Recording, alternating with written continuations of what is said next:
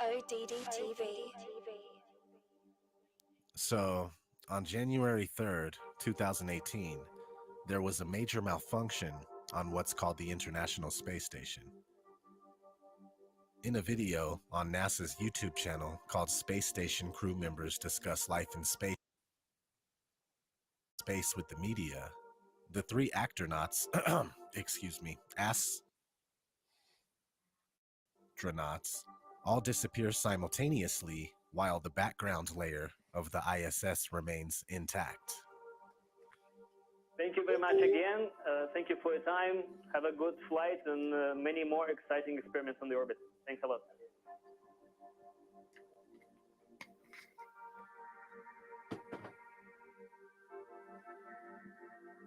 Station, this is Houston ACR. That concludes the event. When you look at this thing, this, and the actors, they are the only things that mess up. Watch closely.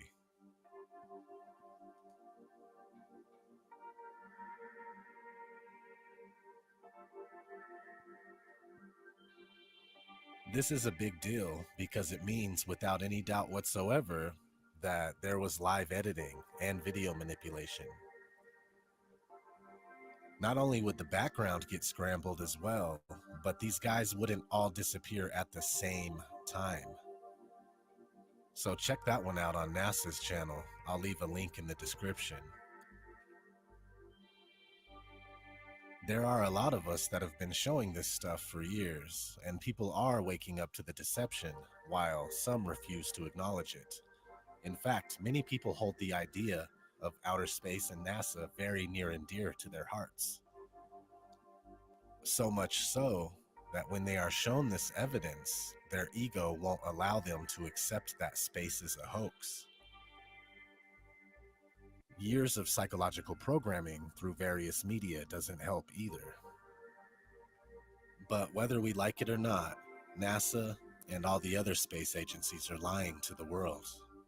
They're lying to you. They're lying to your kids. We've caught NASA too many times to count at this point. We catch them glitching,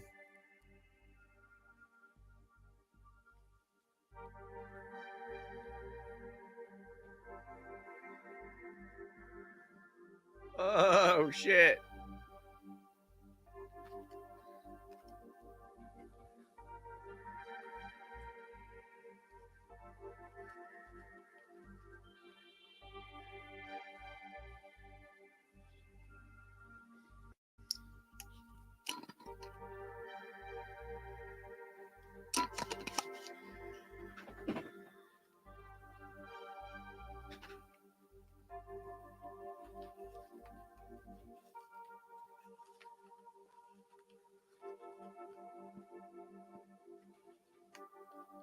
There's this one video where the actor is going around a corner and he is faded out before making it completely out of the viewer's sight.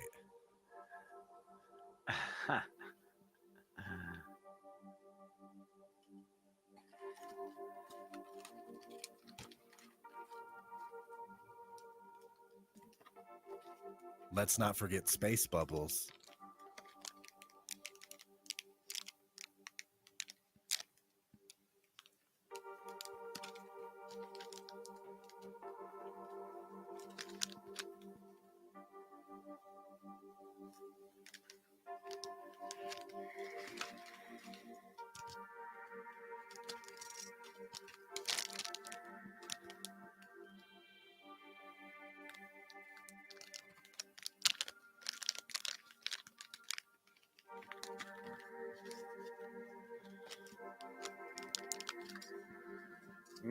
Dave Williams about to move out of the Quest airlock. Those particles that you see emanating from the airlock is said by the EVA officer Paul Boehm in Mission Control to be particles of water from the crew's sublivators on their spacesuits. Oh, yeah. Bubbles.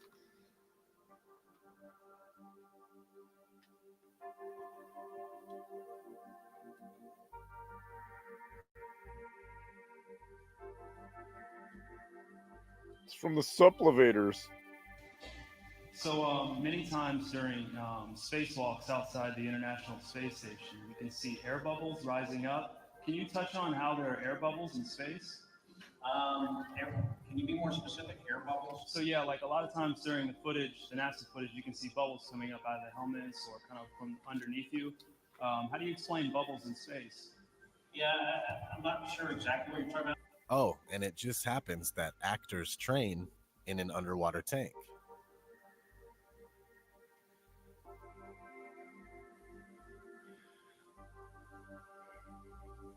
NASA tells us that the Earth is photoshopped because it has to be. It is photoshopped, but it's has to be. Then There was another layer to sort of simulate the atmosphere. and then there's this little bright spot. It's called the specular highlight. So it's the reflection of sunlight off of water. Those are the pieces, but you can't just slap them all together. It just didn't look realistic. It looks kind of flat, or the clouds are sort of too see-through. So I just hit Command Z a lot. There's artistry to creating the world. What I imagine it to be. Unfortunately, I'm not an astronaut. I've never been to space. Some NASA actors say that you can totally see stars when you're in space. Whilst in space, have you ever looked away from Earth into the black void? Yeah.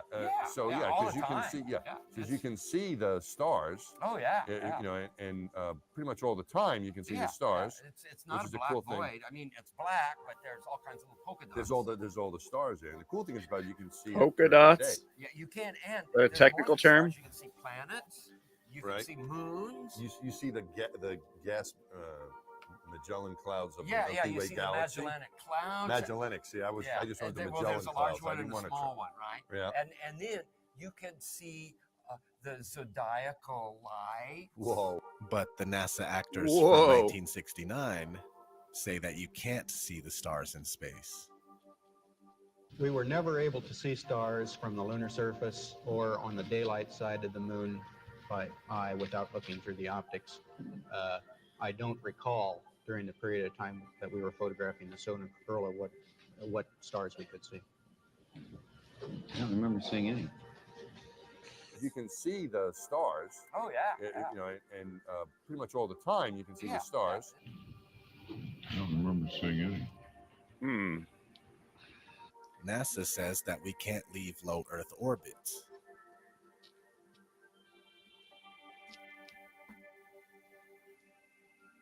Right now, we only can fly in Earth orbit. That's the farthest that we can go. The kinds of technologies that we're testing out on space station are definitely helping us with our goals of going beyond low Earth orbit.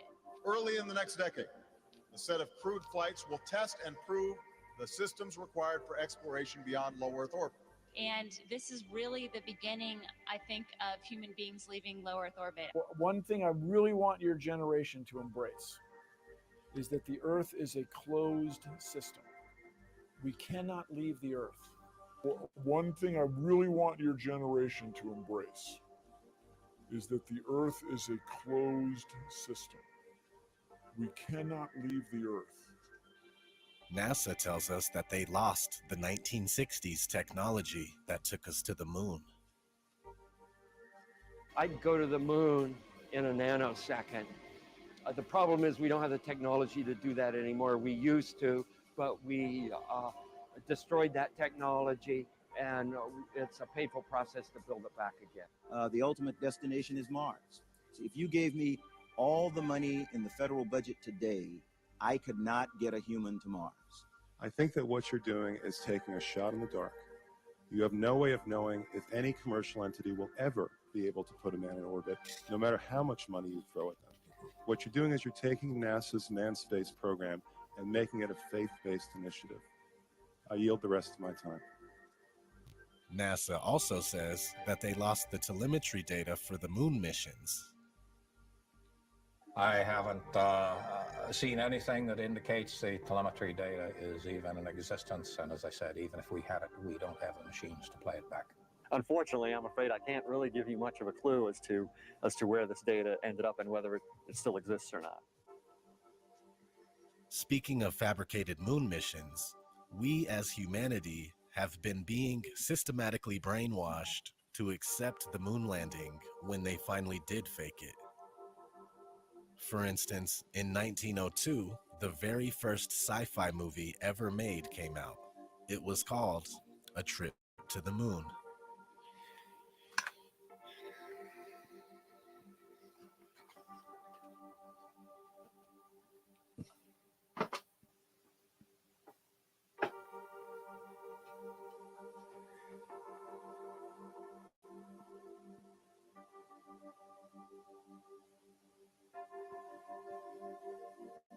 The guy who made this, George Méliès, made all sorts of similar short movies around the same time. The Astronomer's Dream,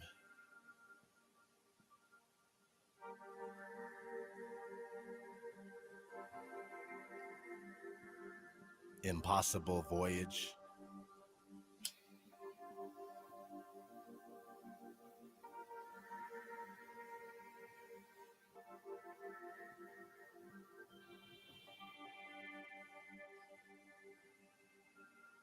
Courtship of the Sun and Moon,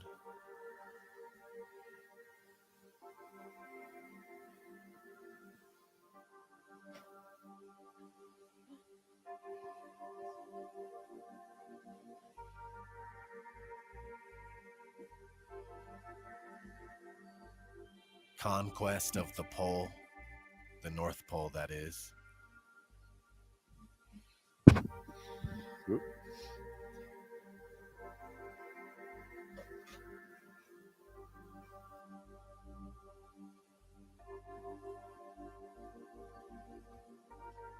Anyway, more pre-moon landing movies that conditioned us mentally were Destination Moon from 1950,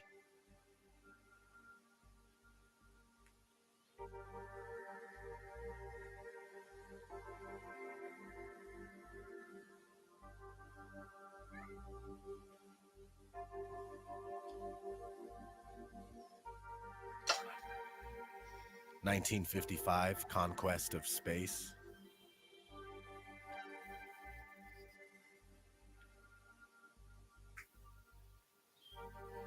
1958 From the Earth to the Moon. That's the same year NASA was established. 1960 12 to the Moon.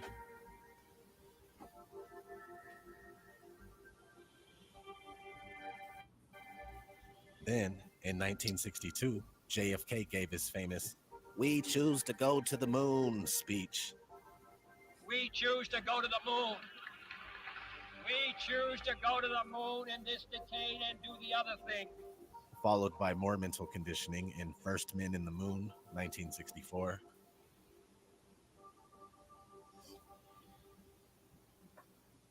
And Jules Verne's Rocket to the Moon in 1967. In 1969, NASA goes to the moon for the first time, where President Nixon talked to them on the phone with no problem. Hello, Neil and Buzz. I'm talking to you by telephone from the Oval Room at the White House. And this certainly has to be the most historic telephone call ever made from the White House. I just can't tell you how proud we all are of what you have done. For every American, this has to be the proudest day of our lives. Only there is a problem. Nixon would not have been able to talk to them because the moon is supposedly 238,000 miles away.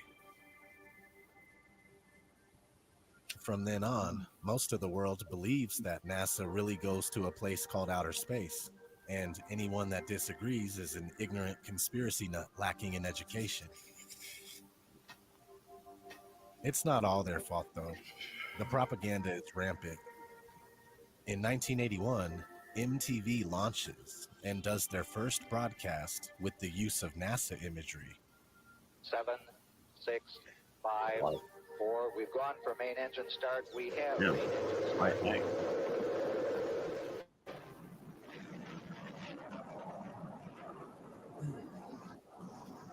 Ladies and gentlemen, rock and roll.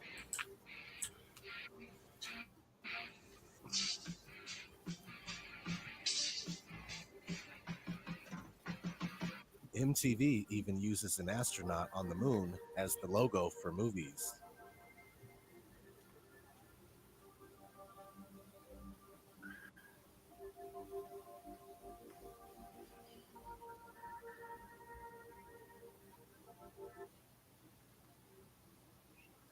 Oh man, what the hell? That was Allie's fault. My bad, my bad. Come on, it had such a relaxing vibe to it. The music, atmosphere. You ruined my immersion. I know. Astronaut Sorry. statue for Best Music Video Award.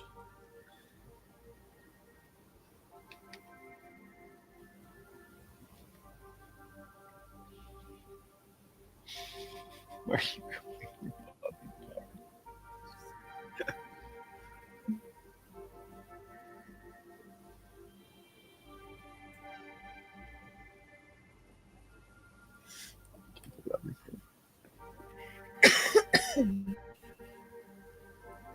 This is because MTV is ran by Freemasons. They even operate out of a Freemasonic temple.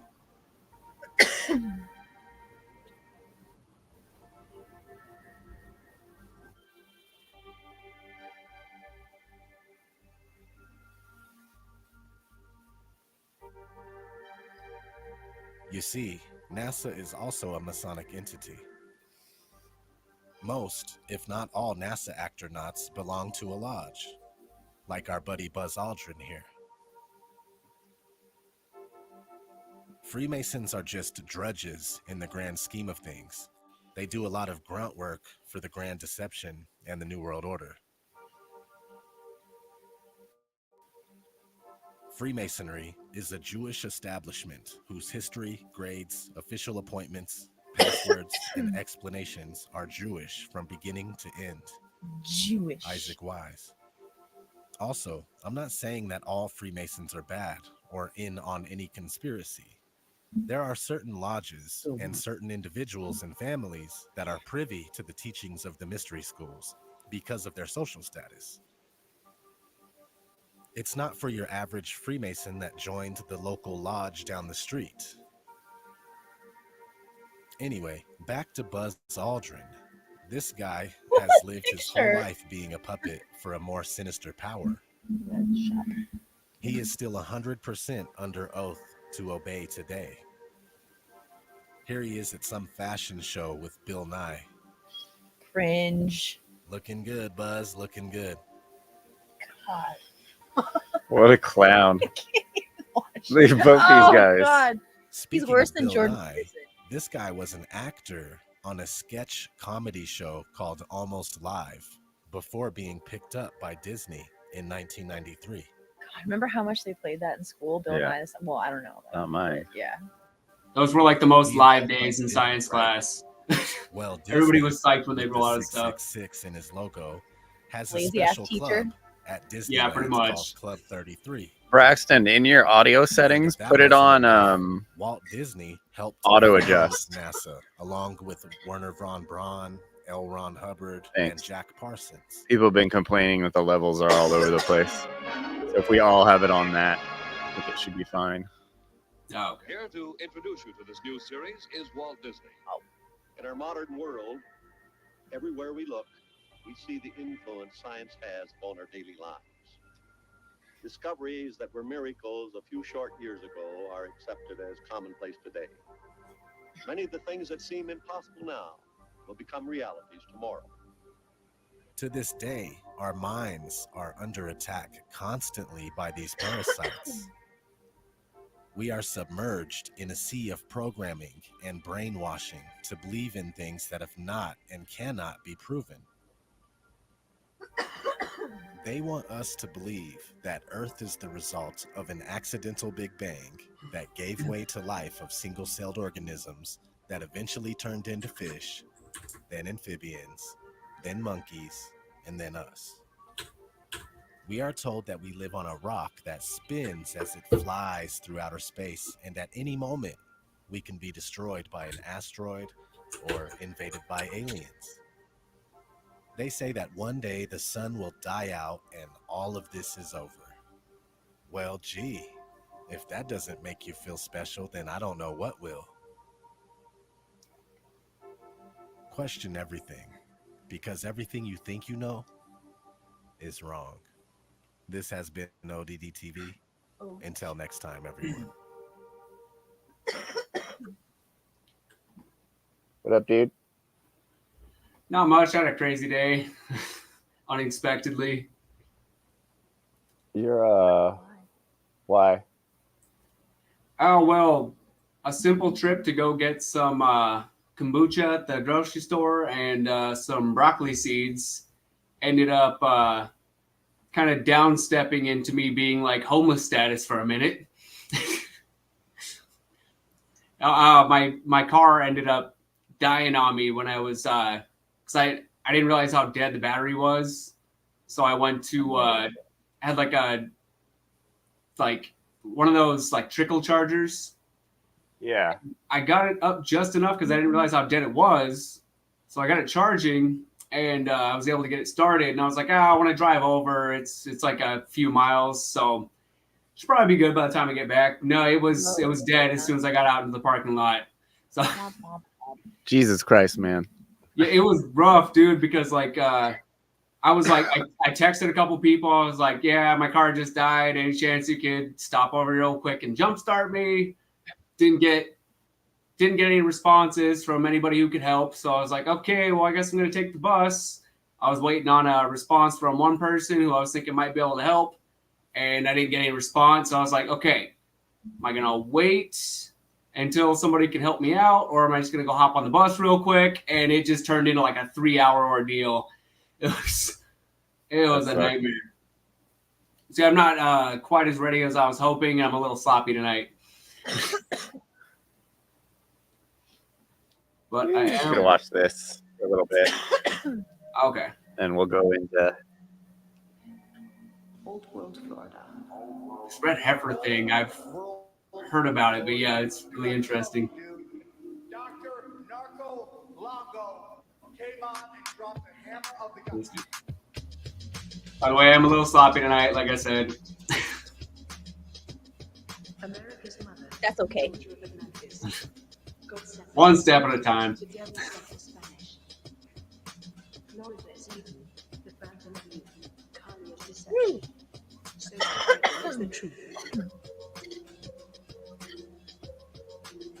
Where is everybody? Welcome to That's what I was wondering. Kind of slow start to the day so far.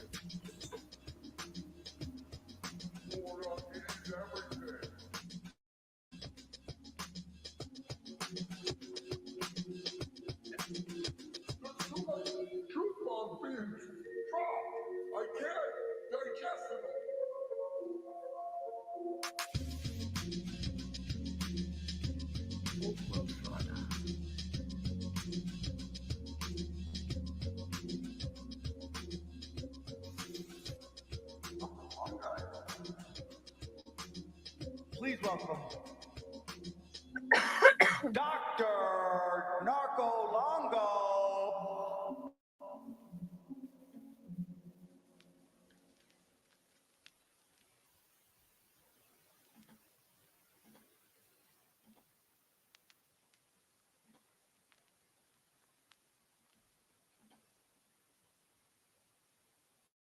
What's up, guys? How's everyone doing, guys and gals? And, of course, our other genders out there on this holy day of trans awareness, you know, as far as America's concerned. But as we're all filing in here, let us know how we're sounding. Let us know how the audio is. I'm outside. But a happy Easter, everyone. I was only joking. Boys and girls only. Whoa. But basically, happy Easter. We're going to be dispelling some myths, promoting the one true Son of God, Savior of mankind, and pretty much just slaying demons, exposing deceptions, bloodthirsty public rituals that are going to be coming up in the, in the world stage. And I want to turn the video volume up a little bit. We've got Al Diggity Dog here, author of The Charter. Oh, okay. And Your that's mic's also really big loud news. You got a still. lot of rap stuff in the CIA rap. Get it on the auto setting. What would you call it? Almost like everyone knew it, but when they admit something after the fact, disclosures. A lot of disclosures coming out in the rap world. Big time. So we're gonna have something coming up about that soon. But it's Easter. We're gonna be talking about Easter. What's up, Alan? Hey guys, what's up, man? Christ is risen. We're T-posing on everybody because the one eternal King will be discussed today, and I think that the gravy will get so piping hot to the point where it purifies and becomes water, holy water from the Atlantic Ocean and beyond. So I'm very excited for the stream. I'm very excited to be here. I'm excited to get into it because we got a good one here today, folks. So we got a great one. For real. So just starting off, Easter. Is it okay to say Easter as a Christian?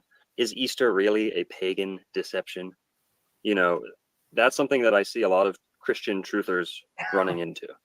And it's like this endless, paranoia of like, oh, everything's a conspiracy, everything's satanic, everything's this or that. We're going to be ironing it out once and for all here today. What's actually evil, what's actually satanic, and what's actually just ingrained in nature and observable every year, and why the sun is not antithetical to Jesus, why any kind of allegories attached to Jesus don't debunk him, they only bolster him, and vice versa. The physical Son of God. Blah, blah, blah. But I just want to start off with Easter, the name, right? People always talk about something and they skip right over the name. Forgive me, this water pump here is turning on. I don't know if that's going to be loud, but Easter. You always hear people saying Easter. Oh no, that's actually evil. That's actually this or that. Oh, that's Roman. That's, false teachings. That's all attached on afterwards. And that is true. Some of it is attached afterwards. However, the word Easter is used once in the New Testament.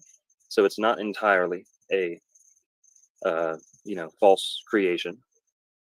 But let's address kind of the elephants in the room that a lot of truthers always talk about is Ishtar, Astarte, Ashtaroth, Esther, Ostera, all of these goddesses who are representative of Venus, the dawn, springtime, all these things. What you're seeing is not a debunking or a counter argument to the Christian Easter. You're seeing just other cultures' representations, their interpretations. Everyone sees the same story in the sky. There's no one satanic false doctrine that trumps them all. Everyone's seeing the same word of God in the sky. Adam and Eve did not have a printing press or an inkwell, so God wrote them the scriptures in the stars. Now, you can blame some people for misinterpreting them, but when you look at the word Easter, you cannot deceive yourself. Look at it and think about it. There's some bugs here, forgive me. Easter. You're celebrating Easter because Easter is a celebration of the spring equinox.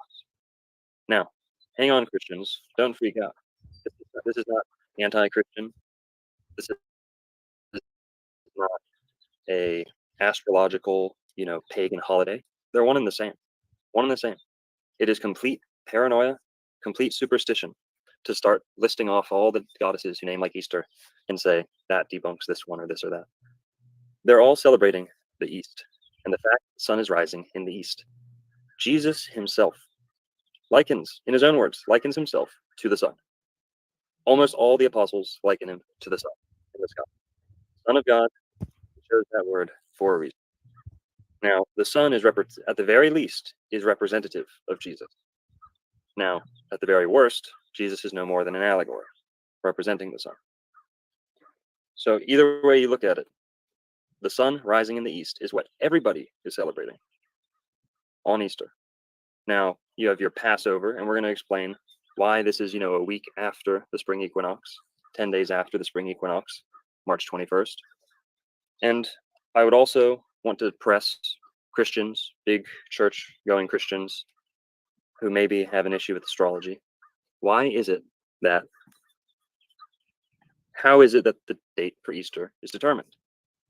The date for Easter is determined using astrology. Every denomination, astrology. So we're going to get into that, but let's just start off with Easter is a Christian holiday. Easter is the celebration of the sun's renewal in the sky, the rebirth, the conquering, the start of spring, and then summer, which is the kingdom of heaven, warmth and abundance and all this and that. Everyone's celebrating the same thing.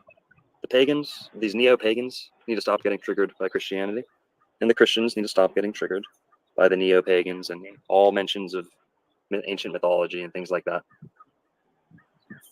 So here, check in. Quit your fucking cult. How's the audio sounding? You sound good to me. Let's see what the chat has to say. They said it sounded good earlier. But you brought up some really good points, man. This is huge. This is a substantial stream. So Easter is a Christian holiday. Now let's talk about Passover, because obviously Easter is kind of an extension of Passover. You have your Last Supper, your whole, torture scene and resurrection. But ultimately, this is positioned around Passover, and Easter is an extension of that. Passover is just now, hang on here, it's not only the Jewish celebration of the spring equinox. It's many cultures. Many different religions that were in and around Israel thousands of years ago were celebrating the spring equinox under very similar names, perhaps venerating some very similar goddesses. It's all one and the same. But I've got to look at my notes here.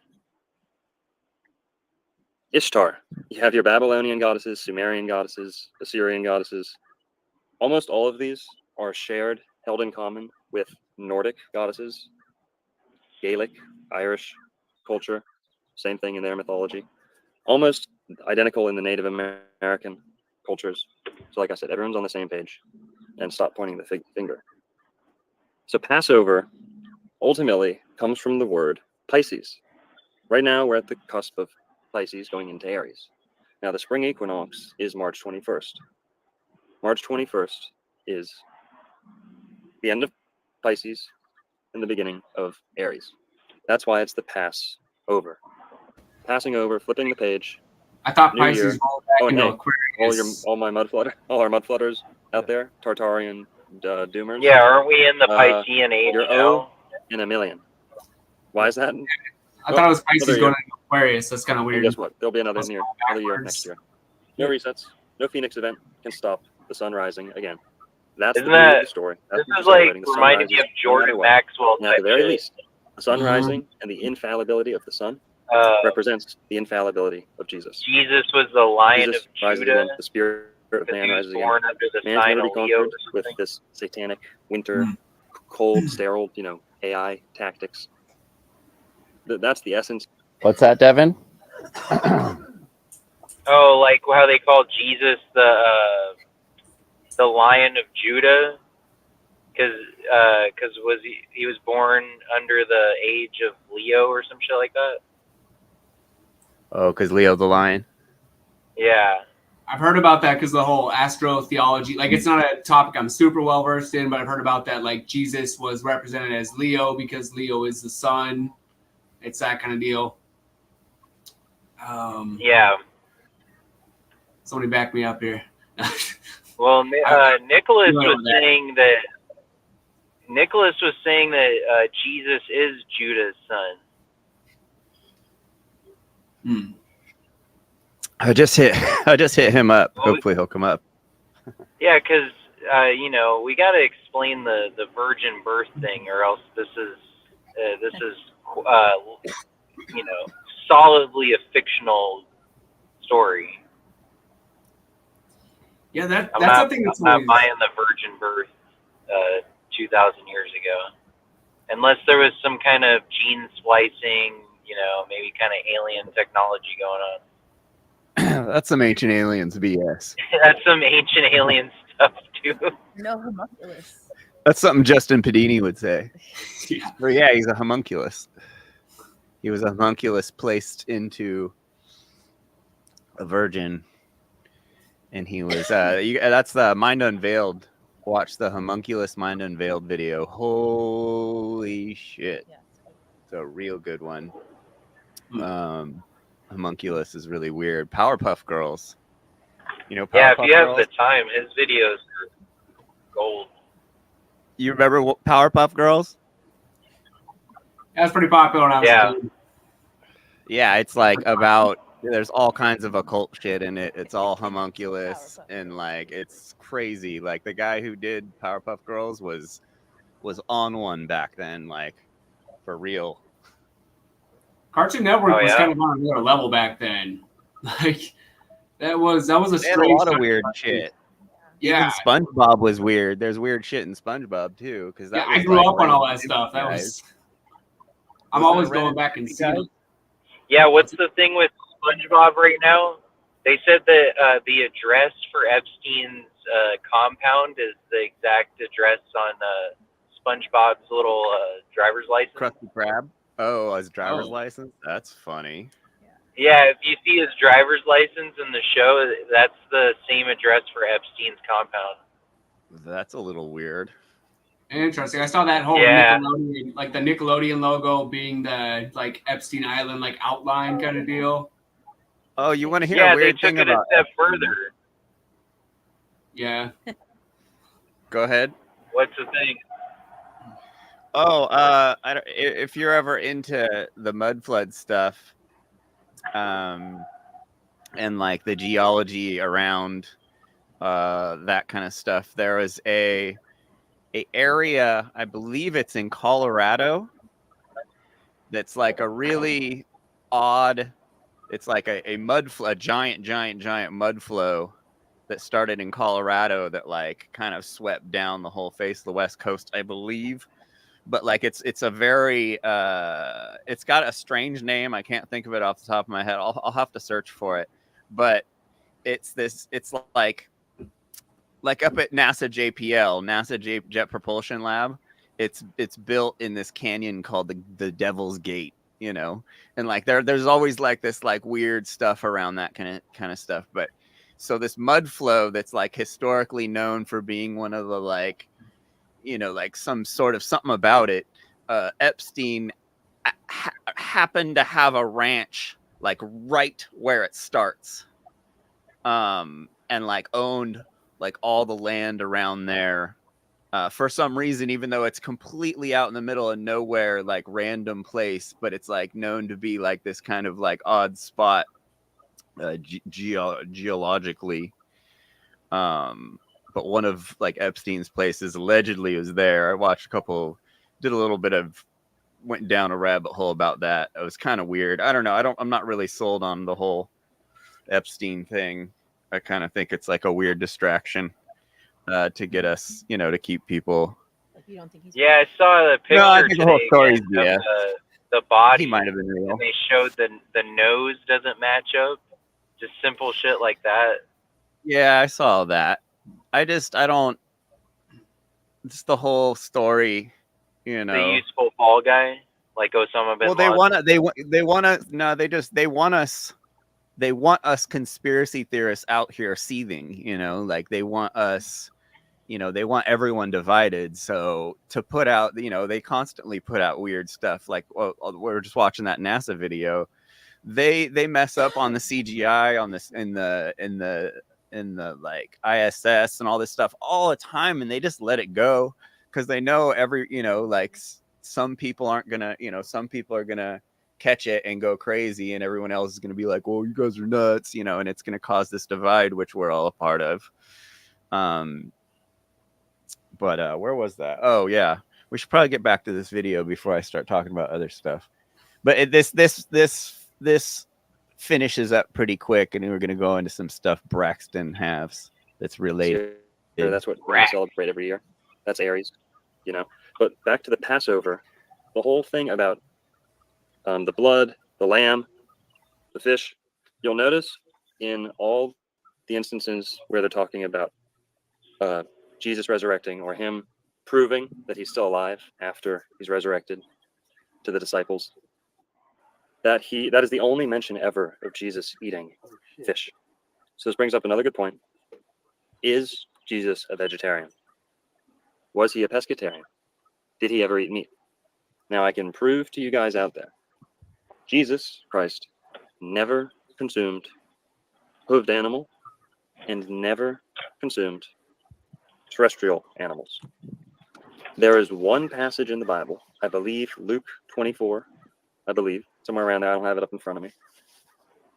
Where Jesus, after he is resurrected, then is told to basically prove that he's still alive. Or he says, I'll prove to you guys that I'm still alive, that I, resurrected in the flesh. And then he takes a little bit of tiny piece of boiled fish. That's at least what it says in some of our English translations. And the King James Version even says it was fish. But when we go back to the ancient Greek and some of the, or Aramaic, whatever that would have been written in, you're going to see pasha, or pascha, or pashka. And pashka is just a kind of a sacrament or a food that you eat around the spring equinox. So when it says that Jesus ate fish, that may be the case. And at the very worst, Jesus was a pescatarian. In one instance, never when he was alive did he even consume fish. After he resurrected, I would agree. Yeah. Okay. Hold on. I got before you start. I just have one thought that I thought of the other day when I watched this. So think about it. You just resurrected, right? You were just dead. You were resurrected. You wake up. Someone puts food in your mouth. Are you really in the headspace to be all, oh no, I'm vegetarian? It's There was kind a of like very deep point to that, a very deep propagandized point to the addition of fish by the Greek. They didn't just put that there for no reason. They wanted to introduce him as somebody that consumed animal cells and prove that his body had been zombified, resurrected. So they were sinking two hooks at the same time for political control.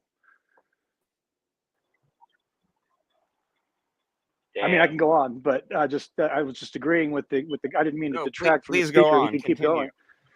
going. We've only gotten like 10 minutes of your stuff on the show, really. So, Jesus on.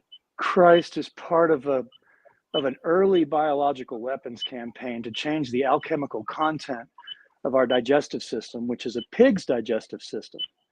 So we were put together by something. We're not a pure primate, because there's no justification for a pig's digestive system in a primate outside of a laboratory. So ancient governments knew, just like when you feed pigs meat, that there's a consciousness and physiological and behavioral change that occurs rather rapidly, and it's relatively permanent until the gut bacteria changes back to a Garden of Eden-like forest that's vegan again. So you can't leave your kids alone with pigs that eat meat. Pigs that eat meat need governments. Pigs that don't eat meat don't need governments. And so part of this campaign is to push meat so that they can sink the hook of money.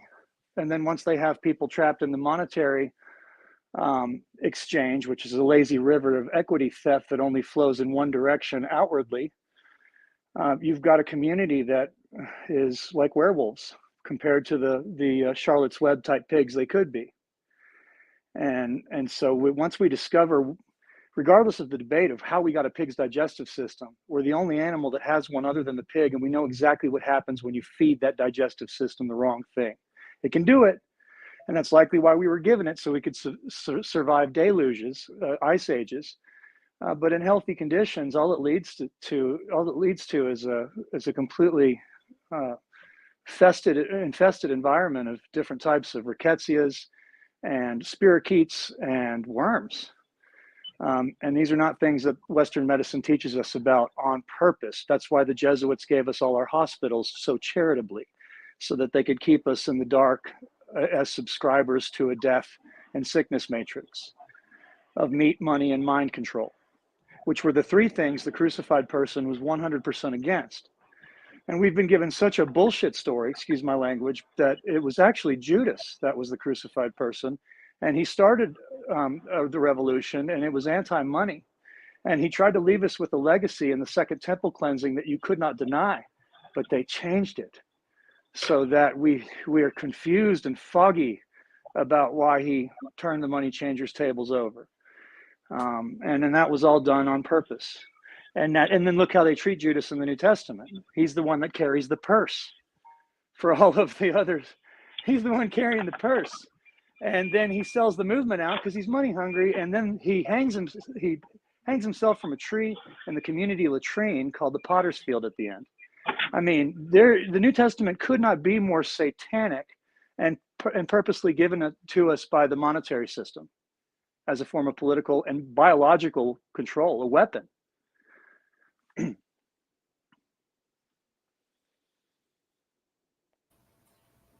Yeah, I saw that podcast you did recently where you're talking about the bioweapon thing. That was really interesting. Like, I want to dig into that more.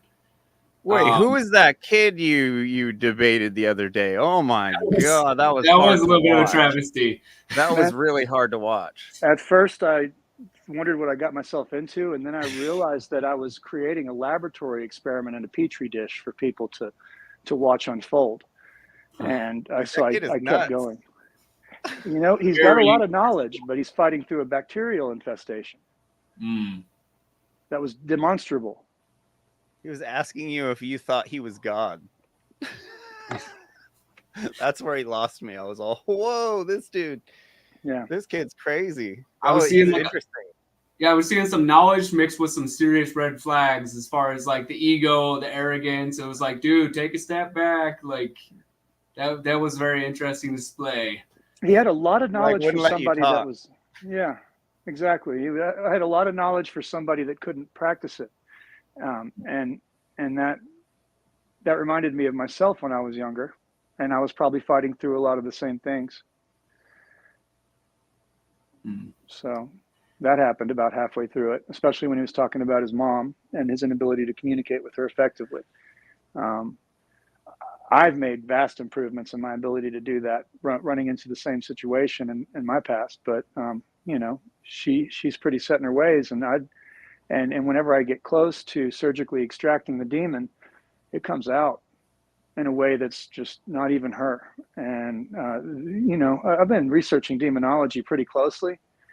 There is absolutely no way that it's a coincidence that Belial is the identity that he is in demonology, and that he controls the same number of legions that happen to be in the Bible, the same number of legions as books that exist in the Bible, and that the words in each legion equal exactly an average Roman legion of soldiers.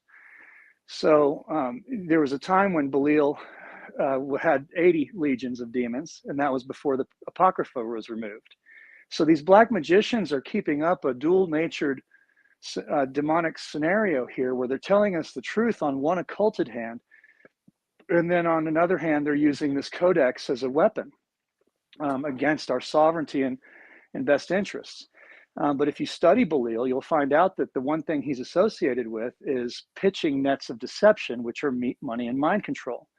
And this is exactly what the prince of this world, Jesus, asks us to take up in an act of fishing for other men with these nets. And so that whole story about finding fishermen and then teaching them to fish for men instead was part of a parasitic consciousness overthrow that was 100% led by a demonic entity named Belial, not a soul, but a manufactured thought form that exists through the portal of the human. It exists through us, through our thoughts and actions, and they created this demon.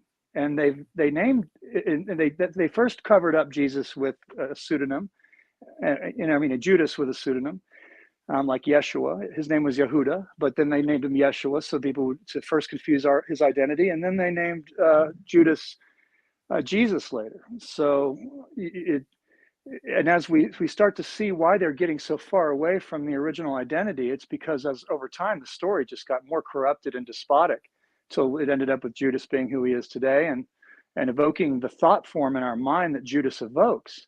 And that is a demonic thought form, because it completely misassociates the entire point of his existence with someone who is pro-money and greedy.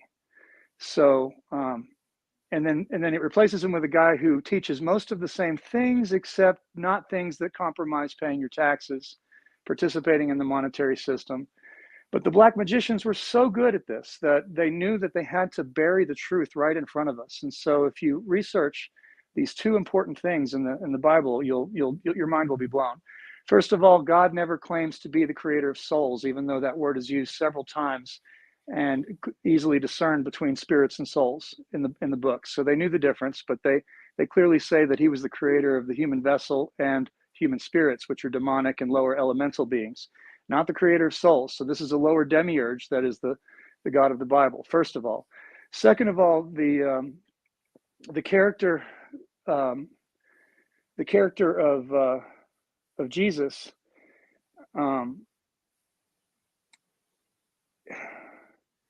seems to represent two angels, which is demonstrated when he goes out to the desert and he's tempted by Satan. But I think I lost myself. I'm sorry. I'm just going to have to stop there until I regain what I was going to say. But the God of the Bible never created the soul. He's definitely not the creator of souls. He's a lower demiurge that's engendered, and obviously the creator of souls doesn't have a gender, but the God of the Bible does. And these are all clues that this is not the pure form of love and free will that we know would be the creator of souls, and it's something else. It's something darker. And yeah, I'm kind of done on my diatribe there. Probably shouldn't have had 2 beers before I did this. Sorry. Kind of there with you. So it's kind of a crazy day. But I was kind of curious because well, just kind of add to that, like one of the things that kind of took me back to the drawing board on Christianity, because I've always because I was raised up kind of Christian, like in my roots, I guess. The whole idea of the like jealous God, or the many different names that are kind of given throughout the Bible from what I've come across. Mm-hmm. It's interesting because I remember reading that, like, specifically, I am a jealous God. And it's like, okay, so you're, by saying you're kind of denoting, I guess, that there are multiple gods. You're not the only God. So that's kind of an interesting thing that, like, you know, that would put this God, the Christian God, down in the realm of the other pagan gods that aren't to be worshipped, I guess. Like, that's just kind of. And how are these other gods his peers that he can be jealous of them? You know? I mean, that's another big clue. Then the Elohim in Genesis also is a big clue, a plural use of godlike beings. But the fact is there's a guy named Adam Pants.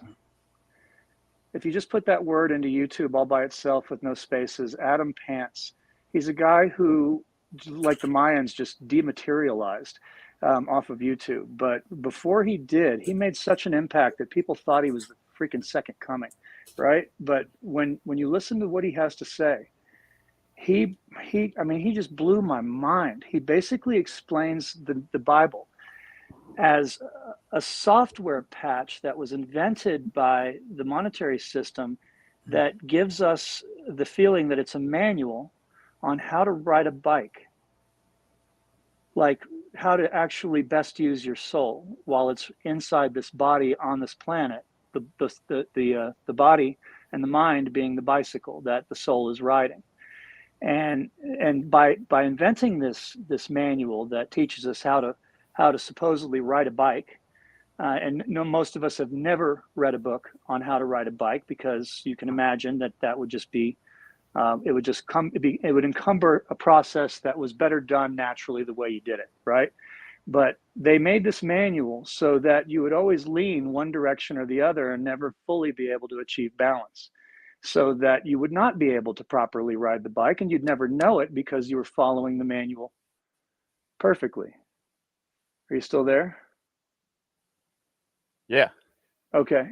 And so you've got all these people, you know, that if you see somebody, if you've been indoctrinated and you see somebody who's never been indoctrinated and you see them riding the bike better than you, and you try to have a conversation with them about it, it creates arguments, because you've been indoctrinated into thinking that there's a manual, and it teaches you how to perfectly do this thing. But anyway, they purposely designed it to where we would be off balance and we'd never be able to ride our bicycle right. And to make things more befuddled, the guy that came along that was trying to teach us how to ride a bike by showing us how the animals do it, and making really great points. After they killed him, they told us that that we don't need to ride a bike at all anymore. We just need to learn to ride him, completing the handicap. So is this the guy here? It's one word, Adam Pants, and I don't think there's any other version of it. But yeah, that looks like it. Reconnecting the spirit. If I swear to God, if you know somebody who's an atheist and there's no religion for them, like me, this video will you'll come out of your body while you're listening to it, because he's a former surgeon or physician or something.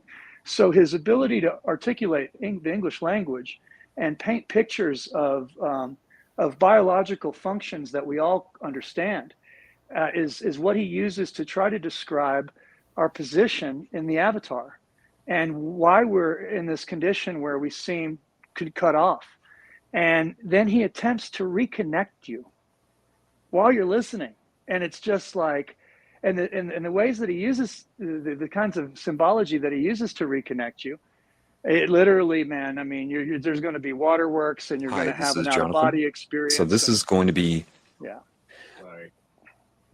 You're going to tap into clairvoyance that you forgot, that you may have not known that you had, and he's going to teach you how to do it. And once your mind is aware of the patterns of thought that lead to these things, it almost starts happening right then, right in the middle of the educational experience that he's giving you. So that's a guy that I just discovered today, and I've never heard anybody articulate what I've come to better than that guy did. And it's changed the game for me. It's changed the way that I'm going to explain this to people from now on, how it was done, why it was done, all of it. But we all just need to recognize that we're facing a government that's trying to poison us to death with microbial organisms that were invented in a laboratory by the army. So when did the big switch? When did the big switch happen? And could you explain it in oh man, I don't know, football terms or something, how, what the balance of power with the vegetarians and then these, some other entity was trying to force, eating meat on another group. I'm trying to piece together the story. He doesn't really go into anything like that. But well, not this guy. I'm talking about the Bible stories. And Braxton, do you have that link that you posted in the chat that one time it was just Jesus was vegetarian or something? Oh yeah, I actually got that from Nick. So yeah. Oh. I can share that. So what the Greeks did is they added the 2 fish to the story about 2 loaves. So it was originally a Pythagorean story, and they've hidden it as Jewish to further befuddle us. But it was originally a story about the Pythagorean Essenes, also known as the early Ebionites, under James and John the Baptist. Both were interchangeably known as Zadok, the teacher of righteousness. So in the story, you've got Jesus and Zadok, which is either his brother James or it's John the Baptist. We don't know. Doesn't really matter. But we know it's Judas, who they've renamed Jesus, and one of the other 2. And they're out there with their baskets of bread, 2 big loaves, and they realize that with the people that have all sat down to eat with them, half of them didn't bring food. And so without even thinking about what the total consequence would be, they just started sharing some of the bread with the people that were closest to them that didn't have any. And then the feeling of sharing and communal sharing, and when I say communal, I mean anti-money communal, not the kind of communism the Jesuits created that's monetized. They want to control all frames of reference. That's why they invented it, because they knew we'd figure it out eventually. So they wanted to already have a version of communism that they controlled through a monetary system. But this was early true communism. So they passed out the bread, and then everyone was awash with the feeling of sharing, and they all shared, and everybody ate till they were full. And the whole point of the story was that we all have the same equal abilities to create this event. And that can be created through the infection of sharing and love. And it had to do with that kind of thing. And what Rome did with it is they tried to patent it. They tried to make a Magic David Blaine story out of it. And then they added meat as a biological weapon to it. So, I mean, it's really dark. I mean, they said only one man can feed that many people with his magic, and he's going to use meat to do it. I mean, you couldn't more satanically treat that story and turn it upside down than they did. And that's just what the Greeks did before later translations and King James. So we truly see that these are the nets of Belial, polluting an otherwise pure teaching of righteousness by someone who never wanted to be elevated to a kingly position over others. The word Christ is an abomination to the original teaching of the Pythagorean Essenes. They wanted no kind of archonship over others. So anytime you hear that type of language, anytime you hear the word Christ, you know you've got somebody who is carrying around at least residual baggage from this state-sponsored mind control, monetary mind control. But it wouldn't work if it didn't have some truth. So I remember the second thing I wanted you guys to look at. If you look in the New Testament, there is not one place in the New Testament where Jesus touches the money. Not one. Because Judas was anti-money, and so he would never touch money. And if you want your black magic to work, I think we all here already know that you have to use a little bit of predictive programming and let people know what it is you're doing to them. And so in Matthew, they accentuate the fact that he won't touch money by putting him in a position where he's going to get killed if he doesn't pay the temple tax. And so what does he do? He creates a diversion where a disciple indirectly goes fishing and catches a fish based on the orders of Jesus. And in that fish is a gold coin that magically pays his temple tax and gets him off the hot seat. But he never touches the money. And so this is the tax collectors creating a magic story again for a magic man that they have vicarious control over in Rome. That is wouldn't touch money, was so anti-money, but at the same time, no matter how much integrity this guy had, just like green eggs and ham, eventually he paid his taxes. And that's the story that they want left in our mind. But Judas would have died before paying taxes. He would have said, render unto Caesar what is Caesar's, like let him keep his own false reflections of wealth. You know, it wasn't like, yeah, sure, I'll participate and then give it back to him, and then participate and give it back to him in taxes. But we're told that that's what was meant by the monetary system. So it's important to share all this. In fact, the next revolution in human consciousness can't occur as long as this ecclesiastical matrix is in our backyards. That's how much weed pulling we have to do. That's what we have ahead of us. All right. Well, quick thing to add to that too is I've heard that I heard this recently that the like render unto Caesar that which is Caesar's and render unto God that which is God's. I heard that was kind of also to be interpreted as Caesar being like the physical realm where we're at versus that which is God's being like obviously the spiritual realm, sort of the more eternal aspect of life. So it's kind of interesting because like I can see it being both, like being about taxes or like paying your due, so to speak, and then also being like whatever is earthly, whatever's of this realm that we're living on, like leave behind the physical and kind of like focus more on the spiritual, I guess. Yep, that was the entire purpose for the credentials of the Sons of Light, was being able to see the pesher, the double meaning in the scripture, like you just did. So pesher is spelled P-E-S-H-E-R, maybe it's U-R, but one of the two. You'll get spell corrected. And if you research that word, the reason that the Sons of Light existed is for the higher meaning that most people couldn't understand. But they were code breakers, and they were code writers, so they could understand these things at a much higher level. And the interesting thing is that they wouldn't write scripture. They knew better than to write anything down because they knew that the codex would be corrupted by the government. And so they what they did write down, they buried in scrolls and caves for later people to discover. But they were protecting documents that were written down, like Exodus, like Genesis and Isaiah and Daniel, books that were pretty clear that were supposed to be vegan.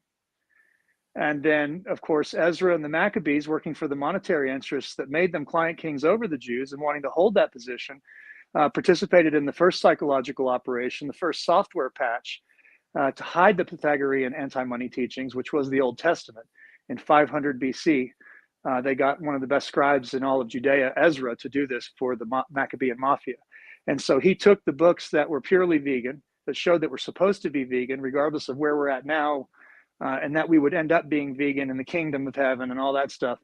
The truth is told in the books that we find most in the Dead Sea Scroll caves, which is Isaiah, Daniel, and Genesis. So I think some of these other books were either added or manipulated by the mafia that were printing the first coins of the realm. This only started 2,500 years ago. We haven't been hooked in the monopoly game for very long. This is totally doable for us to return to a consciousness that's not monetized and drowning in a lazy river of equity theft. We just have to put down the Disney bucks. It's really up to us. And it's hard to do that unless you've fixed your dinner plate first. In that video, if you guys watched it with the crazy guy, he's maybe not crazy, but Anthony said,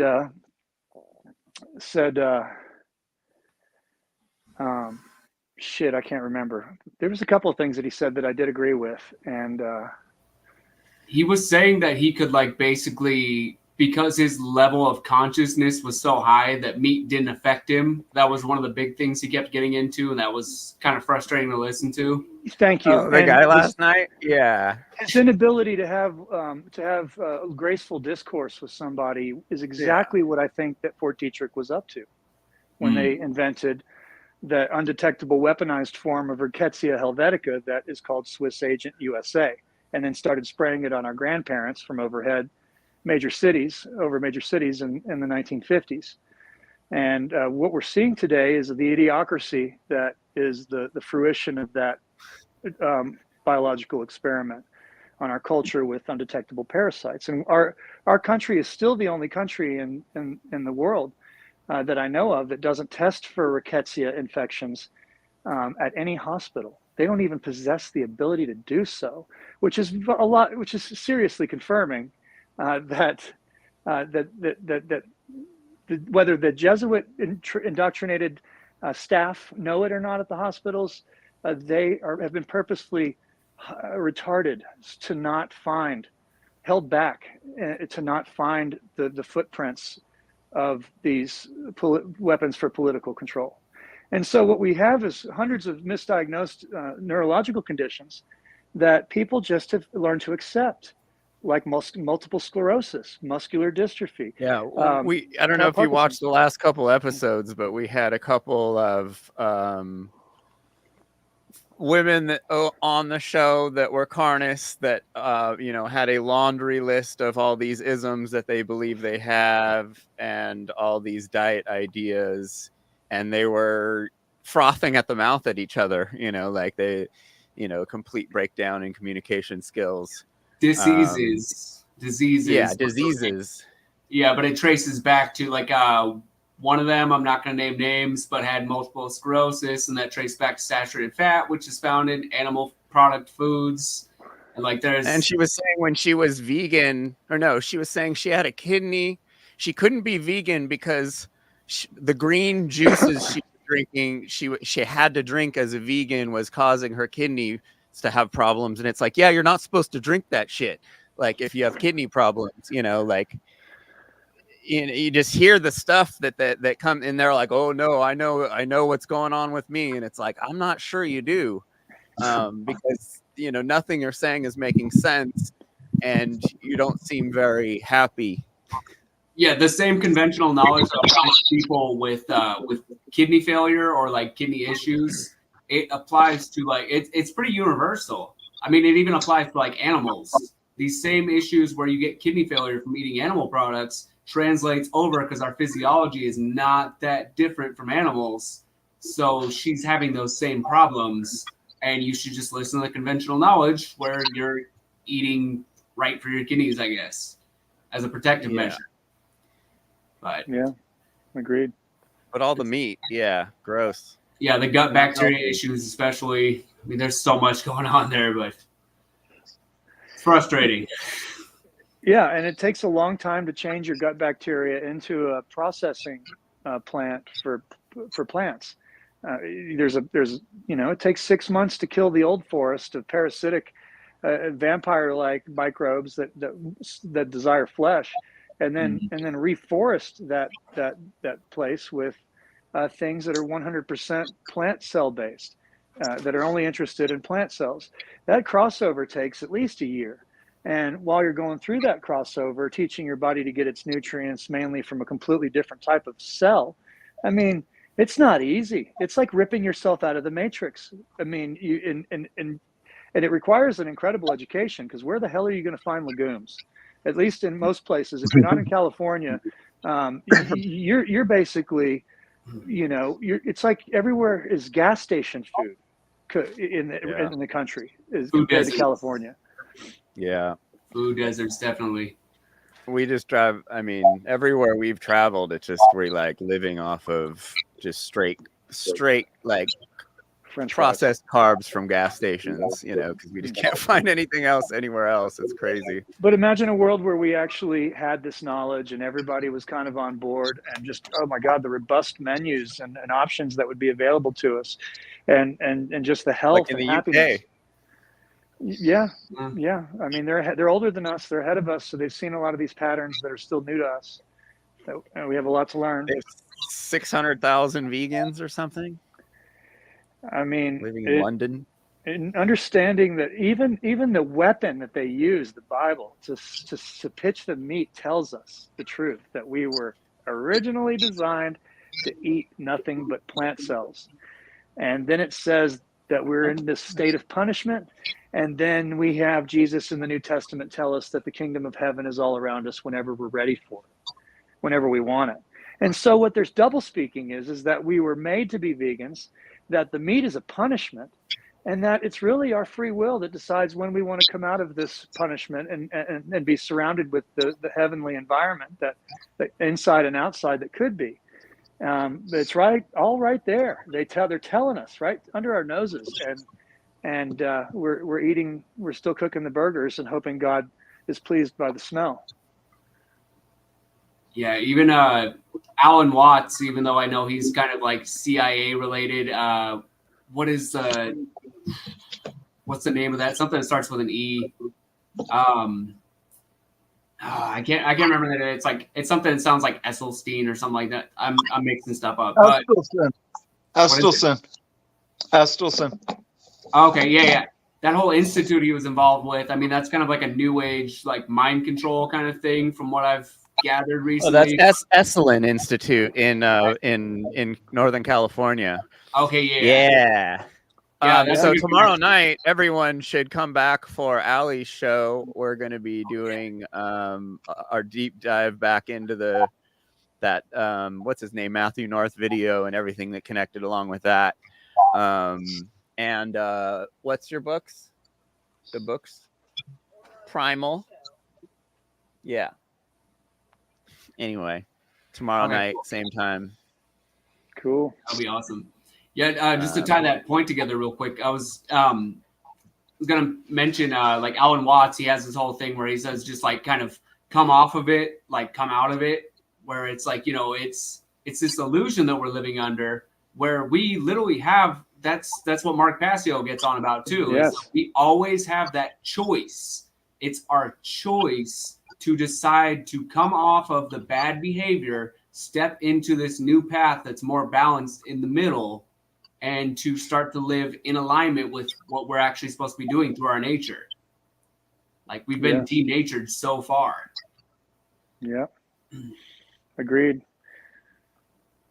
That's why I get so frustrated with so many people, because it's like literally any point, so many people I've spoken with, it's like you could decide today to just stop participating in this system that's killing you, killing all of us, killing innocent animals, and you can make the right choice, but people don't realize it's just that simple.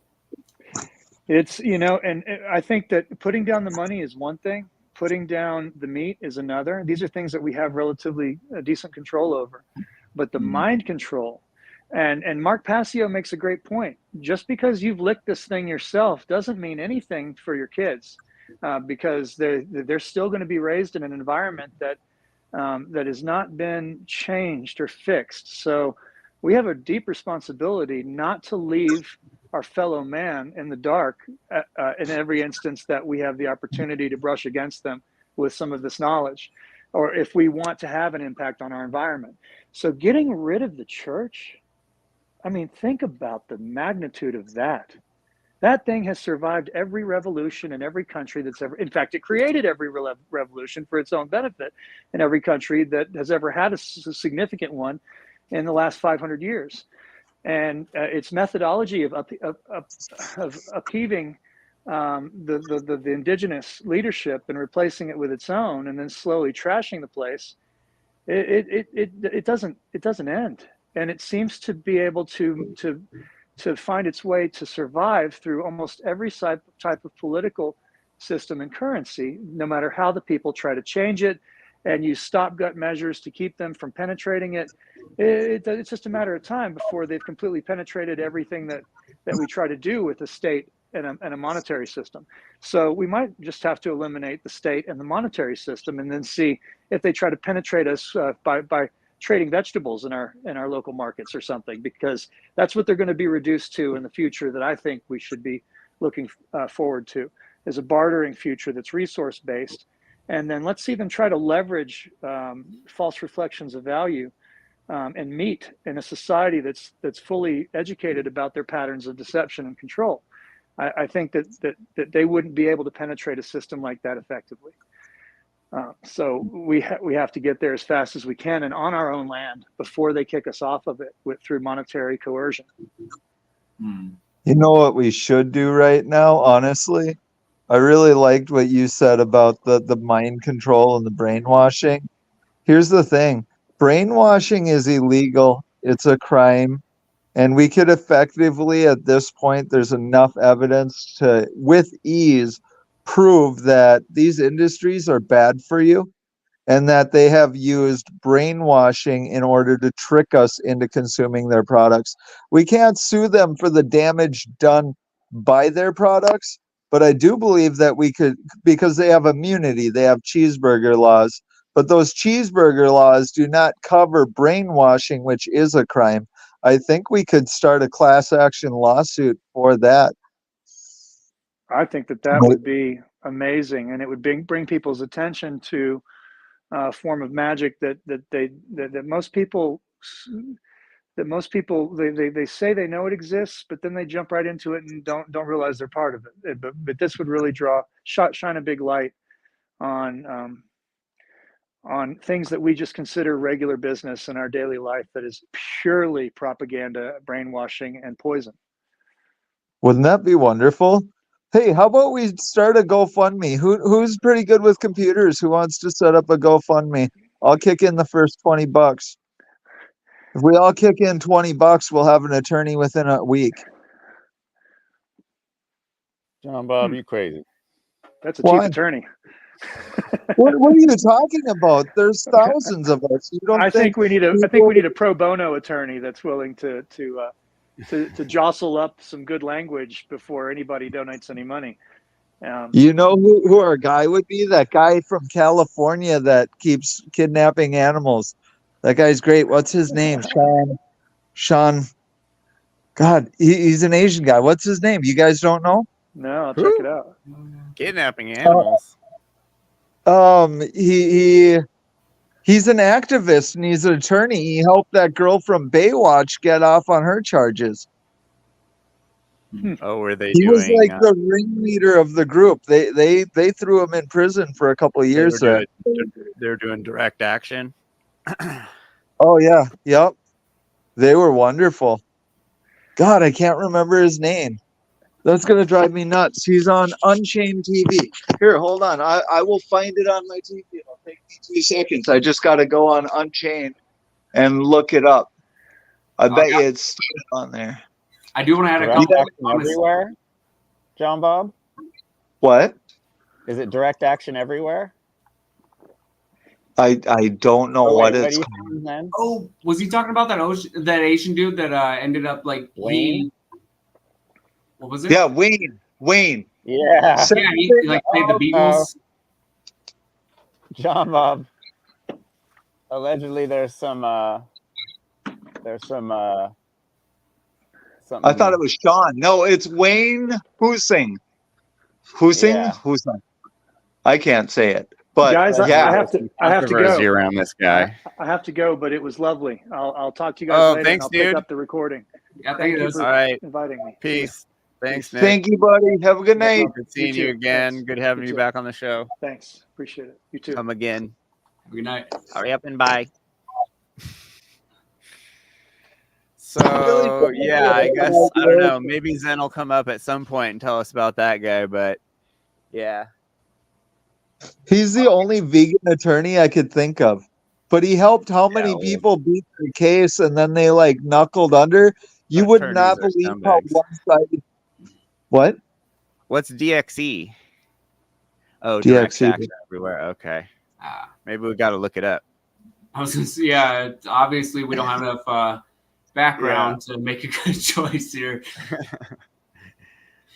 I really think we should look into that because that argument would give us legal precedence to defend ourselves in a way against this industry, which we have no way to defend ourselves right now. Yeah, I think. But the Yep. thing that needs to be kind of considered, like it's kind of tricky because I know Big Pharma, for instance, like there is the whole propaganda background, like Edward Bernays and all that, but I can't help but wonder if there are some sort of like legal protections as far as like, for one, we have like the ag gag laws, and then for two, we have Big Pharma level like non-liability sort of issues. I don't know if that ties into like big ag, but I mean that'd be something. they have egg gag. They have cheeseburger laws. They have both those. So if we get fucked up health wise, not their problem. We can't talk down on their industry, but I can tell you this: brainwashing is a crime. That's a serious crime. We would have a legal ground there. That's not tied into those two. What crime? Hold on. Look up Can brainwashing. you Brainwashing know- is a crime. That would give us a legal venue to bust into that Well, door. we know, by not watching an TV attorney. and we're submitting to, like brainwashing. I don't think people realize that these commercials aren't just showing us products. They're literally lying to us. They're brainwashing us. You know what I mean? Showing us a little boy and then a healthy adult male that doesn't even drink milk that has glue on his mustache. Come on. You know, I mean, it is giving all us false propaganda. impressions. So this Yeah, it's all direct action everywhere. It seems like they're kind of it's like an ALF type thing, but then they have lawyers that back them up, and they have a lot of videos on YouTube. Is it like Scientology? Is it? Well, yeah. Well, Devin probably knows more than us. Devin, if you're listening, what's the problem with that's going on here? That's what I've seen as like a problem with Scientology is like, Well, yeah, there's just some interesting like celebrity endorsements or causes, and then they have like a nightmare of a legal team that will completely destroy like individuals. Yeah, so it's yeah, I get it. It's culty, so it's like Scientology, where you got some wackos at the head of it, and then like a bunch of lawyer money because there's a bunch of a lot of support by whoever. All right, Zen's It's here. like the law is whatever I say it is because I have enough money and I have the right lawyers on my side, that kind of a deal. Yeah, Zen, you there? Yeah, can you hear me? Yeah. Okay, yeah, sorry about that. My laptop died, so let me see if I can actually show my face now. So yeah, I just want to say we got to be very careful about who we promote as like amazing authors and lawyers, and like using appeals to authority can be very dangerous, and these are some of the reasons, because there's a lot of victims of the individuals that were just promoted. So just want to, point that out. Yeah, context is always necessary. Yeah, give us I some had no idea. context because no one knows what's going on. Yeah, sure. I'll pull up some like information so that I'm not just using speculation here. But like I said, my laptop died, so like right now it's super slow trying to reboot. So give me just a moment, and I'll go ahead and provide some more like evidence for people. Yeah, I guess that's what Devin's saying. There's just some wackos, some wacky people wacky egoic people at the head. That's what kind of made me step back on the whole sovereign movement thing, because I was to say a figure has been accused of some pretty interesting things, and it kind of made me like wonder if it was just a cult of personality type deal. And I was like, yeah, back to the drawing board on that. I'm not gonna actively promote that. More information. Anyone who gets too much attention, things get bad quickly. It seems like. Mm-hmm. So what's this video that you got from Nick? Okay, so this dude, there is a lot of good information, but you have to be kind of patient, and it's almost better to like skim through the article and find like if you know of any familiar like scripture or like keywords to look out for, like the 5,000 fish thing that's kind of been debunked recently. Like you can see that, and they'll put it into context and say like, yeah, so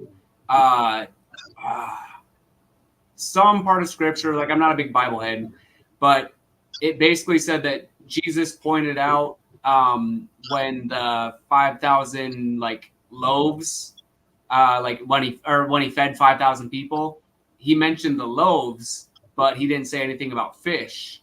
And so you kind of get like little clues as to like, okay, so there was no fish mentioned here. But yeah, it's a really good resource. That whole that PDF and the article that it came from. Yeah. Like it's a depth of knowledge. There's a lot of stuff to dig into. Conspiracy needs to watch. We could watch it. He kind of just recaps a lot of it.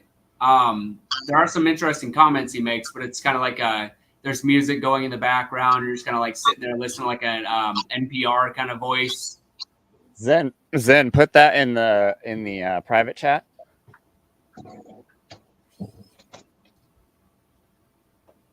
I can't hear you. There it is.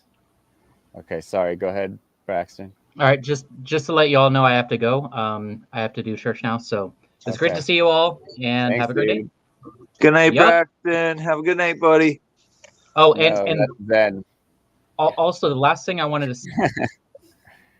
Oh, we lost him. Last thing you wanted to say. Oh no. So let me pull this up. I wanted to be so much more ready for tonight. I'm kind of frustrated by that little 3-hour debacle of not being able to come back and prep. Oh, I thought you were leaving, Braxton. You're not leaving? No, yeah, that was Zen. No, Zen left. Oh, That was Zen who left. Oh, okay. Right on. Sorry. I'll be here all day. Oh, did I tell you guys I won the lottery? What? Yep, I got one of those color word crosswords, and I got 4 words on it. I'm up $2. Right? You should invest in cryptocurrency, John Bob. It's a far better investment than the lottery. Yeah, lottery's not a very good investment, is it? Flip scratch tickets into crypto winnings. I've seen. I had this buddy who kept all his tickets, and he kept like numbers going, and like after like 10 years, he was up like 40 grand or something. It was pretty funny. Man. But you have to That's be crazy. like, I don't know. It's like, it's just with crypto around, you're just, flushing it down the toilet, basically buying lottery tickets. Yeah, there was a point where like back when I was like 18, I was so thrilled by scratch tickets that like anytime I'd go down to like a gas station, I would buy some. I was like way too hyped up on them, and sometimes I would do okay, and I'd see other people doing great on them, and I'm like, oh, okay, keep putting money into it, and like I just watched like $50 just disappear. I'm like, okay, I don't have the best luck with Oh this. my god, dude! Yeah, after a while, What I a learned my nightmare. lesson like within the span of a year. But dude, there's been some people that they'll put like somebody I know said that like they knew somebody who went and put like $3,000 into a machine to buy out all the tickets to like increase the odds and buy them all. Yeah. And it's like they're sitting there with like $500 tickets or like $50 tickets, $100 tickets, and like I think after they, you know, ran all the numbers, they didn't actually come out with nearly as much as they intended to. It's just a big gambling dump. That stuff's never even worth it. That business would not exist if it didn't make money, which means it takes money. So overall, you're gonna lose money. I don't care who you are. Yeah, it's a the state of California makes a shitload of money in taxes in taxing the people who win the lotteries, and then a percentage of it goes towards the schools, and so it's like it needs to probably, I don't know, they should have more stuff. They should have better lotteries. Stuff should be available that's not just like such a crapshoot. Yeah, well, but like I said, crypto is the new version of the lottery. Yeah, true. That's a lot better, a lot safer of a system. But too, like, how wholesome is that? That like, you know, the tax dollars that are going into like funding public education are coming from like lottery and alcohol and tobacco and all that kind of stuff. Yeah, and like strip clubs and get out there and buy your scratch tickets so you can support local education. Like, what kind of? That's just ridiculous. All right, we should probably read this article before we forget. All right, go for it. Let me blow it up. Hold on one sec. Okay, so when KS heard there was a vegan animal rights activist running for mayor in Berkeley, California, her interests were piqued. KS, who requested to use her initials out of fear of retaliation, was living in Los Angeles but immediately signed up to volunteer remotely. It was the summer of 2020. She was 23 years old with a year of post-undergraduate college under her belt without working at PETA. In no time, Wayne Husung, the co-founder of Direct Action Everywhere and the Berkeley mayor's candidate KS was volunteering for, made her the policy director for his campaign. By December, Husung, I don't know how, was pulling strings with his connections at Lewis and Clark Law School and UC Hastings to help get KS on their radar for when she would apply after she told him that she wanted to be an animal rights lawyer one day. During one of their weekly Zoom check-ins, KS said they had a mentor-mentee relationship, and Song insisted she joined the DXE legal team for hands-on legal experience. The first thing KS noticed about DXE legal team was she was working on was that it was composed of young women her age, some even younger. Okay, so we're already seeing how this is probably going to end up.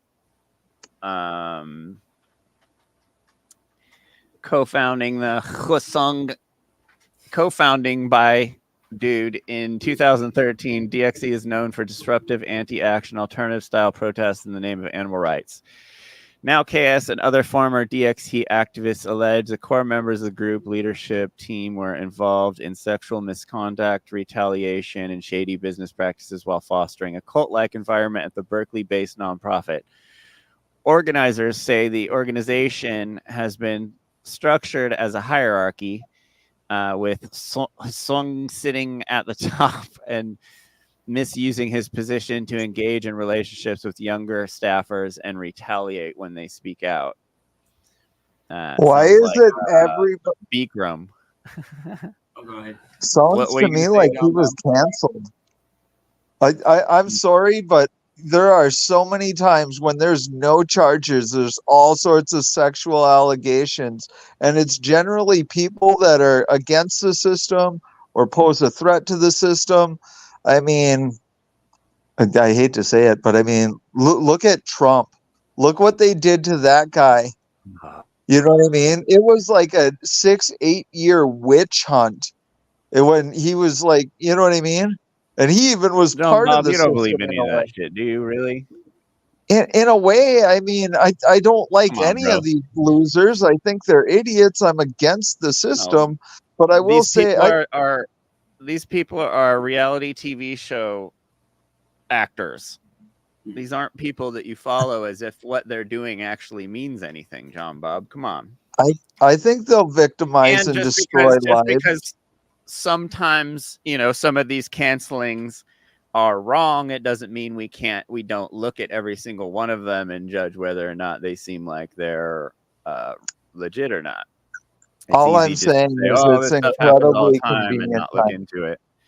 But, you Well, know, I'm you not came saying here it's talking about wrong. the guy. Well, We got to yeah, check I out did. everything, especially all the things that we're talking about. And you tend to bring up hot topics quite a bit. I'm You that know, way. Yep, you're right. It's usually so I loaded. just want to make sure if we're promoting things that these are healthy things that we're promoting. Okay, so here's something I'm gonna point out though. In the vegan community, there's like nine women per man. So it would make sense that and let's face it, vegan women are good looking. You know what I mean? So I could see, but other than that, I wouldn't want to say anything not being there. I just think it's really convenient that people that are so against the system get stuff thrown at them so often similar to this. You know what I mean? Yeah, I will say it is a little tricky because as far as the whole like cancel culture thing goes, it's like that usually tends to be like a left-leaning sort of issue where people get called out for certain behaviors, and sometimes it's true and needs like the spotlight, and sometimes it's false, and it was just as part of like a campaign to cancel somebody because they stepped out of line with you know, the narrative that was being put forth, I guess. So it's kind of tricky. Like you have to use discernment and kind of see how that stuff plays out, because sometimes people are being called out for the right reasons, and sometimes it is like a tactic to just take somebody out when they're getting like a little too influential. And I could very much see, because there's so much left leaning sort of, you know, it's such a left leaning thing, typically veganism. I could see that potential for people being like false canceled, I guess, but it's hard to say. Like if there are actual like legit allegations and it all adds up, it's like, okay, well, obviously that is pretty shady, especially what's being put forth in the article. But And we all you got to use your know, discernment, I guess. people who get that popular, you know, their egos get crazy, and you know, it's just it's a cult of if you're personality not a good stuff. person, you can cause a lot of destruction in a lot of people's lives. Yeah, that's like I said, the whole. I was gonna say not naming names, but in the sovereign movement, there are some womanizer types that things have been coming out, and that kind of made me take a step back because, yeah, it's kind of shady. It's like, you know, Yeah, you're right. You get so many people that like they back Cult you of no matter. personality.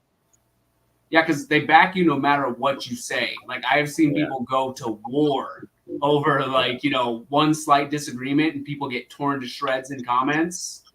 And like that's a red flag to me. If you see somebody that like flat out says something that if you looked it up and you came to find out that they were flat out lying, and like people are still defending them tooth and nail, that's kind of a red flag that you're dealing with something that's pretty cult like. Because you should be able Like to Justin with Larkin. Yeah. Yeah. Good example. Exactly.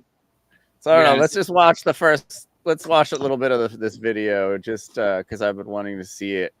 Because I feel like this subject, I haven't found the right rabbit hole yet to really learn much.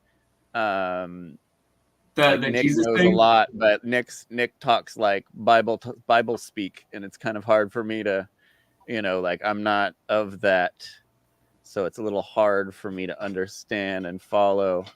My ADD kicks Even if in, you're and I'm not just of like it, in a different land.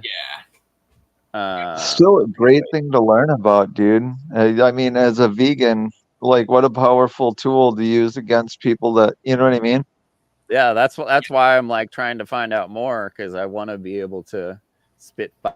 Here's With this today's stuff. podcast. Just a quick word comment. about Just donations. quick comment to that. contributing. The two go If you- together. So that document, or even the article, the two go together. So like if you're watching the video, he'll make references, and you can like quickly go over and like find that document. You can download it or go on the website, but you just type in like a keyword, or you type in like a specific like part of the scripture, and you can have your reference tied to what he's saying. So it's like a really convenient, kind of like nutrition facts style. Yeah. Just a little context there. Yeah. And everybody at home can do that. Yeah. Can you send me this? I want to send this Value to the my rich- cousin. Air information you find on these programs, these various podcasts of Sound okay? Spiritual Awakening Radio. I hope you'll consider making a donation, supporting this unusual program, this most unusual He's podcast. going to talk really slow. Go to any page of my website and you'll find a yellow PayPal donate button. Go to my website, spiritualawakeningradio.com, and click on the PayPal donate button if you feel so inclined. Today on Spiritual Awakening Radio, 2 programs in one. I actually combined together 2 podcasts to create a 90-minute presentation. A Vegetarian Jesus and Apostles at the Beginning of Christianity, and the Gospels of the Ebionites, the Hebrew Christians, based on an article and the latest research on this subject of the vegetarianism of early Christianity. During this 90-minute feature, you'll hear the following explored. Evidence that Jesus and the original Aramaic Christians were vegetarians. Dueling gospel traditions, pro-meat and pro-veg. Did you just see that? What about those pesky fishes Holy and blows? crap! Textual variations and No gospel manuscripts. fucking way. Was John the Baptist That really was a bug dope. eater? Did he really eat locusts? What I missed? What happened? The original Hebrew Christians or Ebionites and the Essene connection. Timing on that. 2,000 years ago, the Essene branch of Judaism was not only kosher but vegetarian. The biblical basis for vegetarianism. There have always been What I denominations in miss, Judaism and everybody? Christianity that have advocated vegetarianism just based on one of the 10 commandments, thou shalt not kill. They had no access to Clementine homilies or Ebionite gospels, but they found in the book of Genesis a vegetarian ideal and a prophesied ideal of vegetarianism in the book of Isaiah, the biblical basis for vegetarianism. A reflection about St. Paul's leniency for new converts. We may yet sign up the Apostle Paul to the vegetarian cause. Uncovering a vegetarian Yeshua, or Jesus, at the beginning of Christianity. You'll hear vegetarian sayings of Jesus. Jesus stopping animal sacrifice in the Temple of Jerusalem. The uninformed Sunday school notion of the disciples of Jesus forever remaining fishermen lives on in the minds of many, but we can find grown-up disciples eventually becoming apostles, assuming leadership roles of various communities in the Jesus movement. Hear the veg sayings of the apostles or about the apostles. John never ate meat. James, the brother of the Lord, lived on seeds and plants and neither touched meat nor wine. The apostle Thomas, he continuously fasts and prays and abstains from the eating of flesh. The apostle Matthew partook of seeds and nuts, hard-shelled fruits and vegetables without flesh. The apostle Peter said, I live on olives and bread, to which I rarely only add vegetables. Peter also said, the unnatural eating of flesh meats is as polluting as the heathen worship of devils. Jesus' family was vegetarian. James the Just, brother of Jesus, head apostle and next leader of the church of Jerusalem, was a vegetarian. Church fathers and other later voices affirming the existence of this early veg tradition of Christianity, the faith once delivered to the saints. Like, for instance, St. Jerome, who said, the consumption of animal flesh was unknown up until the Great Flood, but since the Great Flood, we have had animal flesh stuffed into our mouths.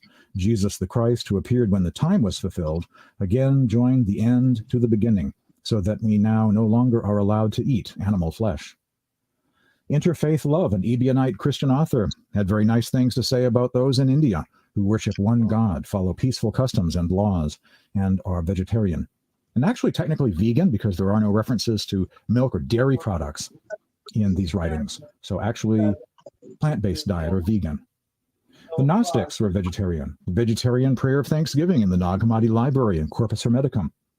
Texts that I do not cite, I discussed briefly. What about those modern-day Essene Gospels of Peace? I do not include them on my list of texts that I cite as evidence for the vegetarianism of Christianity. Why don't I include the Essene Gospels of Peace or the Essene Humane Gospel? And what about those groups that call themselves Essene? The term Essene versus the more accurate term, Ebionite. I also do not use the Gospel of Isa. I do not cite that. Another text I avoid, but briefly discuss. I do briefly discuss the Gospel of Isa and the question about did Jesus travel to India? And finally, wisdom from the East, the spiritual and ethical reasons why saints advocate following a non-violent vegetarian or vegan diet. I hope you enjoy both of these programs on the subject of the vegetarianism of early Christianity, a vegetarian Jesus and apostles at the beginning of Christianity, the Gospels of the Ebionites, the Hebrew Christians.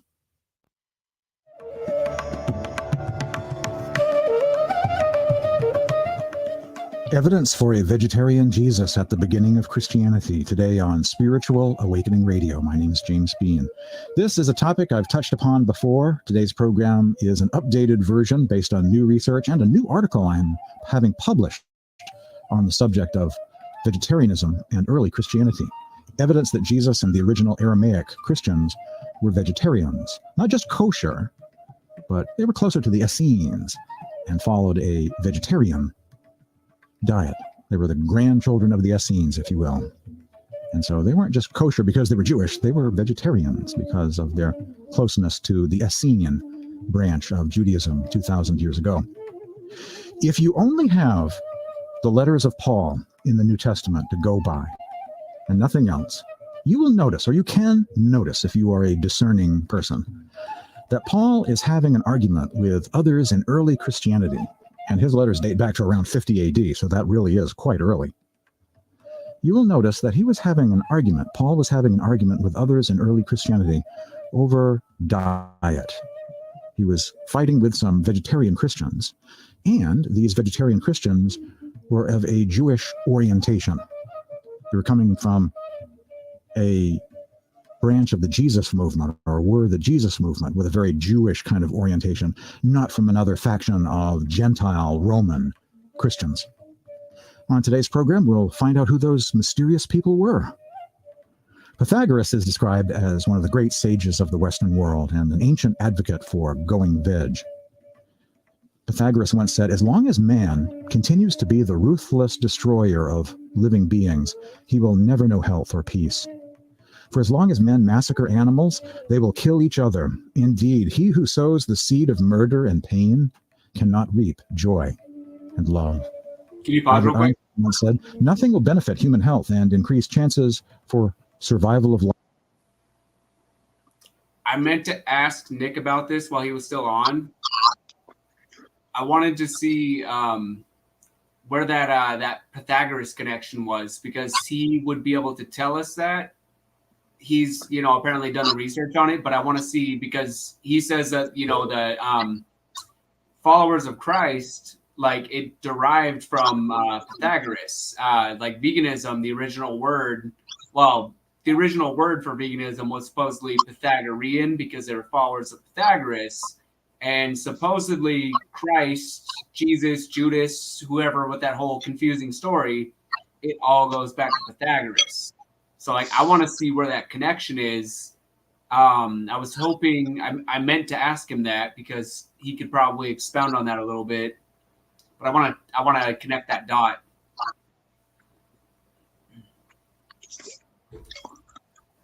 That's not the root of the word, is it?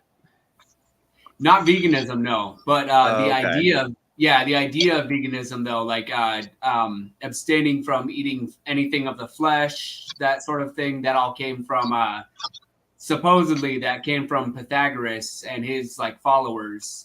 So that's, I guess, where they got the idea of. What about Jainism? That seriously outdates that, and they were that way, right? What did you say? The Jains. You guys have never heard of the Jains? Oh. Jainism? It's the longest like population of vegans on the planet. They've been around for about 5,000 years. They're going extinct now, but you know, sad. 5,000 years now, they're gonna die in our lifetime because our toxic culture worldwide. Pretty sad. Yeah, Is this like a worldwide group? Devin's It's mentioned. it's Jainism, Jainism. Look it up, check I it feel out. like I've heard that word before. Yeah, They're like they're vegans. They're like the original vegans. You know how everybody says there's never been a population of vegans that have lived a long time. Point out the Jains. They're like the longest lived population of people on the planet, and they're vegan. Or the ancient Hindus, or the ancient Greeks, or the Indians. We always forget the Indians. They were totally vegan. Everybody denies it, but they are. I've been screamed at by vegan women. We're meat eaters, blah blah blah. Okay. Yeah. Yeah. By vegan women? Well, by native women. Oh, I said, yeah, you don't even know your own culture or history. You guys are vegans. You know? It's amazing. It only takes one generation to brainwash and lie to somebody, and they don't know about their entire past. You just need to watch TV and get sent to school and, you know, consume. Yeah. You know, disgusting. Yeah. Great. Then you end up having to go back to the drawing board later in your life. That's always fun. Yeah, then you get to try and figure things out when you're 40 because you were lied to your entire life. Mm-hmm. I Pretty guess messed Jeremy's up. been busy. Yeah, where is he? I know he's in Korea, but like I thought he was supposed to be able to, like, you know, when he's drinking his coffee in the morning, come on and Yeah, I don't know. Life on Earth, as much as the evolution to a vegetarian. Yeah, I don't. You know, being in a different country and trying to like stay on schedule to do a podcast is not very easy. Oh yeah. Understand. By the way, I owe everybody an apology. I was chatting with my wife and time got away from me. So That's all good. I was wrong. To real quick to Tony Bowen's whole thing, there's some proof she's alive. that whole thing. There's proof she's lying? No, she's I'm not alive. surprised. Your proof of life. Yeah. Remember, She was talking Mac about me today. I sent her a friend request so I could at least defend myself. If you're gonna talk about me and post pictures of me, you know. Oh, you don't want to go meet at their level. Yeah. You know what I mean? It's one of those things.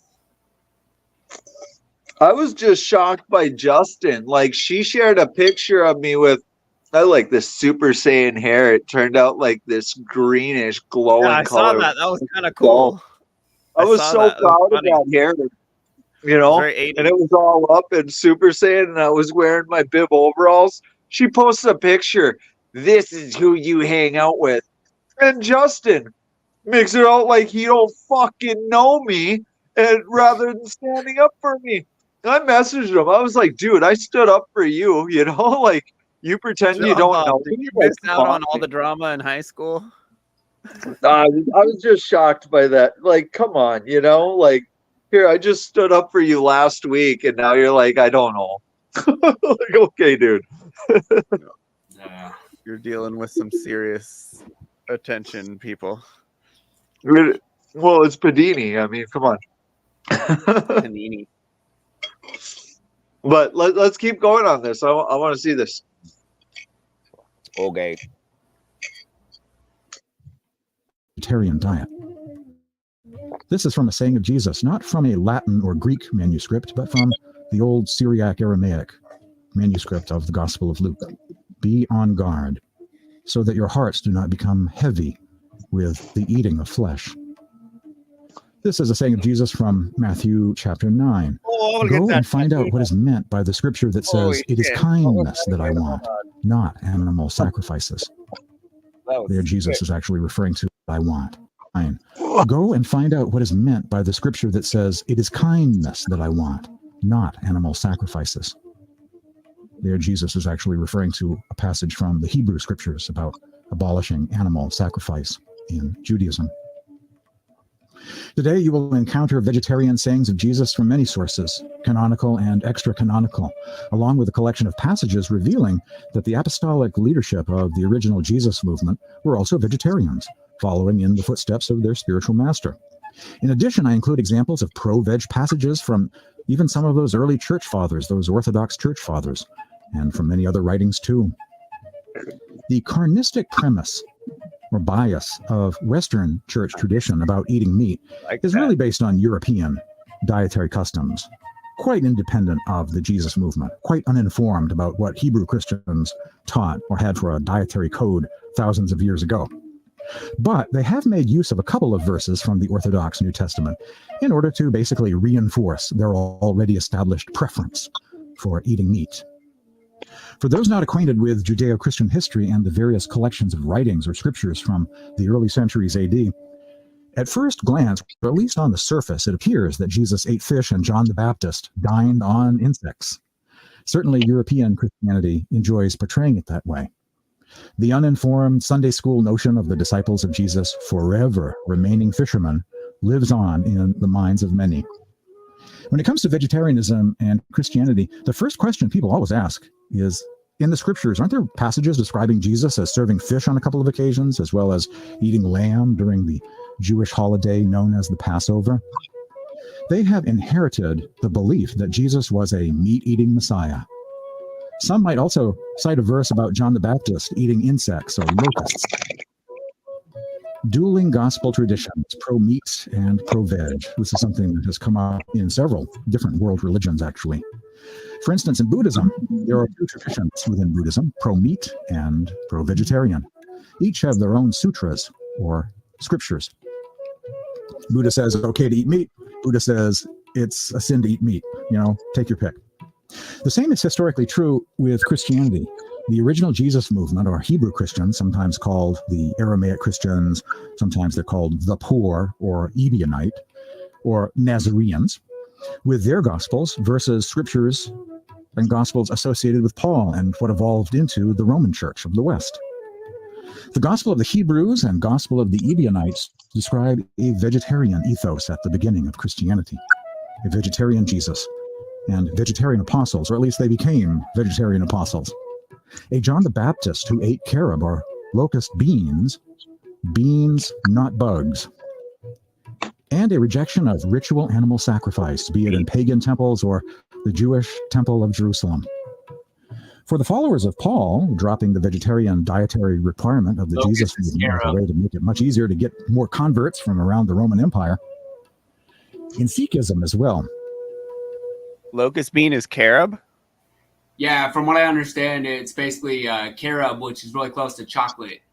Dope. No, we had carob lattes this morning. Oh yeah, carob is really good. Like, yeah, I've mixed it in with like that plant or the peanut butter powder stuff you can get. Yeah, she's like I've mixed it in with, it's bomb. Yeah, you mix all that What stuff is together. carob? Carob's kind of like chocolate, but it doesn't Like a have chocolate alternative. Pod. It's like a weird Can it be eaten raw? pod. Yeah. I think so. Yeah. When I was growing up, my mom had me on McDougal, but the only time she'd ever let me get any sweet was when we were at the Mother's Market in Newport Beach. They had a bulk section, and they had these little carob balls that were wrapped in foil. And she let me get one, and they're just like, that's like ingrained into my psyche. The like carob taste is like super nostalgic for me. Super good. I like That's it better than awesome, chocolate, dude. for sure. I'm gonna write that down.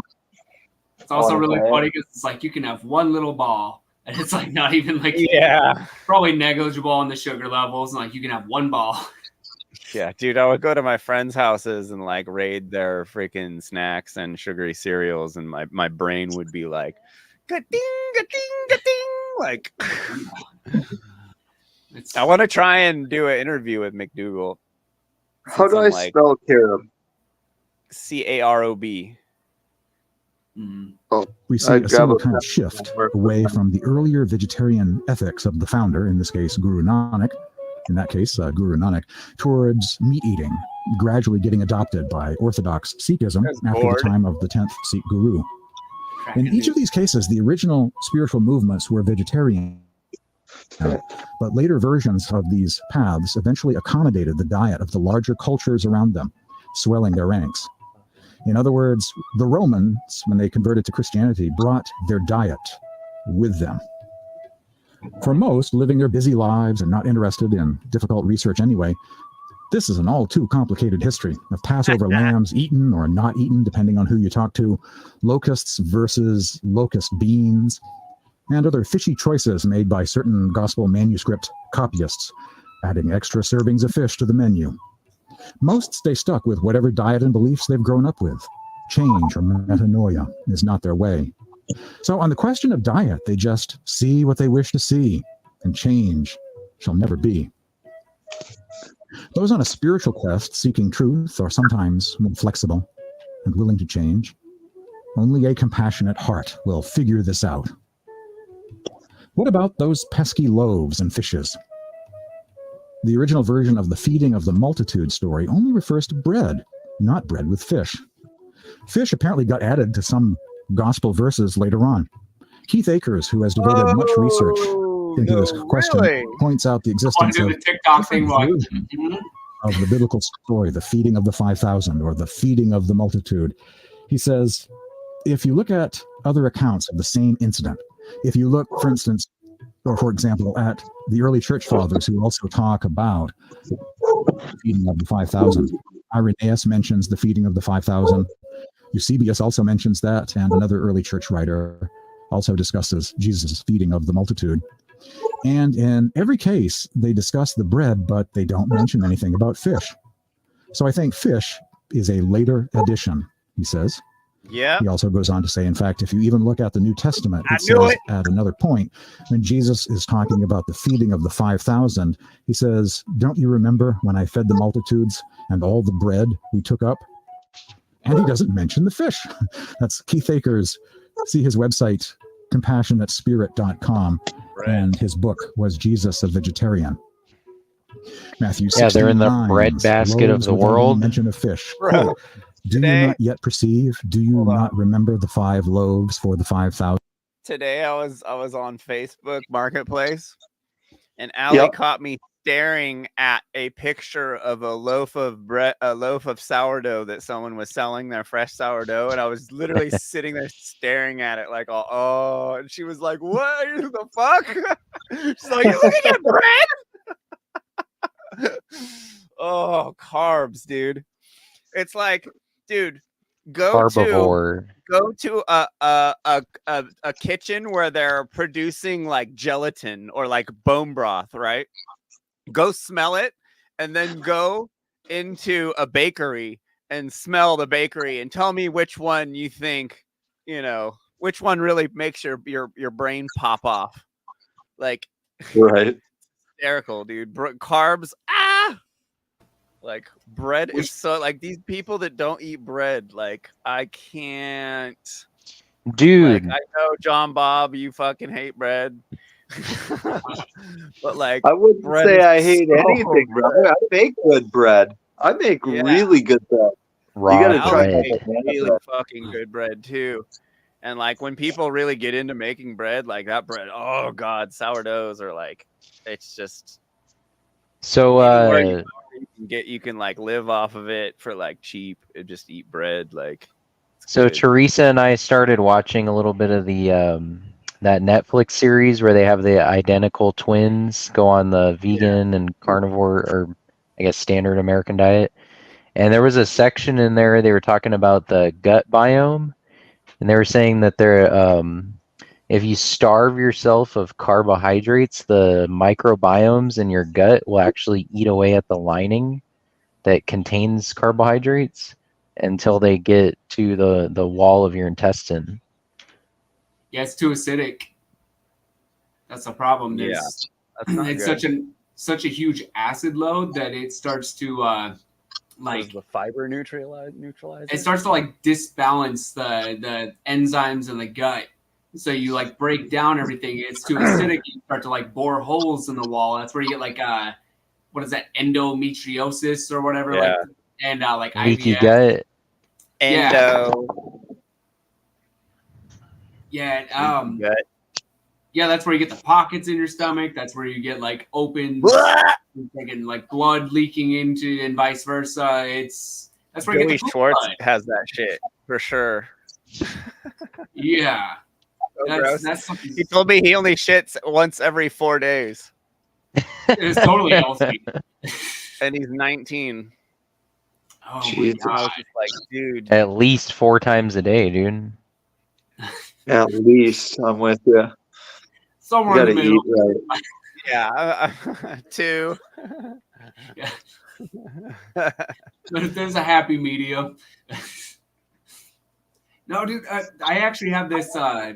I have this like theory that's building in my head where it's like, okay, bacteria versus parasites. Like, think about that. You have the precursors where like iron is technically a bacteria, vitamin B is technically a bacteria, and the gut microbiome is built up of bacteria.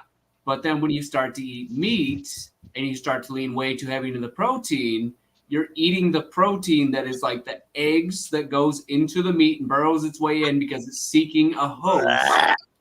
So yeah, it's like you're either going for the carbs and the bacteria and the enzymes and the precursors that lead up to protein and everything, or you're going for the end product where you have the death and decay and the things that are going to be seeking a host to feed on. And so you're killing the brain or you're building the brain, like the fermented foods, the whole thing.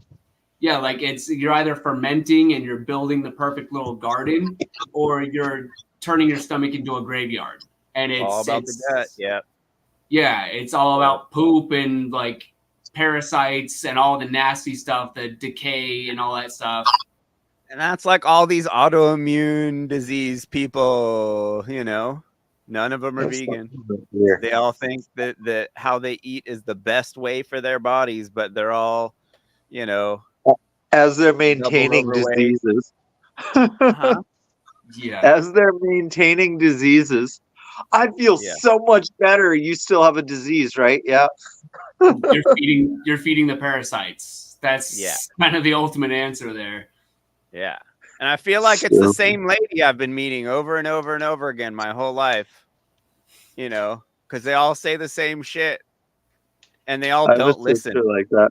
They're all incapable of listening. Not that like I try and talk to these kinds of people because they aren't really usually receptive, but they're like incapable of listening because they're just like, they know their body. And it's like, maybe the reason you're like this is because you're wrong, you know? And they're like, oh, my mom was the same way. Yeah, she taught you what you're doing wrong. Like, Hey, you know, it runs in the family. Yeah. Not running runs in the family.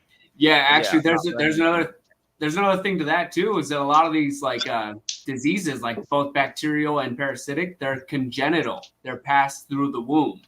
So like that can explain a lot. Wow. Yeah. Look, so many wives. Go lay down. I love you, but seriously. All right, You gotta go. Doggy. I'll go. What was this go lay link down, you put up Braxton. in the comments, Devin?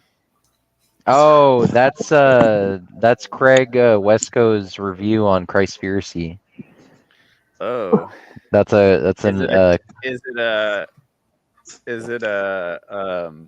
should people watch it who haven't watched it yet?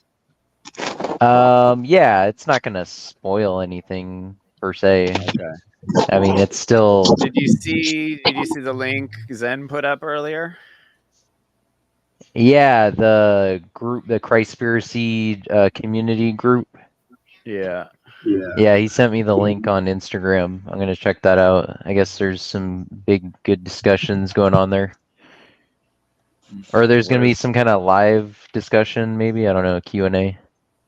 Where's the board?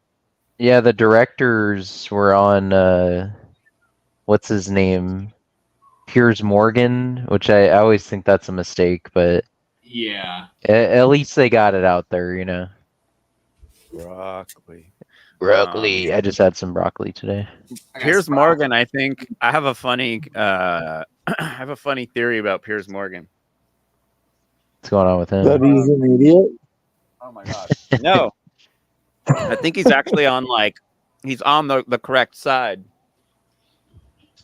He just plays like he has the best people come up to counter him and he gets destroyed all the time.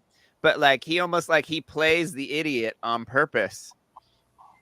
Because it's just never made sense to me, like over the years of seeing like the people he interviews and like how he like he's either so stupid or he's like on our side and he's just kind of bringing the best arguments into the limelight, you know, by instigating like the best people, you know. Yeah, he's trying to push for. Yeah, feeding the easy arguments into like the mainstream, so people can be like, "Oh yeah, I can pick this apart." Yeah, that's why we do what we do on Facebook, you know, is to try and show everyone else these dumb arguments getting completely annihilated. Like that's why we talk to retards. That's why we argue with them, is because the audience is learning something. Where's Dr. Gord? He's in Korea. He doesn't have time for us anymore. He's looking for a waifu. Or does he already have a waifu? No, I don't think so. I think he's got a girlfriend, maybe. All right, let's watch some more of this. This is fucking really interesting. What were you screaming at the screen about earlier when you were playing this? Yeah. I think that was probably because of the timing, because like I shared the article, like the article that was linked on there, and then as soon as he was saying it on screen, like Jeffrey shared it onto the screen. So it's like, yeah, like it popped up, and the exact words he was saying, the whole statement he said was in the statement he posted up, and I was just like, whoa, it was a trip. Divine timing. That shit happens to me and Allie all day. Like weird things like that. We're just like it's incessant. Like we'll just like dumb shit happens to us, all weird coincidences all the time. Serendipity. It's so weird. Jeremy, we'll just from the neck up, bro.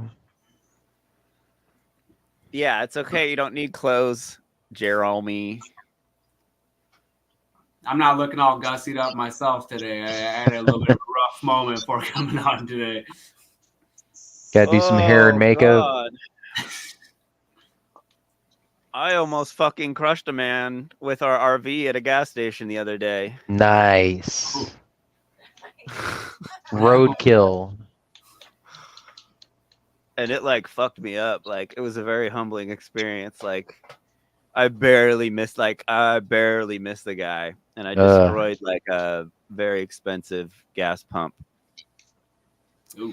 But it was like I wasn't like the rig just like the e-brake, I don't know, like something happened and it just started rolling, and I was like in the back of the rig and like ran towards the front, and like it just went wham, and like this the guy who worked at the gas station was like working on, he like had just opened up the pump and it like hit the pump that he was working on, and like obviously scared the living shit out of him. Tony, you're a little late with your question. That already got answered several times. I was about to type something up real quick. She's gonna have to watch back or find this video. Yeah. And we're actually watching the video now, which we're gonna get back to. But yeah, I had a pretty shitty week. I couldn't sleep. Like I went back the next day and like I was like tripping out. That was definitely the closest it's ever come to like I've ever come to like hurting someone, and it was like really fucking scary. Because man, like you don't realize, you know, I've driven this RV all over the place, but like you kind of just like forget how big it is. Like we have a Class A, and it's like giant fucking half a block long practically, and you know, it's like we weren't even going a fucking mile an hour, but I could have, like, it's so much weight it would have killed the guy, like. And like I barely hit the thing. The RV barely hit the gas pump, and the gas pump was like totaled, like it was crazy. And it just rolled off the, you know, the e-brake wasn't on. It just rolled. It's so wild. The rig, there's not a scratch on the RV, but yeah, and it's just like you drive away from that and you're like, what, like, how, like, what did that just happen? You know, like, I was like tripping for a while. Yeah. His life flashed before his eyes, man. Happened so quick, and then it was over with so quick, and it was just like, geez. It's too much anarchy. You're just casually destroying infrastructure. I know.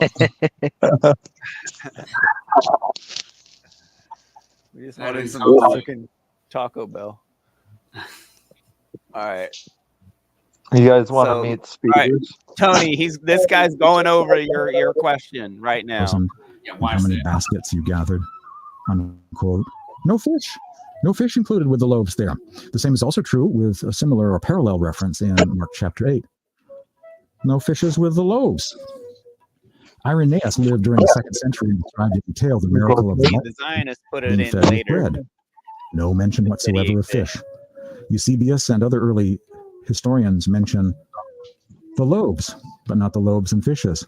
And when I looked into this further, I found 2 more references in early Christian apocryphal writings to the feeding of the 5,000. And again, reference is made to bread, but not the fish, as if in the New Testament they were reading at the time, the feeding of the 5,000 didn't include fish because fish hadn't been inserted into Greek gospel manuscripts yet, my guess. As it now stands, in the New Testament Gospels, the bread is everywhere present, but the fish only sometimes, says Keith Akers. This strongly suggests that the original tradition was about the distribution of bread, not bread with fish. There actually are many examples of textual variations, they're known as, I hate to bring up in the diversity of New Testament manuscripts. I hate to bring up drama again, but since Tony Bones is here, Tony, you were talking a bunch of shit to John Bob because his girlfriend or his wife is younger than him. But I remember your hot take that Jeffrey Epstein's actually not a bad guy. All those girls that went there were just having a good time. No big deal. All that stuff was totally okay. I remember that hot take you used to have. So hold on here. Where'd you go? Hold your horses. Yeah, you did. Oh, yes, you did, Tony Bones. I definitely remember, without a doubt, you totally having like a large argument for how nothing bad happened down there. That it was just girl, you know, like young women going to hang out with rich guys. That happens everywhere. No big deal. No, you know, it's anarchy. You're allowed to do that in anarchy. Yeah, but that's okay. She looks young. So does Allie look young, you know, like looking young doesn't mean anything. But you most definitely, now you're back to John Bob's girlfriend, but I'm talking about you're apologizing for Jeffrey or being a Jeffrey Epstein apologist. That you most definitely not definitely what you said, Tony Bones. Guaranteed. She said that's a very young looking and very scared looking woman. Like she was getting into, like, she was in danger. And it's like, okay. It was funny. It was like, it took me a couple days for that to hit me. And I was like, you know, like, why is that bugging me? And then I remembered, I was like, oh yeah, no, she definitely was like, I don't see anything wrong with what happened there. I don't think Jeffrey Epstein, or she's just shown everyone a good time, all this shit, like totally apologizing for it. Being like all like, oh, what do you want the government to get involved? You know, like totally doing the libertarian thing. So it's pretty, you know, pretty shitty for you to go after John Bob like you did when you're going around in public saying shit like that. At least John Bob's like in a different country. Yeah, the Epstein apologists. Yeah. Uh-oh. absolutely what he said. Thank you, brother. I appreciate the support. Yeah, that was not fair. That Just calling Tony out. Just kidding. yeah, I mean, we should go on record as saying that was not fair to, like, as far as we understand, she is definitely of age, and you guys are two consenting adults. There's nothing crazy going on there, and that was a lot of pressure being put on you. I felt the pressure when all that stuff was going on. I was like, wow, like I don't know John Bob, but I know him pretty well. That was like really tense to go through. John held Bob, yourself you need up. like, okay, you need like a good, you need like a good response whenever this comes up. Like you don't have the greatest, like you kind of get defensive when you shouldn't, because you're not doing anything wrong. It's just bad. It's a really popular way of being a racist, honestly. Like they'll start claiming my wife is a child just because she's Asian and looks young, when most Asians do look young because they eat a plant-based diet. They don't age prematurely. Like they're not getting their puberty at 8 like they are in America. They're getting it at 16 because they're eating rice, so they're not 8 years older than they should be, like aging wise. Calling someone a racist because they say your wife looks young is a bit extreme. And like you said a couple weeks ago, as vegans, we have to say as factual as possible. So Dude, I think that's pretty factual. I don't see people get rid of the wives' tales that we all repeat, and stuff like that. As a passport bro, I will tell you this. I've never in my life seen people attacking people and claiming their wives are childs until I joined the passport bro community. And I still don't see people attacking passport bros with African wives. I see people attacking passport bros with Asian wives. And the reason is Asians age slower. Here's the thing. They don't have to make it about race, but if I were to go around and saying African people like watermelon, that would be a stereotype based on race. How is that not a racist remark? Because that's where this is stemming from. It is based off of her race. She looks young because of her race. It's a stereotype. Where'd everybody go? Right I'm here. catching up on the comments. There's a lot going on in the chat. I was gonna say real quick too, like me personally, like I get carded very often if I go to any kind of store where I'm buying something that requires like identification.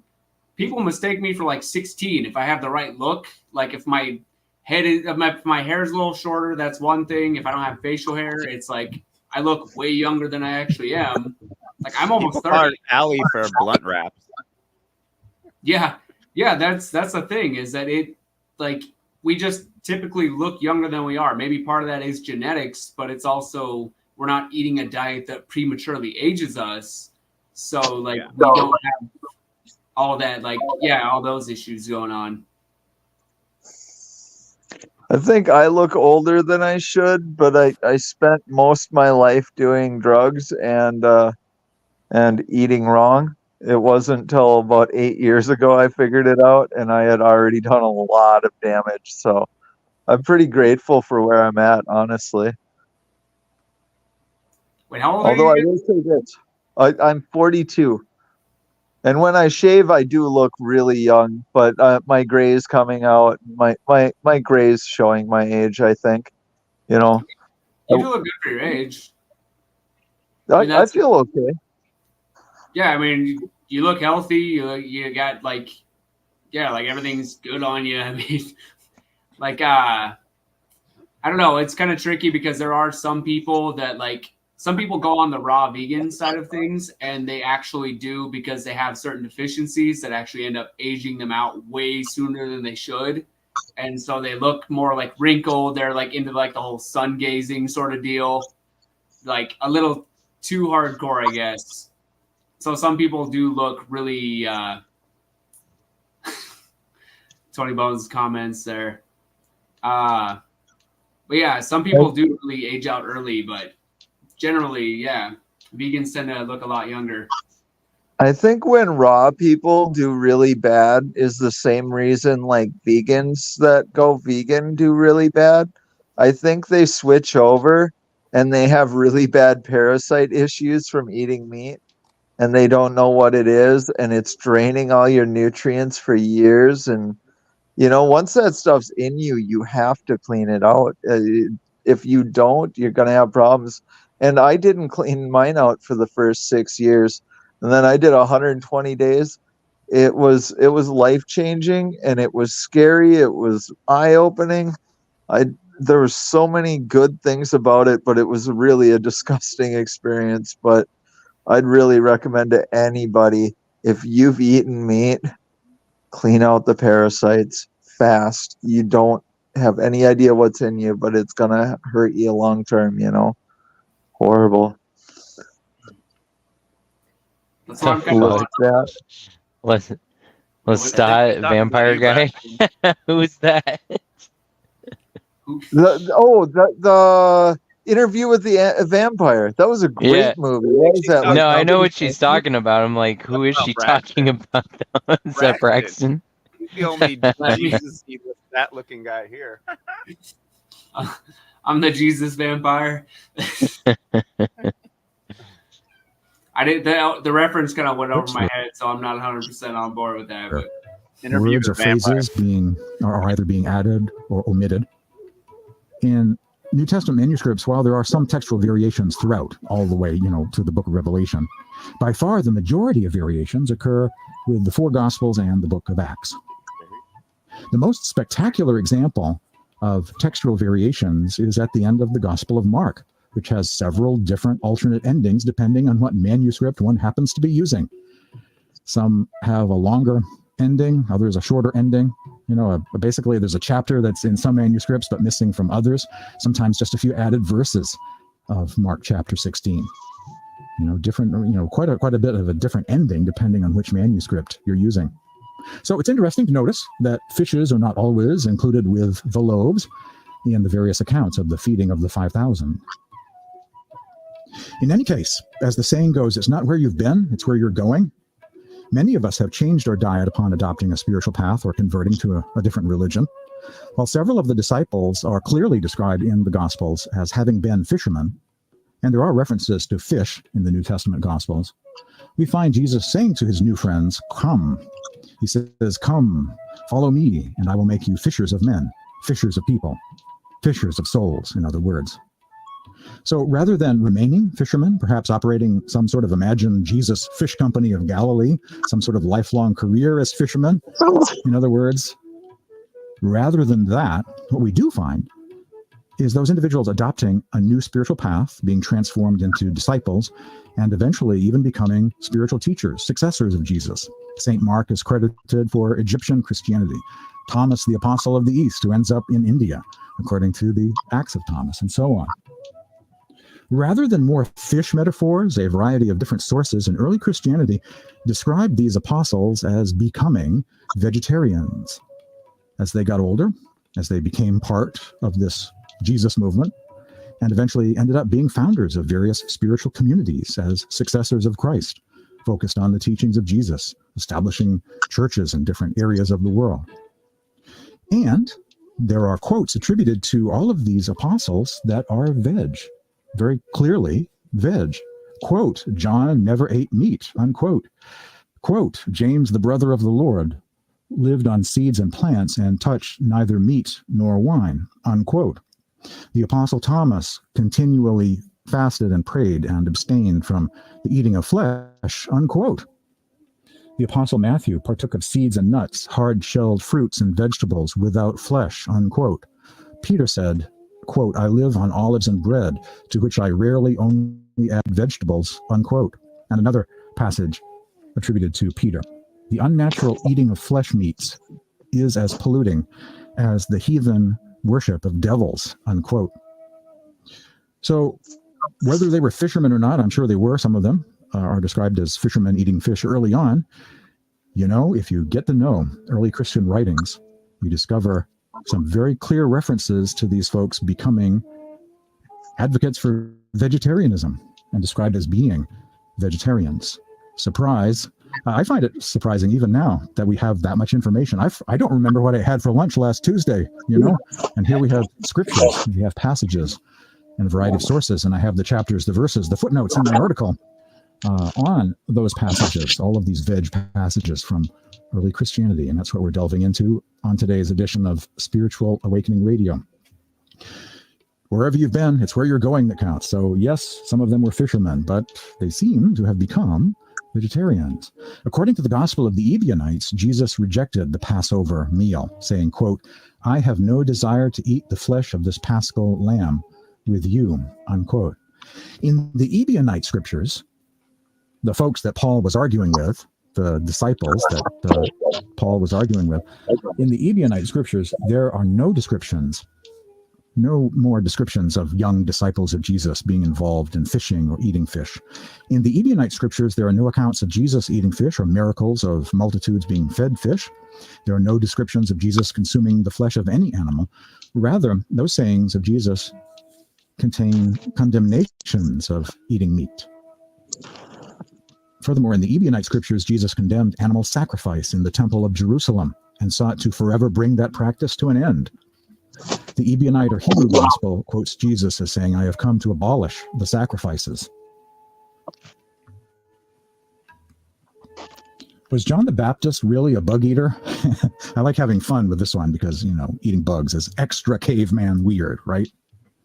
Another example of translators deliberately trying to add meat to the menu, the canon of scripture, is the strange case of John the Baptist and his alleged diet of locusts. This is from Wiki Answers. There have been a long-standing confusion, or there has been rather a long-standing confusion in the origin of the word locust. Locust is both a bean from the carob plant and an insect. The Greek word for cakes or bread made from the flour of the carob bean is spelled Egkrides, and the Greek word for locust, the insect, is Akrides. So you see, a translator, someone copying a manuscript who's not from the Middle East, perhaps doesn't know Aramaic, could, I think, make a mistake like that and choose the wrong word. John the Baptist, it goes on to say, belonged to a group of ascetics who believed in repentance and in leading an austere lifestyle. We can conclude that John the Baptist ate locust plant seed from the carob tree, unquote. Wiki Answers, the entry for John the Baptist. After the break, I will continue talking about John the Baptist. Was he a bug eater or a carob bean consumer? The scholar Bart Ehrman weighs in on the vegetarianism of John the Baptist. Agenda 2030, they just want to get us Eisenman. back to some wholesome biblical dietary The requirements. Eat the bugs, dude. Yeah, the mix up of the bugs versus locust or carob. Dude, if you screencast while playing this audio in the background, like this article, I'm looking at it right now, you can literally just scroll down while the audio is playing, and like everything he's saying is verbatim being said in the article. So that's what I'm copying over. So like that could be a like cool little addition to the show to kind of, you know, people can read along as he's saying it.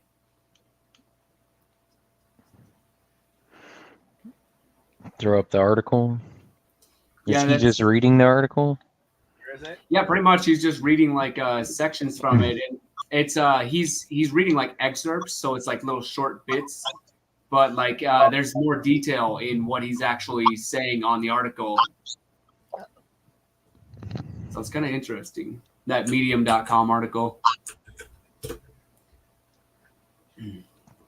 My link's not going up, but yeah, that's an option. Can you share it? Yeah, I think I shared. Check that private chat real quick. No, can you pull it up on yours? Present it. Yeah, I can do that. Here, let me see. Screen share it. It says present down at the bottom. Okay, just a second. Okay, so which part were we just at? I know we were at the locust part, but there was another thing. He's brought that up a couple times. What was the last thing that he was talking about? Do you guys remember? He brought up The Passover. locust beans. Okay, there was that part. Yeah, pro meat versus pro veg. I'm just trying to get like in sync with this. Here, let me. I'll present it real quick.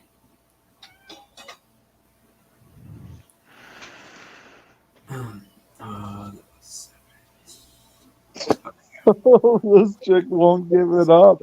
You guys see this shit? On your case, man. Fucking crazy.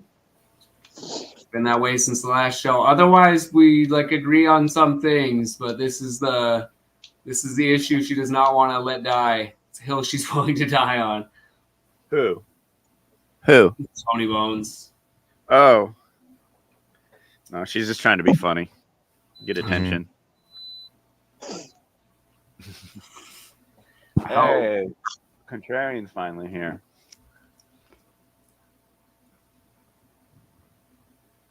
Nice. Nice. That's a good one from our AI bot, Contrarian 420. It's just always him and Race Lever. Race Lever. I was like them one day. I was. Yeah, you were one of those. You were one of those guys one day. It's turned out pretty well. I mean, just come up on the show when they Yeah, look where he's at now. Well, me and Braxton first talked, and we talked about doing a show, and we actually ended up doing it. Yeah. See, you could be just like me one of these days. Yeah. What a success story. Why does that remind Show me with of 10 viewers. Every week show we with have 10 10 viewers. Look at me now. I think our record is 13 viewers. Woohoo! I thought we had 75 that one time, guys. Didn't we? 75.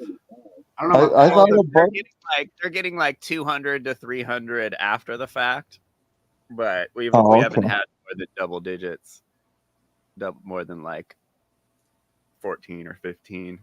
I think when Tony was up here, that was like pretty big.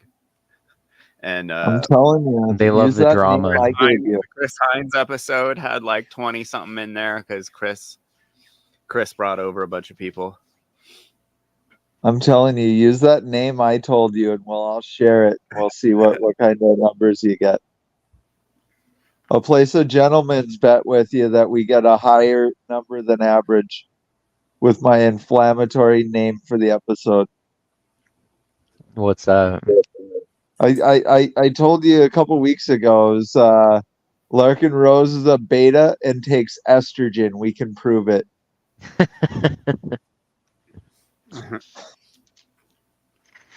Or estrogen blockers. Need a little help getting No, sick. actual estrogen. I mean, if you're on dairy, you're Meat? on estrogen. Yeah. If you're on meat, you're on estrogen. I mean, if you're supplementing estrogen, if that doesn't make you a beta, I don't know what does. That's water. Here's that one that's been brought up in Christspiracy. This is a pretty big one. I have no desire to eat the flesh of this Paschal lamb with you. That's a pretty big one. Oh, they brought that up in Christspiracy? That's what I was hearing, yeah. There are so many things. Like, you know how that guy is. Like, if anybody's ever seen What the Hell, you have to watch the movie 4 times before you know everything in it, because it's bullet points back to back. You can't catch everything all at once. Yeah, that's why I'm like, where are they going to have this for repeat viewing? Because the initial showing was just so limited. We need it in our hands so we can break it down into all its components. limited. And they've had this whole like call to action thing that I've been noticing, where they're saying they're like calling on people to do like petitions and stuff like that. Yeah. It's like okay, how do you expect that out of people if you haven't Yeah. shown like the vast majority of people who have been waiting so eagerly to watch this movie? I think they put that stuff in there thinking that they would have more access, but yeah, I think there's a lot of resistance to showing it. I mean, they're gonna have to find their own way. I'm just bummed that it didn't end up on Netflix, man. That would have been worldwide before you knew it. That could have changed the world if it was on the right platform. Steve, shut up. I just don't know what it was in the documentary, what particular part they wanted to edit out. I mean, a lot of us have discussed maybe it was the part with the Holocaust survivor, but I don't know if that's out of the ordinary as, you know, conversation piece these days for vegans. Yeah, I think it might have been like a Reddit comment or something like that. I don't know exactly what it was, but I saw something. They might have even said it specifically what it was that like had to be blocked out.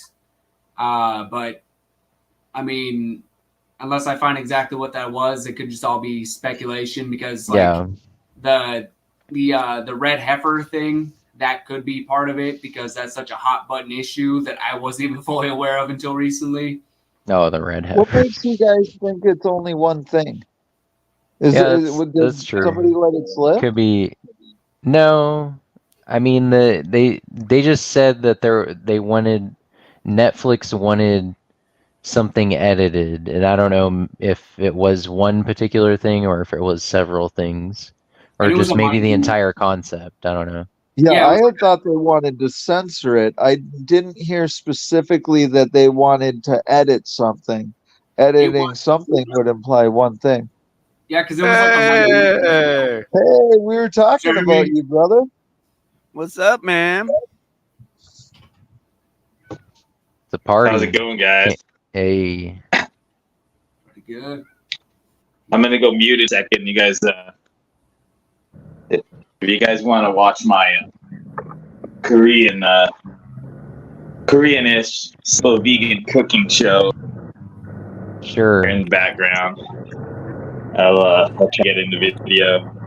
Should I introduce some of my stuff here first? Oh, is that Brian? We got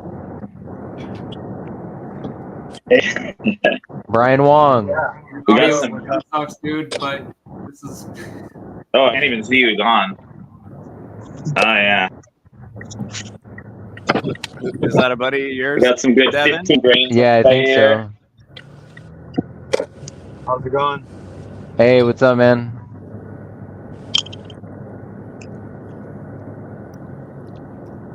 What's up, Welcome Brian? welcome to the Vegan show. Group Therapy. What's up? Chilling. You might want to turn up your mic just a tiny bit. Oh yeah, I'm sorry. I'm in the car driving, so. Oh, it's okay. We can hear you. Yep, come as you are.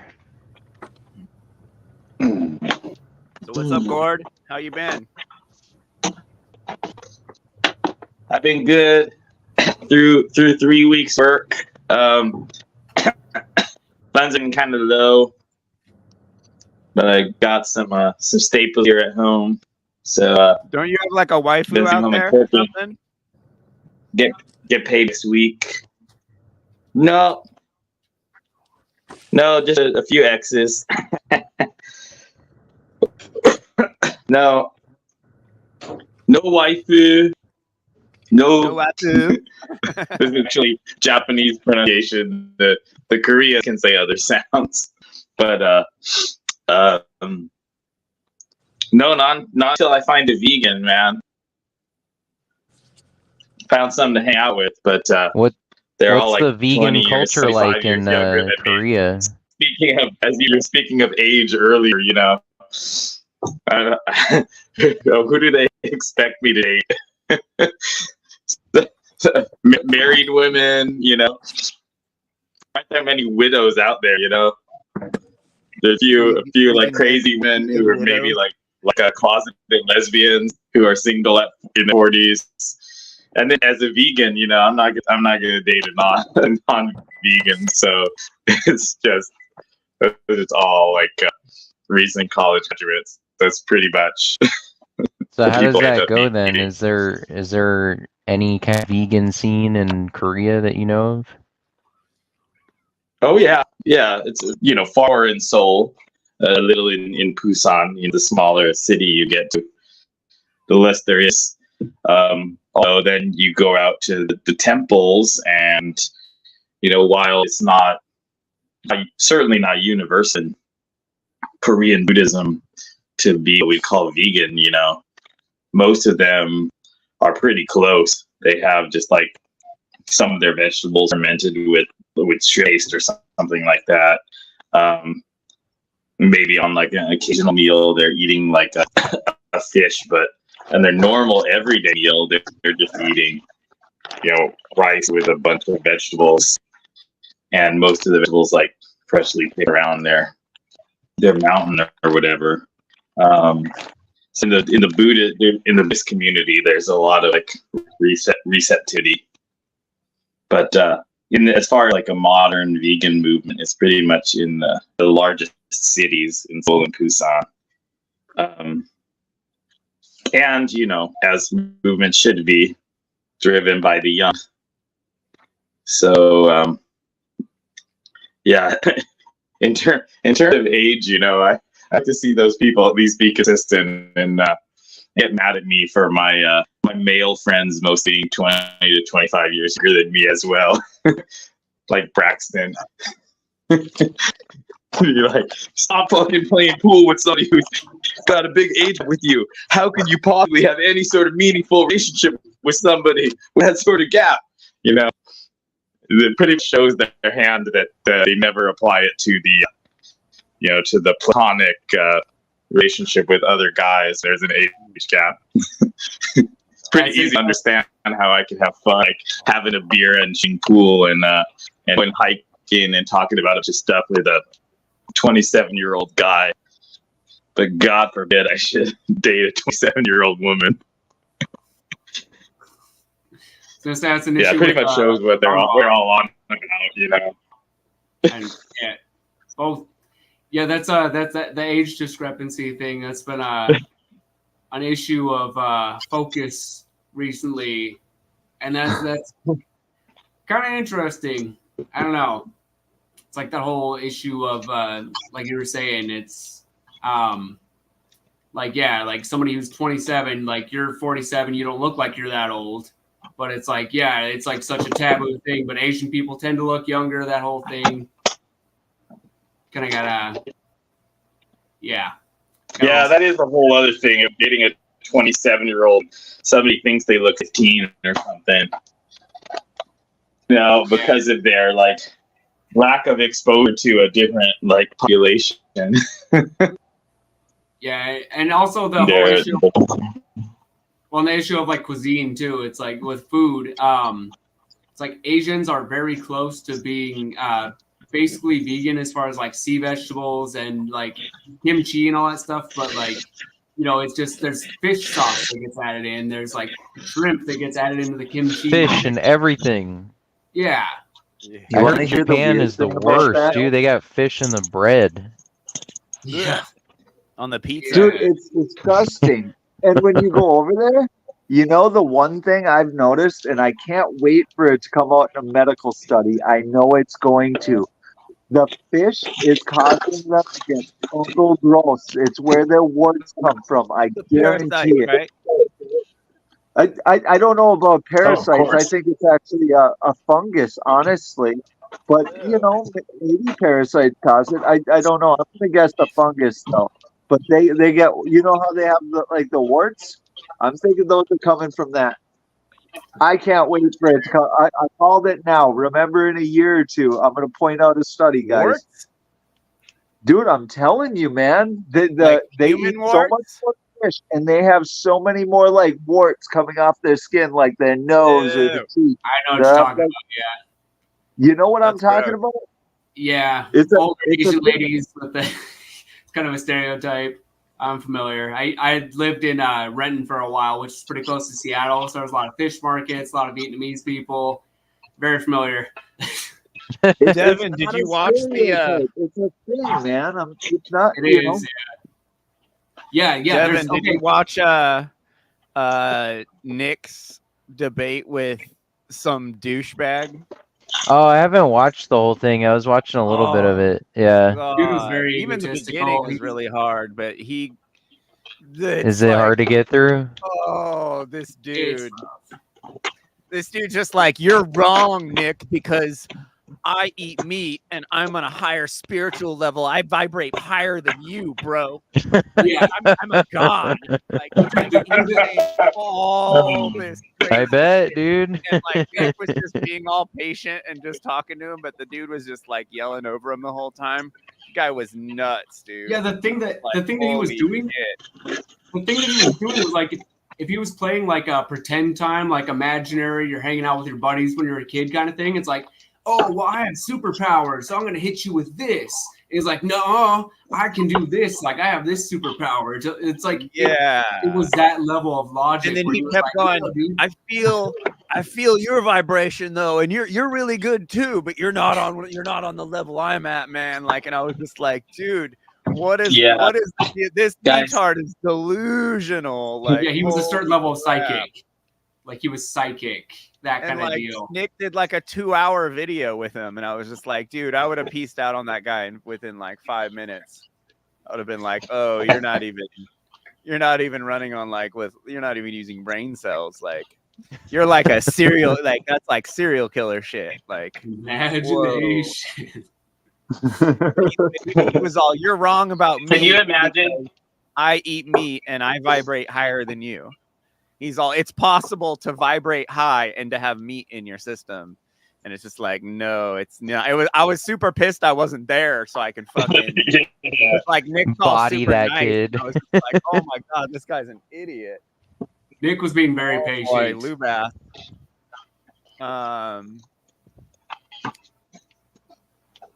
Isn't that kind of shit Charlie Manson way? Like people just don't understand like the perspective that we have on murder from our higher plane of existence. You're not vibing as high as me, dude. Like you're not even on my level. You see it as a simple killing of an innocent human from your perspective. I'm gonna pull this up and I'm gonna make you guys watch at least like the first 10 minutes of this shit. It's hilarious. Guess what I pieced together this week? Oh, sorry. Who's talking? I don't mean to cut you off. He's gonna quiet right now. What's his channel called again, Braxton? It's like Nick something like Eastern European. Just a second, I can pull it up pretty quick. Nick Zitik, something like. I would butcher the pronunciation. Let me find that real quick. It's something like Norwegian or something. Yeah. George DeVay, Nick. No. Oh, I got it. So it's a Jesuit Slayer or it's here. I got it. Okay. This freaking clown. You're gonna die when you see this douche. His arguments were literally. Well, it was like mysticism. It was awful. Yeah, what he was saying was like he was saying like, okay, well, I can vibrate higher because like you don't even realize I can vibrate higher than you and I'm eating meat. And it's like just this imaginary pretend time game that he's just saying this stuff while Nick is flat out saying like there are actual bioweapons. I have to look it up. I can't just flat out say like this is true. But it's like he's saying there are bioweapons and good luck trying to like counteract that. And he's just saying like, oh, whatever, dude. No, I have these like I'm connected with the higher source, blah, blah, blah. It's insane.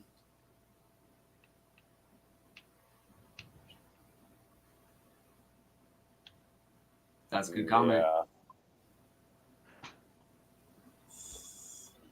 It's not wrong. Hi, my name is Anthony Anzaldua. I am Texas, USA, Texas born and raised. I'm 33 years old.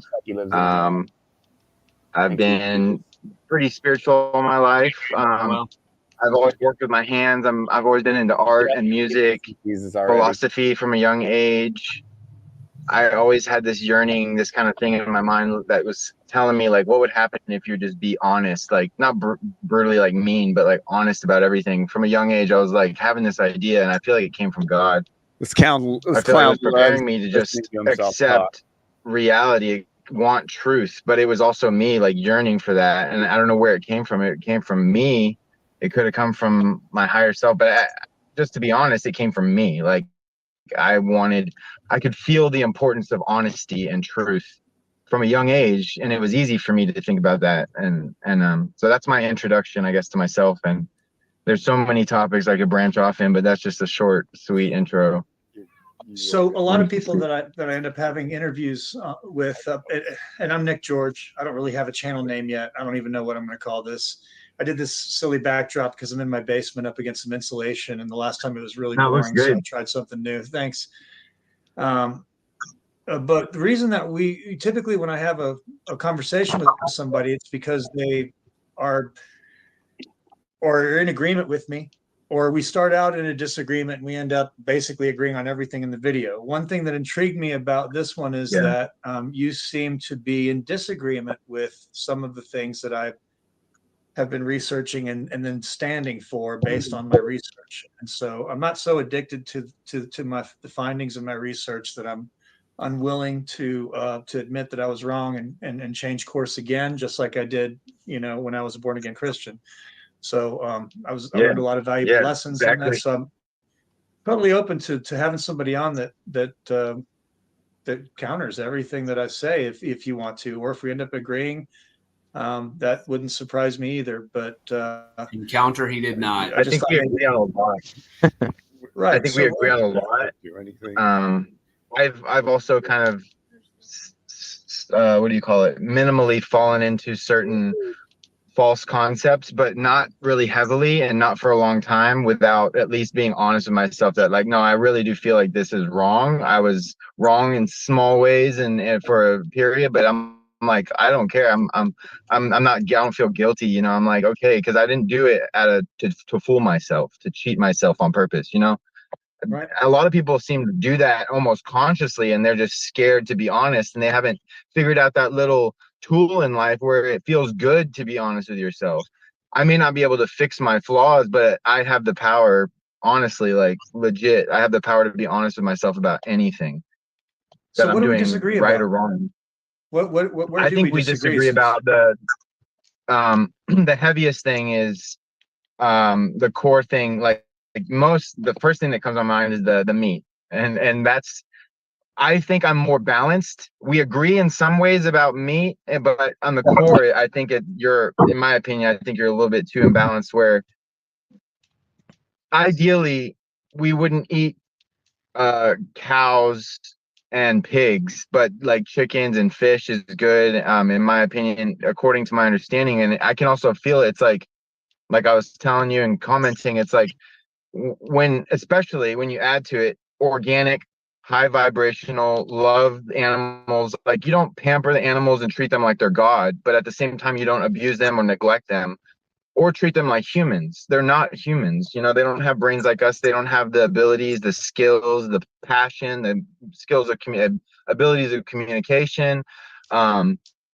not all humans have that. They don't have these things that humans have. So if you can't be honest that they're not as evolved, you have to at least start with that honest statement, that realization they're not as evolved as us, at least psychologically, if not spiritually and physically and all these things.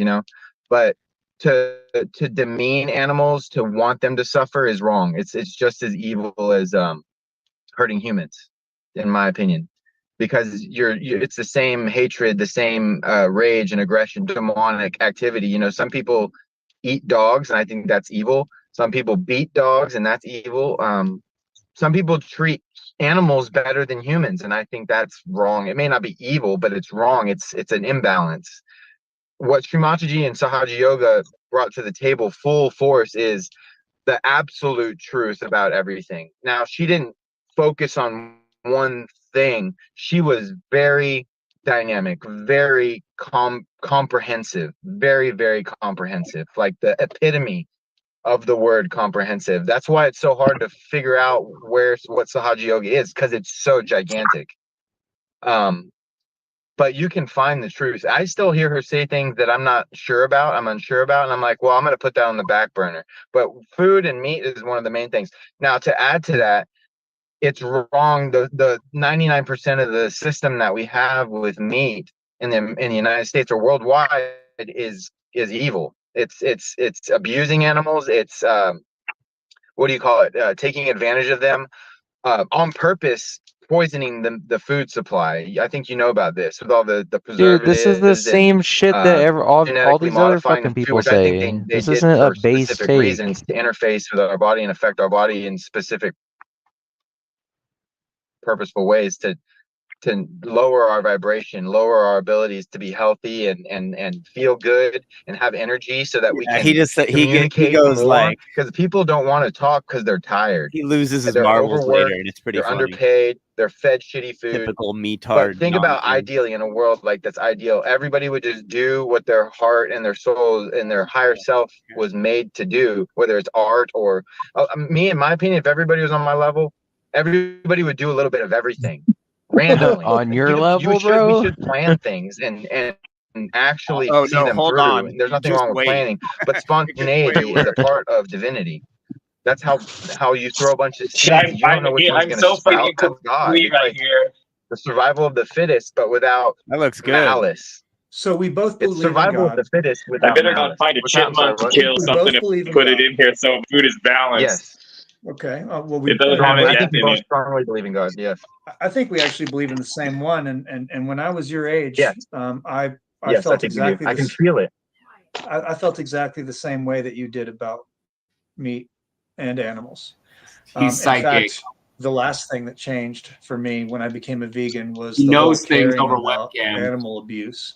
I came at it backwards. I found out about biological Blue weapons Bass like is- undetectable These guys are always rickettsias wrong about who's vegan on the screen. It's hilarious. which are Yeah, the black goo. I think there's even ancient black goo from the fall of Atlantis and other planets and negative races that genetically engineered oils that have like nanotechnology even. So you want to get, we can go deep on anything you want. I'd love to go deep on everything. I don't want to we talk scare. about. I don't know enough to It's talk funny about. because this about guy that, was like but, challenging. but I want you Nick, to and then know all of that a I'm sudden their Divinity is husband's, also like, in trying to play be with best everything. buddies with him. Divinity So, protecting good which is people is also always in play. So there's to anything that's scary, we should expose Wait, what's can you scary and pause? talk about it, because if people aren't, I'm kind of aggressive in a good way though. I think it might be an imbalance that I have, because Srimataji said if she is who she says she is, a divine incarnation, she said we have to reach her style. Her level is knowing exactly how to come at people. So when you're speaking and introducing yourself, I guess I'm a bit imbalanced. I go like balls to the wall too hard, and I might scare people. But I'm at a level where I'm like, I'm not scared of anything because we die no matter what anyways. So why waste time being scared, you know? Because to any fear, there's an opposite solution. Like there's an answer. There's a technique or a philosophy that you can employ for yourself that will free you from that anxiety, whether it be more information or faith or meditation. There's always something. That's why faith. I agree with the Bible, and I think it's real. Faith is so important because we don't know everything. We have to have faith that you can find the answer. faith that you can find the answer. I like that better than just faith. Yeah. A lot of people think faith is a campground and you don't get back on the road to wisdom. That's BS, yeah. And I think anyway, but I wanted you to know that I'm not like one of those foo-foo animal lovers that joined PETA and all of a sudden came to the fact that I never should have been harming animals. Like also X-Files. I was You're dating miles a girl. ahead of all the other vegans. I also don't think it's evil to be vegan. I'll add that to the mix. It's not evil to be vegan. Maybe it's necessary. You know, like in a body, different body parts have different uses and purposes. And I think humans in the body of Christ have different purposes, and different people need different things. So it's wrong. It's a sin for a meat eater to not fix the world with a vegetarian. I think that's wrong. I'm not going to limit myself. You know, if I'm willing to die for you and you're willing to die for me, it doesn't matter what I eat and what you eat. Really, that's how little I think it's the importance is food. And that's exactly why I sent you that video that Mark's been talking. Food really isn't that important. Because what if you're thrown in a jail cell and God wants you to save people's souls, but you have to eat all the shitty toxic food? Okay, I'll eat it. I'll be crucified. I'll die for you. Why wouldn't I eat a shitty taco for you? You see what I'm saying? I was in there. I do, and What a I whack ate meat while I job, was in guys. there, and the vegan that I So lived nothing lived physical with. should hold us back from preaching the I will next eat level that Taco people Bell need to meat hear. to save Because your life. if food's going to stop you from interfacing with humans, you're not strong. You know what I'm saying? But it does stop people from interfacing with each other I am because it up on this creates a cross eating neurological Taco Bell. toxicity, which It creates doesn't, an but it doesn't Lou Bass have thinks to he's though. vegan. The mind doesn't over have to. matter. Nick is You know not. It that's doesn't. real, right? Mind over matter. Absolutely, but it Lou Bass is creates a always wrong. demonstrable anxiety that makes it impossible for us to have a meaningful back and forth. Yes, for most people, for the majority of people who aren't realized. This is what Sahaja Yoga expresses is self-realization. So a person can be eating organic, but be lower than me if I'm eating Taco Bell, just because of my knowledge, and I can force myself to vibrate at a high state, even while eating shitty food. While a person is demonic, but their Taco Bell, diet is perfect. that Sure, resonance. I believe that both of those things are gong sound. simultaneously possible, but That's what he's just because resonating those at. They two are. things are simultaneously possible doesn't mean that all food is okay. Well, I'll You go guys, way I further have than a either of us high are going. vibration, I think so I can our drink destiny is alcohol to and not get transcend the drunk. physical reality and be in a higher vibrational dimension where we don't have Absolutely. bodies anymore. Absolutely. So you're right, and it is that hierarchy of spiritual evolution where not only are you vegetarian, but you can go without eating. You don't need to eat in order to be divine. You could eat meat and still maintain the exact same vibration. I You would see what be I'm sick, saying? but yes, That's I a hear master. you. That's what that's a master. No, I can't think of an example of what you mean by master in all of the sages or teachers of righteousness that we have any legend of or record. If you would tell me, I would love to hear who that meat-eating prophet was. Mataji. And I believe Christ ate fish and other meats that people cooked, like goat and stuff. I think Christ ate these things. Did you read the He article that wasn't. addressed He exactly wasn't. those things that I I sent can you? feel it though. It makes sense. He wasn't focused on something as slow as food. I mean, he didn't want meat, but he ate it. You see what I'm saying? He didn't let that create a division between him and the disciples. In the New Testament, I would agree that it leads you to believe that that would be the case, that he at the very least was he acquiesced to me. It's almost like he didn't even think about it. He didn't care. That's how he didn't need food. He could at any moment transcend and go way beyond our wildest imagination. The Are you eternal familiar in my with opinion. and the part in the Bible where it says that James, the brother of Jesus, never touched meat? They I weren't believe raised in that. I don't think it's a lie. I think that's in the Bible. Yeah. And that happens to be one of the things that is absolutely congruent with the Dead Sea Scrolls and Hegesippus and Eusebius and all of the people. Did you say James? James You the said Just. James?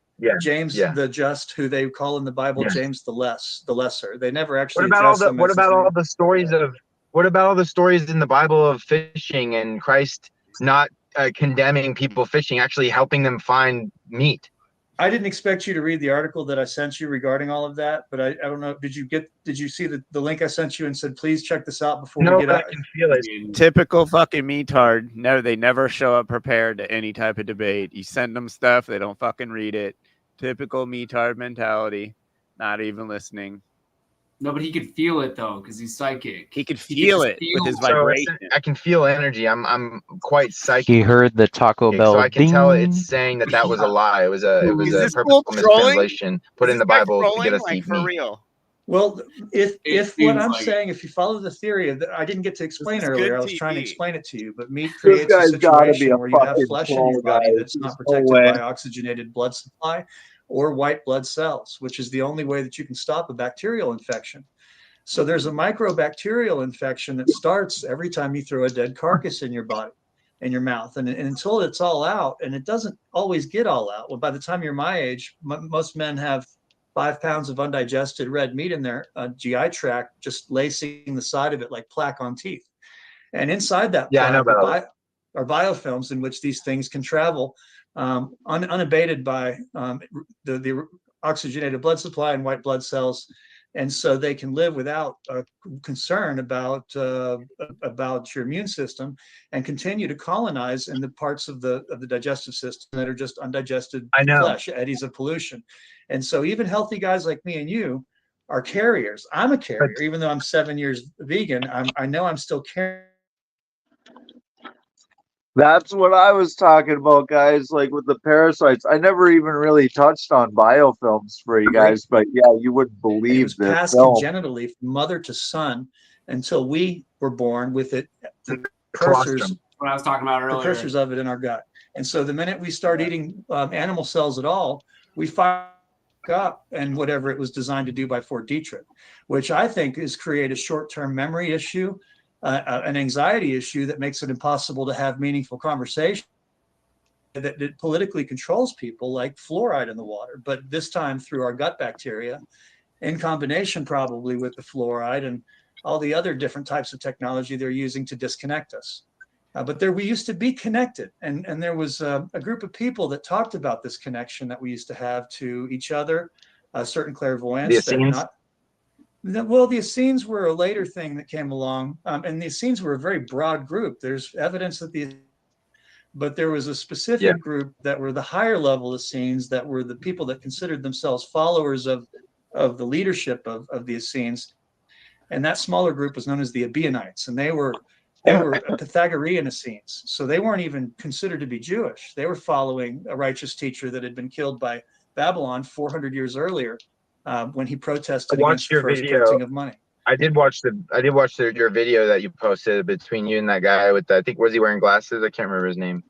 It's a good video. Jay Scott, and he taught me some things about how they introduced meat at the same time, and I wasn't really focused on any of that.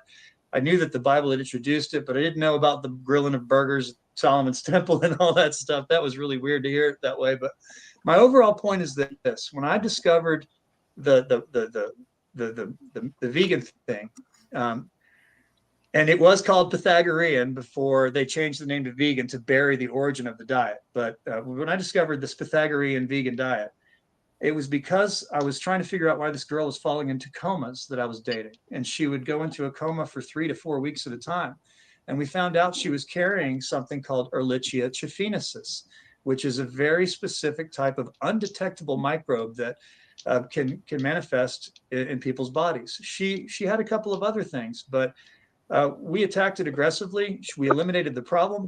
And it turns out that the problem was 100% related to a combination of flesh and sugar that were feeding a bacterial colony.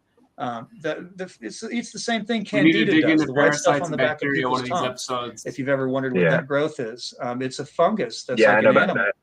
And it does lead to mind control. It can lead to syphilis. It can have bipolar issues on chicks if they don't address it and they keep eating the Cheetos. But once I started discovering that there's all these creatures that live in us that change the way we behave, and that the government's been working in that area for a couple thousand years, I finally discovered, but I thought it was only 70. They've known about the first brain and how to manipulate it for a very, very long time. And that's why I became vegan, because the naturopaths in the Boulder, Colorado area where I was living at the time were all consistent. They didn't know each other, but they all had the same training that if you get rid of all alchemical content of flesh to where you only have plant-based, what's the word for it? The opposite of acidic, alkalinity, plant-based alkalinity, nothing can grow that's bad for you. Cancers, fungus, parasites, they all just die. I agree. And so I switched. And then later I found out that this was a teaching that was 2,000 years old, and it was buried shut by the Old Testament, which taught the opposite. So that's how this whole thing started. Right, it wasn't a religious thing. wrong. It was a biological weapons thing. And then I found out it was a government thing and a church thing that's been maintained like a standing wave of deception. I agree, but I can't thousands of years. And nothing is separate. Everything is connected. So everything you can talk about physicality is also linked to spirituality, whether it's divinity or demonic. Sure. So nothing's separate. You wouldn't put shitty gas in your motorcycle, even though you don't plan on riding it for the rest of your life. Frustrating. I mean, that's my point, is that you know. But also, what about what I would say? You're not wrong. I actually know you're right. What I was talking about. But my point is, I feel you're right. Well, then why did Jesus tell us that all food was blessed? I'm an anomaly. You know what I mean? I'll put it that way. You hear what I said? I'm an anomaly. What's the word? I'm an anomaly. I'm special. Because but truly though, I don't feel special. But when I look around at other people, half of them don't even know organic food exists. But the other half that try to eat healthy, Almost like a they're fluid still always anomaly falling from they the end up sky. dividing themselves from me based on something. It's always something. I never give up. I've never quit a job. I've never given up on anybody unless they make it completely impossible for me to be at peace, or I they think get that rid you of me because I think you probably are the anomaly. I think you probably, compared to most people, I don't think this biological weapon works on everybody perfectly. But I think that people that have had a mediocre upbringing and a mediocre set of experience of opportunities laid out in front of them and had mediocre responses to it, they end up with mediocre results. And you probably aren't that type of person. And so you've pushed through. And I'm the kind of person the same way. I can actually remember certain like key phases of my evolution where I kept like core like couple of years pockets, and there would be these plateau moments where I'm like, no, I'm not gonna stop. And it wasn't some drastic thing, but I was a real strong decision. I'm like, no, I'm not gonna stop. And I just kept pushing and pushing past everybody in my family. And I was like, why don't people want to do this? Why don't people want to know more? And what really helped me, one of the biggest cores of my upbringing, I had kids at a young age, and I married into a family who had started to eat everything organic and make their own food at home with organic ingredients. So that really jump-started my gut biome. It protected me spiritually in a lot of ways, but they ended up falling off the edge of the earth and getting demonically possessed. This is what lesson I learned. You can have a really good clean diet and still get possessed by demons because of spiritual principles that you're not being honest about. So that's what I'm saying. It's like screw the diet. That's why I love Sahaja Yoga, because it doesn't start with diet. It starts with the spirit, because the spirit trumps physicality in every way. This is why you can't start at, food is like the trimmings of like the 4th, 5th, and 6th level of 10, but the first is the most important, which is the root chakra, which is being honest, being pure of heart, being innocent, which is being honest. It's being fearless. There's so many qualities to being innocent and pure. Well, yeah, there's fearlessness, honesty. Everything boils back down to fear. It's like you can't be honest about something because you're afraid of something. I can apply that to anything that somebody can't be honest to. It's because they're afraid of something. They're afraid of being wrong. They're afraid of admitting that they're wrong. They're afraid that, it's like, I don't want to talk about what we agree on. I want to talk about what we disagree on. So it's like, right. And so what's we the most disagree important thing? Whatever they put in the meat. We both agree that there's a God, because I'm the proof. I'm the proof that I can know more solutions than you do while eating meat. You see what I'm saying? I actually feel very strongly I have more answers to the problems in a deeper level than you do, and I eat meat. Where they're like, and I wish everything was organic. Like, oh, this is what do you mean you have more deeper answers to problems because you eat meat? What do you mean? I've gone philosophically and psychologically. I've had more realizations of vital truth, and I can feel it.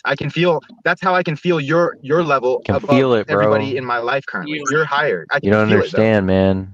This is what you said. You can begin to feel the truth. I thought you were saying that you had more. Dude, where's my car? More realizations than me is what you were saying. And so then you said that, but I'm higher, and I don't know what you mean. I'm confused. All right, I'm not trying to compare myself to you at all. No, I'm trying to. What I want is for other people. I compare myself to everybody. I compare myself to Christ. I compare you to my mother. It's not a sin to do that. It's a sin to try and bully somebody with it, but it's not a sin to feel reality.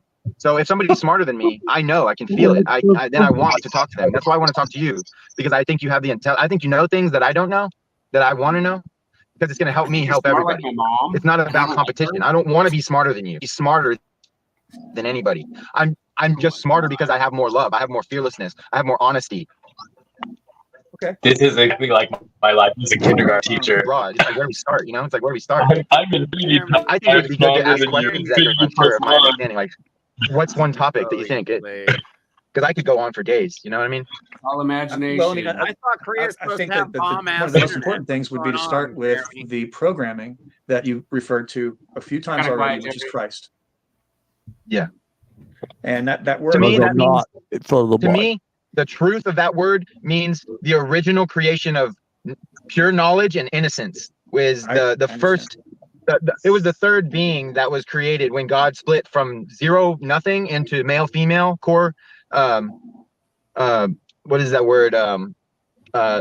Very ancient. The first the first, if there is such a place and thing. You know what I mean? It's like God is beyond time, in my opinion. So it's like there was never a beginning or an end to the creator of infinity.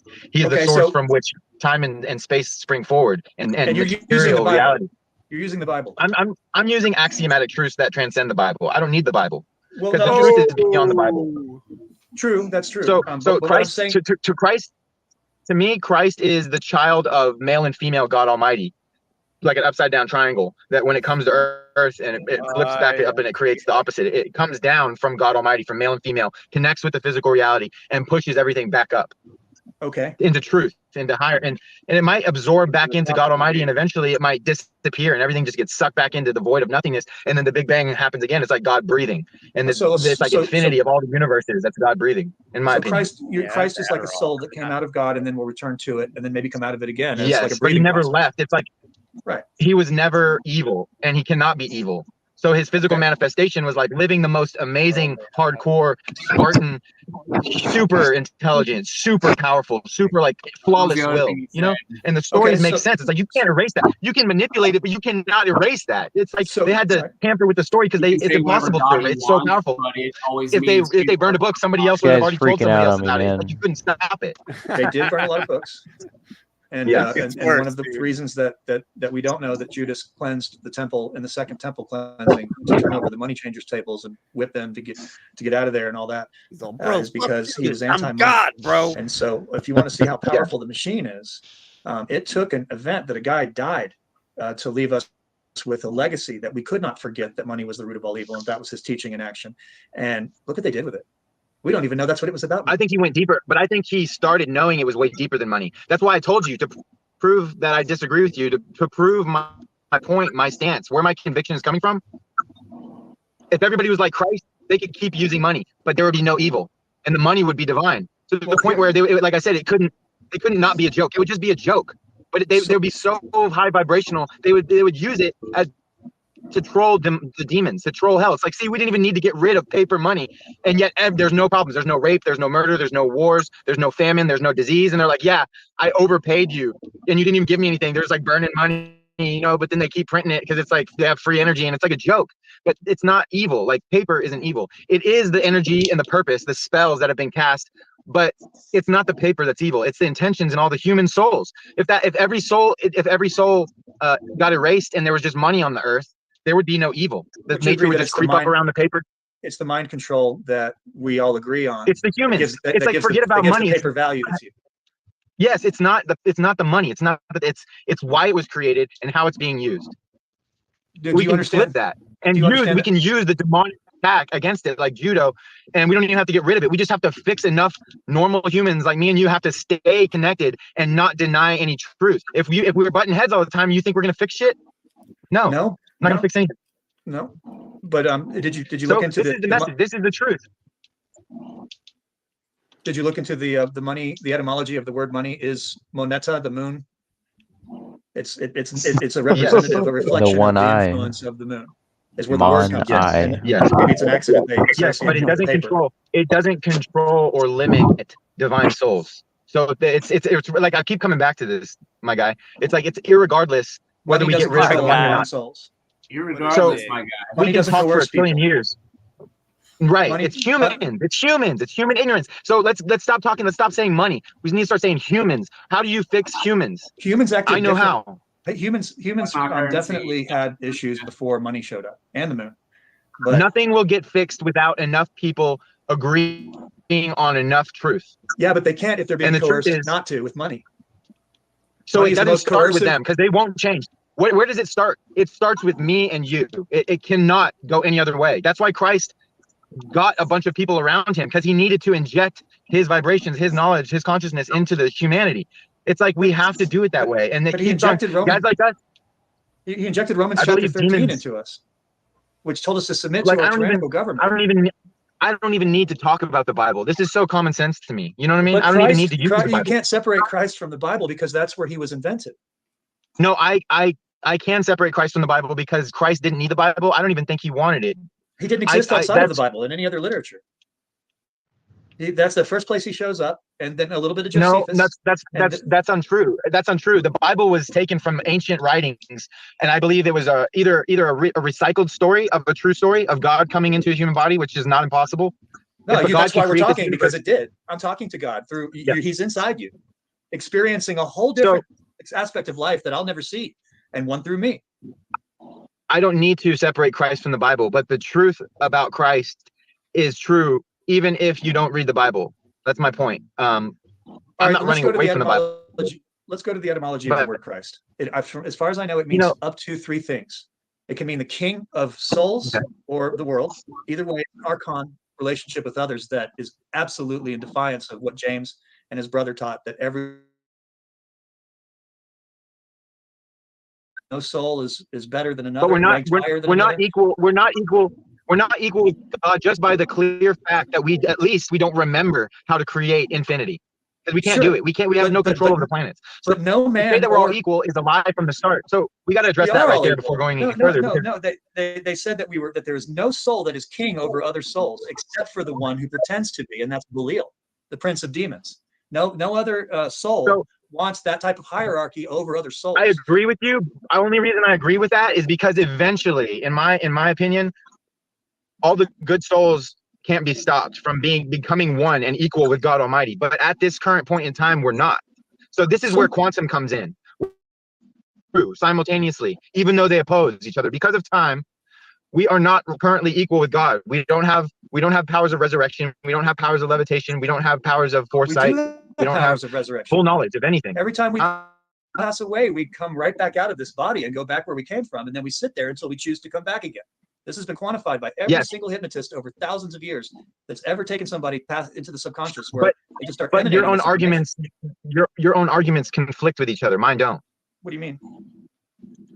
You say we're God, equal, but then you say we shouldn't eat meat, and you say God would never eat meat. He never ate meat. So that's because I'm not God. If I'm eating meat, if I'm God, I can't eat meat, and I am. So I'm not God, according to your logic. You're violating another sentient being's free will. You're creating fear, and then you're consuming it. Not to mention, you're how can I do that? How can I sin if I'm God? If God is perfect, how can I do that if I'm God? How does that not prove that I'm not God? Well, first of all, you have to understand what sin means, and I tried to tell you this earlier, and you didn't look it up first. But the original word sin, the earliest time sin is missing the mark. It means it's simple. Moon. I think you overcomplicate. It's the moon. Look it up. I'll wait. Sin is the moon. It's the oldest word for the moon. Hidden meanings, but words can have multiple meanings. This one didn't have multiple meanings. Sin was it was known as anything other than sin for like maybe a couple thousand years until it changed to Nana and some other names. I agree. Sin means the moon. Sinai, but Mount Sinai is named after it. Mount Sinai. But Moses went up on to talk to God. He was talking to the moon on Mount Sinai. Sin. Okay. So sorry. So, but when that trickles down into reality, if the moon is negative in your opinion, that means that anything done through that covenant or whatever you want to call it is wrong, right? Yes. Well, I mean, it's sin, a lower, which is so that proves my point that sin may mean the moon, but it also means doing things wrong. Yes, it's a false reflection of light. It's Lucifer, Lucy in the sky with diamonds. She's Lucy. The things around her are the diamonds. So and that was told to us in so many ways. If I'm God, understand what it means. It's a dead so do you believe I'm that's God? Reflecting the sun's light in a way that has a negative impact. Sure. On us. That's fair enough. Sure. Okay. But how do you believe me and you? Do you believe I'm God? I believe that you are equally that with me and anyone else driving around behind you, but only a few of us will wake up to that type of thing in this cycle. A lot of us are several lives behind us. So according to you, where we are. So this is where we disagree. According to you, God can sin. In my reality, I'm not God. I can reach that level, but God cannot sin. The flesh. You're bound to you're bound to a vessel that was created by the God of the Bible. He says, "I am the creator of mankind and human spirits, neither of which is souls." He never admits being the creator of souls because he didn't. He created the vessels that souls come temporarily enter into a covenant with to learn lessons. But what drags the soul into covenants of sin are the marriage that it's tied to with the lower 66.6% of the covenant, which is the mind and the body. The upper 33 is the soul. The lower 66 is the body and the mind, and they become attached to the influences of very powerful objects that are in the physical realm that work for Saturn, Satan, the demiurge, which is the emissary we know as the moon. And if you've ever watched anything But you're just about the taking Saturn moon you're just taking a really long, thorough time to explain what we already agree on. So why do that? I didn't know that you knew that the basis for sin was the moon's influence, and money was the basis for the moon's influence. The moon and money are just objects. They're not the source of evil. They lift oceans, and they lift you in a way that's negative. It's a and tool. you don't know it. It's not the source. You're talking about a tool, not the source. Money is a tool, like a lazy river is a tool, but it only drags your equity in one direction, outwardly, out of But your you pocket. said it was the root. But you keep saying it's the root of all evil, or the source. It's not. Money is the root of all evil, and it's tied to the moon and the moon's influence on the earth for a reason. Like the moon and money came way after evil manifested, millions of years after evil. True. So But it's it not hit the source. No, but it threw it a vehicle that was much more powerful in accomplishing the goal. We when don't money was disagree. introduced. But it doesn't ever. We just don't do disagree good. on any of them. If it does good, it's only to trick people into getting back in the lazy river, so their equity is sucked out of their homes and their pockets through inflationary pressures, which the government always tries to act bashful about why it happens. But it only happens in one direction, and it's always them stealing from us. And the same thing is true for taxes; they only go up, they never go down.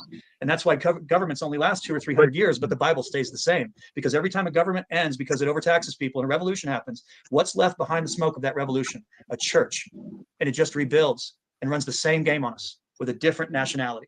But it's the same ancient terrorist organization using the same monetary tool of manipulation with meat as another additive for a chemical weapon for political control that makes us not want to know more and treat each other badly. But I know how to fix it, and you don't. Well, I do. I'm telling you, we have to stop exchanging our real value for Disney bucks at the door of this amusement park that they tricked us into camping out at. But we need to remove ourselves from it. But the only way, because we agree.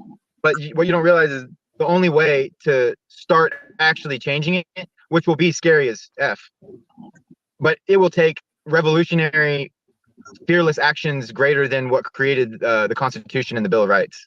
I agree. mean, we but have I that think potential. It can be done with. I think it can be done without bloodshed, and I think Yes. that would have been a lot The way- harder to explain to me when I was a meat eater than it is now.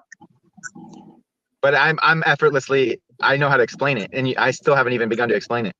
I believe you. I think you're an anomaly, but most people out there don't know why they have this penchant for wanting to see war, and it's because of But what they're not going to change.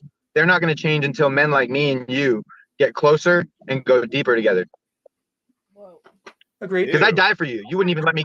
I would die for you. You wouldn't even let me come cook you dinner. That's not true. I wouldn't let you come cook me dinner because for the same reason that I don't eat dick. Because I eat meat. I'm totally turned off by meat. I'm being extreme. But if you wanted to come cook me vegan food, But this is what it is. This is what it is. This is what it really is. Men like Gandhi were on a level higher than either of us are actually manifesting. You know, he's like me. I'm like Gandhi in that I could build a house by hand, and I want to, and I could live in it with people and get married and have healthy marriages and expand the house and land and everything. That's what you're talking about. That's actually what I want to do. But I haven't found a single human being able to sustain the relationship necessary to manifest it, because it's not about money. It's about disagreeing in some way, and people cut each other off. The demons are laughing at all of us. They're laughing at us. They're laughing at us because they're like, this guy won't save the world because this dude eats meat. They're like, he's playing right into our freaking hand. This is so, they love it. They love it. You know what I mean? And I'm just like looking back at the demons and humans and just shaking my head. I'm like, yeah, man, if everybody was like me, this shit would have been fixed yesterday. It wouldn't have even happened. Because I'm willing to die. But a couple of people might die, but if everybody is willing to die, if everybody is willing to die, if everybody's at that level that I am at every single day, I'm at that level. At the drop of a hat, I've died trying to be friends with strangers. I've been jumped for speaking the truth and almost beaten to death. I believe I am actually. I've done it. I'm practicing what I preach, and I'm not angry at you. I'm angry at society. I'm angry at everybody because it's so easy to do. It's so easy to fix everything because it's like you're either gonna stay in this shit box or we're gonna break free and some revolutionary shit's gonna happen. And yeah, some people might die, and I might die. You might die. You might have to watch your church. But that's what level. That's the level that everybody is gonna have to be on, and it has to start with 2 people, and then 3, and then 4 people, and then 10 people, and then 1,000 people, and 1,000,000 people. Everybody willing to die because they all know reincarnation is real. That God of the universe is going to protect. You're not really going to die, so you're not really throwing yourself in harm's way. You don't think like that anymore. Exactly. But where does the suffering come from? It comes from misunderstanding reality, and I think that's why they took reincarnation out of the Bible, and I think that's why nothing changes, even though all these people have all these spiritual channels and everybody's talking and podcasts. We're just like, we're on their ass. We know about how many times Joe Biden has sniffed a little girl this week, but we can't change it. We just can't seem to figure out how to fix it. It's Sahaja Yoga. Inside of Sahaja Yoga, over and over and over, Sri Mataji says, collectivity, collectivity, collectivity. But what do I see happen on a daily basis? Everybody I meet, every single person makes up an excuse, gets lazy, starts arguing, acts like they don't disagree, but they won't talk. I'm willing to walk to Alaska, and motherfuckers can't even answer my phone call. You see what I'm saying? That's the level we have to be at. It's not going to be that hard if everybody starts doing it. But where does it start? It starts with you and me. Right now, we might be the most mental health. We might be the two most advanced souls in the United States. That could be possible. So it's up to us, really. And you have to be comfortable and look into my eyes like a brother with love and watch me eat a steak while you're eating some green beans and know that I am a great soul and you're willing to die for me. That's what it takes. Hang on, you got to let me talk. I'm serious. I do know I'm that that's dead what serious. it takes. And I'm I'm dead dead serious. in the eye while you're eating a steak. But Die. I don't want you. And give me your pillow. I don't want you to. It's I like don't want you to. I don't I want would you to go participate. naked for you. You could kill my children in front of me, and I would give you my jacket and say, "Better Wait a luck minute, next man. time." See, now You know what I'm that's something saying? else I wanted You have to to be willing to forgive anything. You're demonstrating the results of a sacrificial indoctrination program. You're willing to throw yourself. No, I'm not. At this for No, strangers. I'm not, because I haven't died.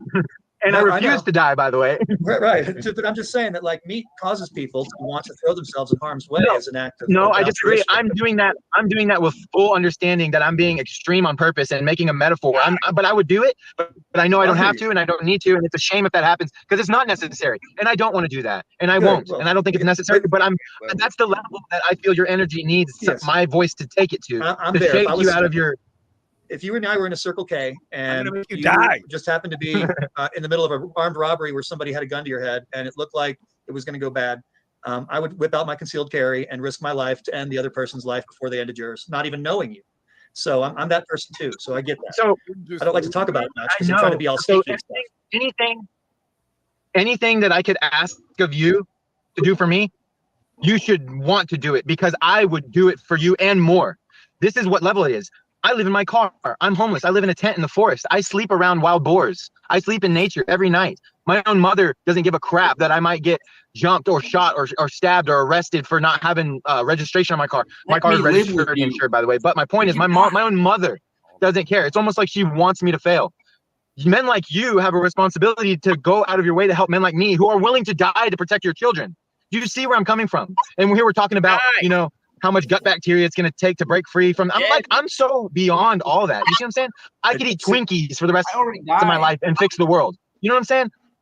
And manifest a world where everything is organic. Like I'm going to manifest a world that's free of meat and perfectly natural and organic for everybody else. But I'm going to eat the shitty food while I race around. You see what I'm saying? I think you're going to have a really hard time eating in a way that you want to eat in the situation that you're in, no matter what. My point is I'm willing to do whatever it takes. I'm willing to do whatever it takes. And if everybody was at that level, shit wouldn't have even gotten this bad in the first place. True. But, the people say that the greatest generation was the World War II generation. And a lot of people don't know that they lost that war to the Nazis. It is sad. They didn't even know they lost. Me and you could fix the whole world without ever uploading another podcast. You see what I'm saying? It's like it doesn't even need technology if we just care about each other enough. And I care so much that I freak people out. You know what I'm saying? And they kick me out of their house because I make them feel bad for not caring. Like literally. I absolutely know exactly what you're saying. And I was in the same position after my second time going to prison for growing. You guys remember the Jack Harlow guy from the other show? Oh yeah. Totally. What happened with him? Just like manic fucking mental health case. Yeah. Delusions of grandeur. Or just the sound of his voice. And just like how, his like. Wasn't he like in the military or something? And I got out. Yeah, he's in the Navy. Yeah. And he got like usually if you join a cult, it fucks you up. Yeah. And nobody cared because they thought I learned my lesson the first time with the feds, but I didn't. So now I had a state charge and it was sticking. And I was in a work release program for a year, and I just needed somebody to give me a place to stay so I could get out. Right. And nobody wanted to give me a place to stay. They thought that, that I was a so I made my own place. Jail and stuff. So I took what I deserved, and I didn't ask anybody permission. I didn't seek it desperately. I was sleeping in my car for months and months. And I helped my mom move down here after my stepfather abandoned her and my younger brother, 25 years married. He's in the military. she's so aggressive, passive aggressive, neurotic, and all these things. She can't be honest in a conversation, so she'll just say things to hurt his feelings. And he's aggressive and harsh and coarse. So they're like, it's not going to work. He abandoned him, and I helped my mom move from El Paso to Houston. Packed everything, all their possessions. I moved their entire life's possessions with me and my younger brother, and she came down here and got a job. And then I come down here and ask her to go to the dentist with her, and she freaks out about money and starts bullying me because I just got here and I don't have a job. And I got in my mom's face, and she started punching me and assaulting me when I wasn't physically threatening her at all. I was just in her face. I'm like, I'm speaking the truth. You're lying. I'm not going to get out of your face. If you don't like it, stop lying. And she couldn't take it. And she lost her control of herself. And I stopped her. I slapped her off of me, and she called the cops on me, and I ended up in jail. So who's looking out for me? You'll never believe this, but I'm going to tell you right now that was biological weapons. I know it was, but it was also spiritual. We're all dealing with it. It was more than that. It was more than that. It was her gut bacteria and the 5G on the smart meters on the house and all the programming her whole life. It was a three-prong attack from multiple angles, and she has no honesty and no frame of reference. She hasn't gone as deep as me. I'm at least willing to understand that there might be actually non-physical, invisible entities that can inflame your natural feelings further than you normally would. Plus, it's coming from inside out and from outside in, and they're beaming in thought waves into your heart. Especially if you ritualistically ask them into your heart. This has been proven. The rotting corpse in his stomach. And the electromagnetic brainwave higher vibration. It frequencies that can be pumped out through your cell phone and through the smart meters. It's like they have a She's perfect got demons in her pants. system. But I'm an anomaly, and I'm proof that it doesn't matter what you've been through. It doesn't matter. And I've gone deeper than freaking Tony Robbins. I've gone deeper than Joe Rogan. I feel like I'm deeper than Alex Jones. I feel like I'm smarter than Elon Musk. And I'm not lying to myself. I'm not doing it for money or fame or attention or popularity. I'm the most unpopular person I know of. I have no friends. People don't even want to talk to me because my vibration is so high. And yet I can work a normal job and use money. And yet I know what the truth is. I know things aren't supposed to be this way. And I even have a better understanding of how to fix it than you do, and I eat meat. How do you see what I'm saying? So like, get on my level. That's my point. Is get on my level. What do you mean you have a better way to fix it than mine? Get on my level, bro.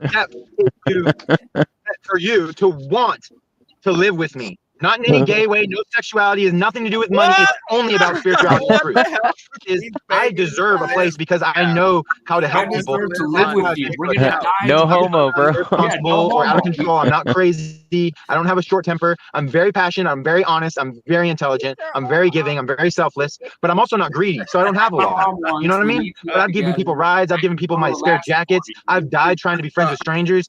And they feed me poison and I overdose on some shit. I've been jumped. It's like anything you want to talk about.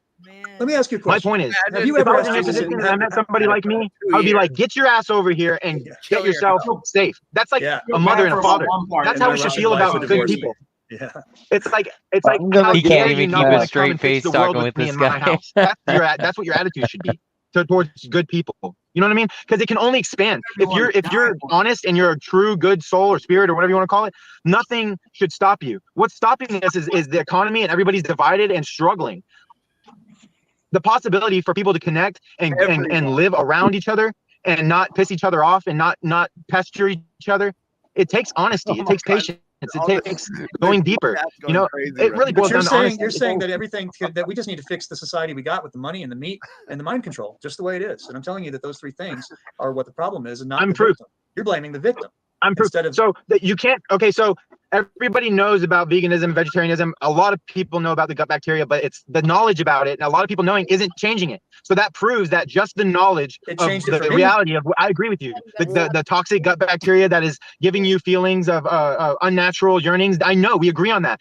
The knowledge isn't fixing it. It's what we need to do and how we need to navigate. And what more knowledge are you lacking about Sahaja Yoga? The collectivity is more important than the knowledge.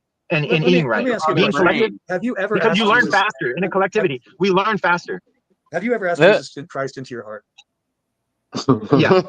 You did the ritual. Yeah. You asked him from outside inside. Yeah, I've done it multiple times, and I didn't. I felt like there was something off with it. So. Did you ever ask him? So yeah, I didn't focus on it.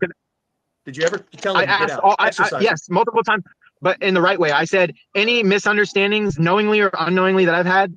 I command all falsehood and misunderstandings and manipulation that's been foisted upon my spirit, my entity, my body, to leave, you have no dominion over me. And I've done that a couple of times, and I think that's a part of why I've broken into higher levels. It's because I use They my didn't voice count with 'cause I have the intention, invincibility with spell. genuine 100% sincerity. And that's an opposite ritual, and it canceled it out. That's how I discovered Sahaja Yoga, I believe, because I broke free from the Christianity matrix of limiting. It's limiting consciousness to a worship It state. does. No, It does. you can never be at But you're the. I still agree. You can, referencing Christ. And so it's still there. It's still well, inside you. because I can It's use the kingship word, over but I know others. what it means. It's a I know what it kingship means. I'm over ultimately others. saying the It creates an anomaly because that we're not on only his other level yet. people can. Did you know that? Did you know that worshiping? Did you know that worshiping God Almighty helps you get to higher levels, to where you don't have to worship anymore? I haven't heard it that way, but what I did hear is that the God that created souls does not require or want worship. So that the whole thing people do in front of their dead carcasses at the dinner table, where they hold their hands up and put their head down, that's demiurge worship. That's nothing that the creator of souls or love and free will has any interest in. So is the creator of souls, God Almighty to you? God Almighty is a derogatory term as far as I'm concerned regarding the creator of souls. God refers to Godriel, and it was nefariously married to our intellect hundreds of years ago. But you're basing, okay, so this is I just felt your problem. You're basing your whole shtick, your core, the foundation of your knowledge is based on the lies and exposing the lies. But I'm saying my foundation is on what's behind all the lies. I can use the word God Almighty, and I know it means the benevolent creator of reality. Well, when I was your age, I thought the same thing, and I don't know if you've seen any of my videos where I try to explain to Christians that I'm not an atheist. I never stopped praying to the same God. I just didn't know that my prayer was being misdirected by a black magic group of people that had written some false stuff that I was accidentally following, and I was directing it to the wrong dude. So you can, so I can pray to Belial, but I'm actually praying to God Almighty. It's what I know. I don't think I so. can use a word. I think if you No, I can use a word. I can use any word and mean inside my heart. I mean God, and God knows and accepts the prayer. Okay. And answers it. Yes, and he And did work you through can my use heart the word in prison. God, because you can. Alternatively, you can be using the word God and not knowing you're praying to extraterrestrials. You know. Sure. It's all about knowledge and intention. Right, but the more knowledge you know, and the more intention responsible you. trump words. And when I was your age, it wouldn't have. I would have made the same argument, not knowing any different, and it wouldn't have mattered, right? But as you get more knowledge, your intention also has to change with the gathering of wisdom.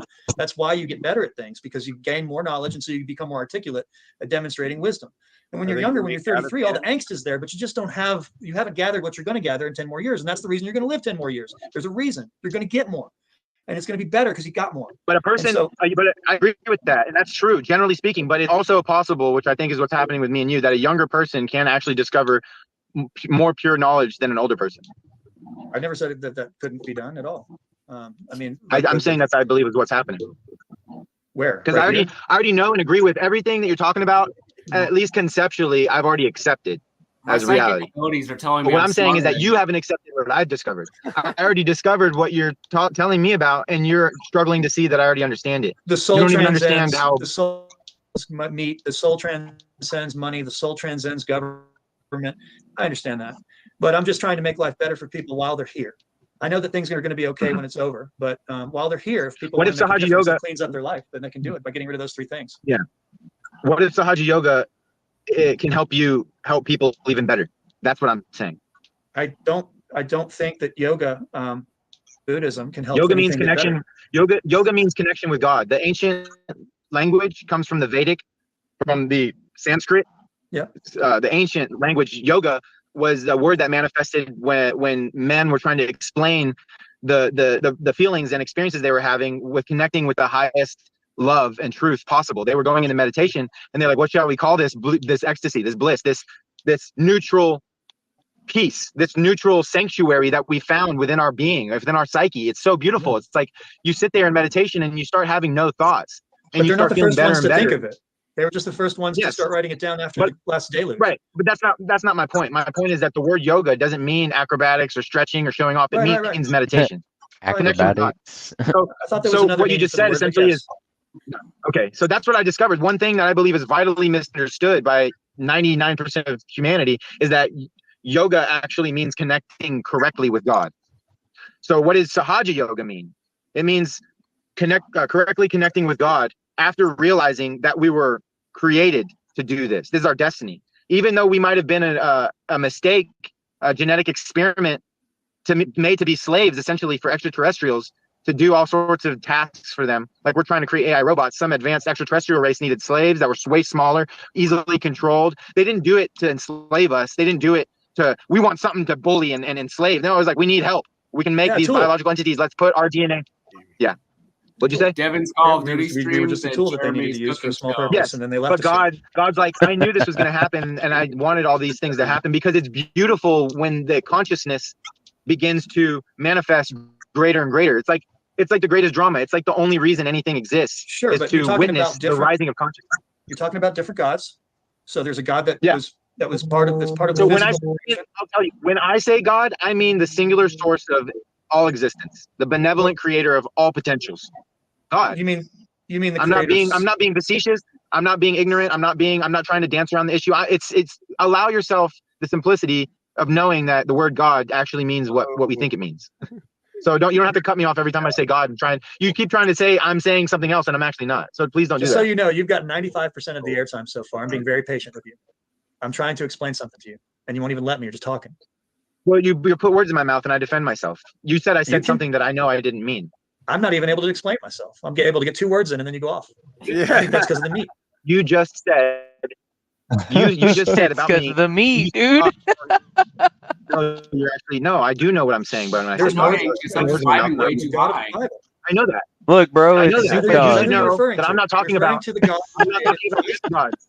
No, I'm not. I'm talking about the one true God. I'm not talking about demigods. I'm not talking about extraterrestrials that call themselves gods or got people to worship them. I'm talking about the singular source of all infinity, God. On the other side. On the other side. Don't Not the one in this realm. The one that created our souls. The ones that created the one He's that created everywhere. our souls. It's not a he. He's the one that at least allowed everything to happen. God. It's a he and a she. Sure. It's where he and she came from, male and female energy. It's so different than the God from the Bible. It could only be known as love, because there's no such thing as evil, fear, revenge, or genocide involved in its consciousness. So it's that far removed from that lower demiurge. So that's what I mean. Christ in the Bible. That what you just said, that's what I mean. When I say God, you just explain what I'm trying to tell you I'm saying when I say God. Well, let's stop wasting time and understand. Well, we're not, because a lot of people think you're talking about the Bible when you use Christ and God, and you keep using them interchangeably. And you're talking about a nefarious invention by a lower demiurge, and then you're tying it to the creator of souls interchangeably, willy-nilly. And it's like, but I'm doing it consciously, but I'm doing it consciously because I understand the truth of what happened. I know that the entity that was named as Christ means it has multiple names. He has multiple names. The character of Jesus Christ, whatever name it was, whatever lies have been told about him, I know for a fact he was benevolent. He was very powerful, very knowledgeable spiritually. He wanted freedom and spontaneity and love and everybody to care about each other. I believe he was a real flesh and blood being that existed, walked this earth around 2,000 years ago. And they might have actually, I think you're right, that his name might have been different. They might have swapped some people, but I still know that the entity of Christ his name was is not Judas. evil. That's pretty significant if his name was Judas. That's a huge The information and the mission, the information and the mission is more important than whatever they switched his name with. Because every name is beautiful in God's kingdom.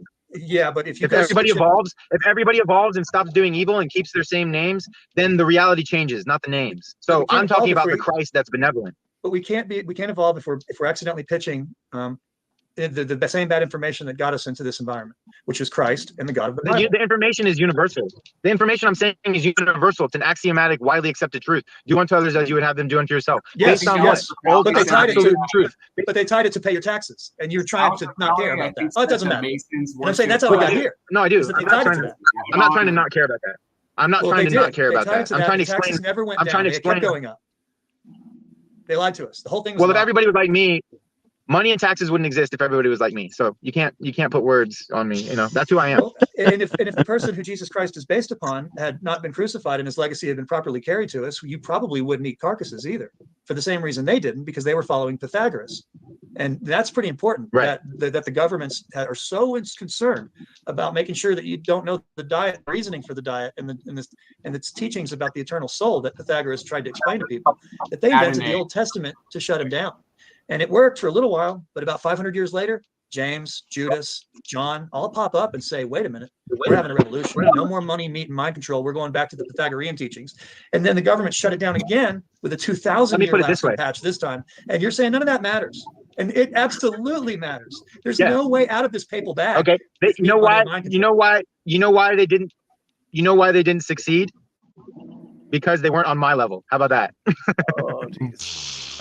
I mean, one man can't do it alone. We need to all wake up simultaneously. And even if there was Well, one guy that was really good, he wouldn't be able to do it alone. I'm not stopping anybody. I'm not the one standing in anybody's way. I'm not stopping anybody. People are stopping themselves from hearing the knowledge that I believe is vital, that I understand. I've realized things. I wasn't like, how can I fool myself into this random new religion I discovered? I was praying to God for years. I want the truth. I know I want the truth. You could torture me and make me say I don't want the truth, but I know I still want the truth. You see what I'm saying? There's nothing anybody can tell me to convince me that what I know for a fact 100%, I only want the truth. What does that mean then? It means that people are either on my level or they're not. They either want the truth or they don't. Well, I wouldn't be very proud if I said that to you. I think you would imagine. You probably wouldn't even be talking to me right now if I talked like that. If I said that nobody's on my level, nobody would listen to me. None of my videos would be successful at all. I think there's turn them off. I think there's people that are on. I'm not sure because I'm willing to do anything. If there's people above my level which there might. What if every single person is no better, no worse than the person that Jesus was based upon that tried to turn over the money changers? In potential we are, but not in action. Well, we all have different levels the same potential. We all have different levels of experience. Some of us have spent more time on the bench press than others. So yes, we're not all the same, but that doesn't mean that somebody couldn't learn tomorrow what is necessary to be the person that they wanted to be a year from now. And so like everything you've said, generally speaking, I greatly agree with everything you said. There's nothing that you've said that I haven't already accepted as being largely true, mostly in most of the part. I just have some added things that I've added to what you're saying. When different I talk to aspects my mother, of looking at it. I know my mother's never going to listen to this video as long as we've been talking. So I feel like I can safely say this. I've had similar experiences with my mom. When I basically ran away from the East Coast to come out to Colorado, I was trying to look for some type of connection in her that where we were on the same page about 9/11, about what was going on with the church and the bank and the government. That's what's going to fix the world. She was like, her responses were manufactured. They were manufactured. She would have attacked me if I kept going, and I wanted to keep going just like you did. And I was pushing her in exactly the same way, and that's happened since then. And the last time that I pushed her to try to get this information inside Devin, of is her that still you and playing? try to extract the demon, boy, that thing came out. It came out, and it wasn't even the same person. I feel like she could have grabbed a pencil and hurt me with it, not even knowing what she was doing because she was possessed at that moment. And so to try and explain to people the level of the depth of indoctrination that would make somebody go and kill for their government, an innocent person, is the same thing that makes a mother not want to see her son anymore because his reality isn't fitting with her indoctrination or what she knows about television or what her and her sewing circle talk about every single day. And God forbid she starts bringing this up with them or she wouldn't have any friends. The only way, what I discovered from my own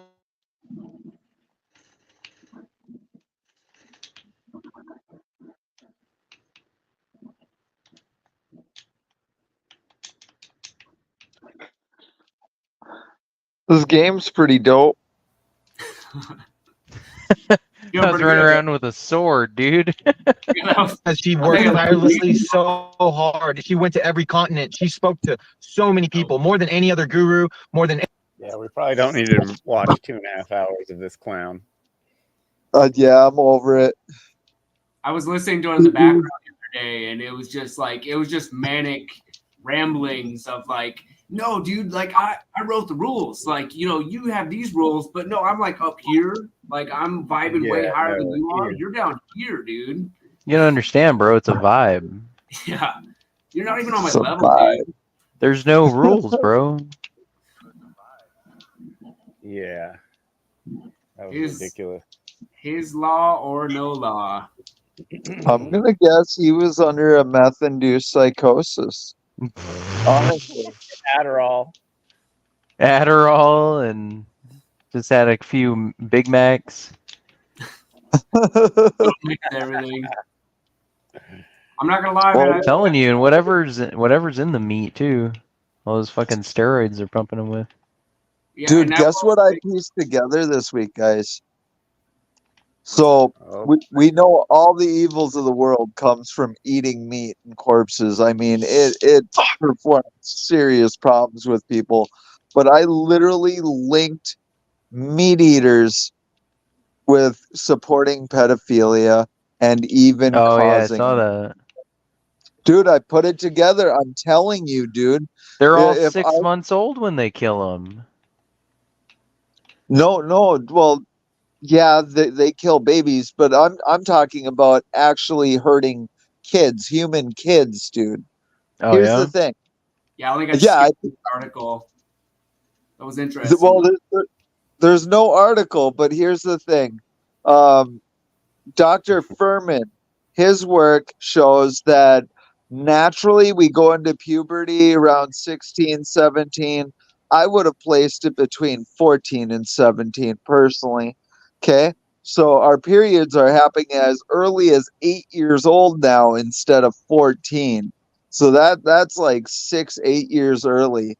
You know, that's a big deal when you're discussing kids. You know what I mean? Yeah. Okay. So these hormones are causing children to, let's face it, puberty's adulthood in every single animal except for humans. And we're saying brain development, which the brain isn't as developed because children are becoming adults early thanks to hormones. Well, what happens when these children become adults? They're causing hundreds of millions of female children to give off pheromones early. And they're around hundreds of millions of other Homo sapiens that, what could go wrong? Tell me I'm not right. Tell me I didn't piece that together. Very deep. Is it deep or is it just common sense? Yeah. I mean, what happens? I mean, we're designed to be around these pheromones. We're designed to be attracted to and I'm not saying it's right, but what could go wrong? Well, yeah, well, with the degeneration of culture too, like that doesn't help with people like getting so pulled into like tech and all these different things, and like getting so distracted from like old world values of like you don't cross certain lines, and then you have this like genetic factor going on where it's like kids are being pushed into puberty earlier than they should be. It's like creating a really bad, just deadly combination. I don't know. Yeah. It's creating all the problems. Yeah. It's messed up. Spiritual Awakening Radio, stay tuned for more after these messages.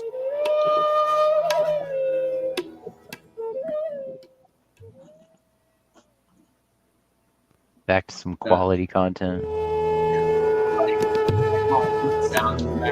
Evidence for a vegetarian Jesus at the beginning of Christianity. Today on Spiritual Awakening Radio. An exploration of some amazing vegetarian references in early Christianity. According to the Hebrew Ebionite Gospels, John the Baptist really ate locust or carob beans and carob bean flour. This is from the scholar Bart Ehrman weighing in on this question. Quote, probably the most interesting of the changes from the familiar New Testament accounts of Jesus comes in the Gospel of the Ebionites, description of John the Baptist, who evidently, like his successor Jesus, maintained a strictly vegetarian cuisine, unquote. That's a fascinating quote. John the Baptist was vegetarian like Jesus. Bart Ehrman, page 102 of his book Lost Christianities, The Battle for Scripture and the Faiths We Never Knew. The scholar Robert Eisenman weighs in on this question of vegetarianism as well. Do you want me to do that screen share thing? I just caught it. James the Just, a book called James, the Brother of Jesus. I don't know if we can both do it at the same John was both a Rechabite or a Nazarite and vegetarian. One Because he's suggestion just is doing that the John audio ate right carobs. now on the video. And then he goes on to describe one early church father railing against the Ebionite gospel, saying that in it is a passage claiming that John ate wild honey and manna-like vegetarian cakes dipped in oil, and how terrible it was that it had a different account in the gospel.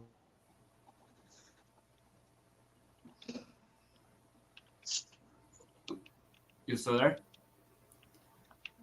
Yeah, I'm here. Me or who? I think Jeffrey froze, I think. Is he sleeping? No, I think the video and him paused at the same time. I think he's sleeping, brother. Well, if he's going to sleep, I'm going to food, sleep. unquote. Page All right. 403. I'm out of here, bud. All right, And man. also Well, you have a good described night. John Bob. his or John's Good diet night, was stems, everybody. roots, Later. and fruits. Like James and other Nazarites or Rechabites, he is presented as a vegetarian, unquote. Robert Eisenman in his 1,000-page book, James, the Brother of Jesus. Christianity before Paul, the original Hebrew Christians or Ebionites, and the Essene connection. The editing out of vegetarian sayings, we'll get to that in a bit, about the Aramaic New Testament versus the Greek. The adding of fish to the feeding of the 5,000 in 2nd century Greek manuscripts. I got a dip too. And translators choosing the word locust instead of locust bean or carob, making John the Baptist Later, into dude. someone who ate Later. bugs, are all troubling examples of slanting the tradition and even the translations, Let this adding fucking meat to the play. menu. We know that Roman culture and later European church traditions were okay with eating meat, but what interests me, however, is the diet of Jesus and the first Christians, not the dietary preference. We're probably gonna dip too. Okay, But yeah, I'm gonna let this play out because this is pretty good. Okay, yeah, it's very much worth watching in its full like entirety, or even like reading the article, like just kind of watching them side by side, or like keeping up through the Yeah. text. It's pretty It's cool on stuff. the website, the article. Yeah, that Medium article that I if people follow along with that, like all that stuff adds up. There's more context kind of added in, so you can kind of pause and check out like the deeper details of it. Yeah. Interesting. Yeah, it's pretty legit. All right, dude. Well, we'll catch you later. All right, man. We have a good night.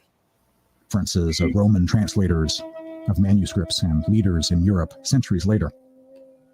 It needs to be said that the familiar Western or European canon of Scripture, seemingly allied with St. Paul, does not even claim to be representing the teachings of the apostles, the original inner circle of disciples of Jesus, the first Christians, what I call Christianity before Paul. Paul, as we know, did advocate that it was okay for new converts to eat meat, but he himself supplies us with evidence in his own letters or epistles dating back to the early decades of the 1st century, around 50 AD, that others in early Christianity disagreed with him about diet and many other issues. Paul dropped the vegetarian requirement for his new Gentile converts.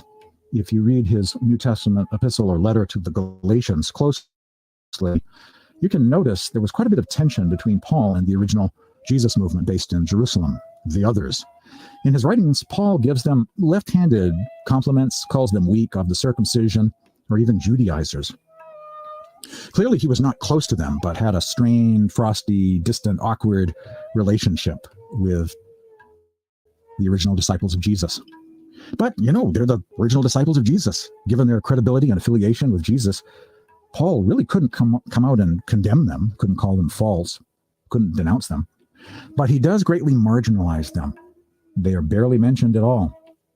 There's a few short writings not authored by Paul near the end at the back of the book, at the back of the New Testament. Not many of their scriptures got included in the New Testament.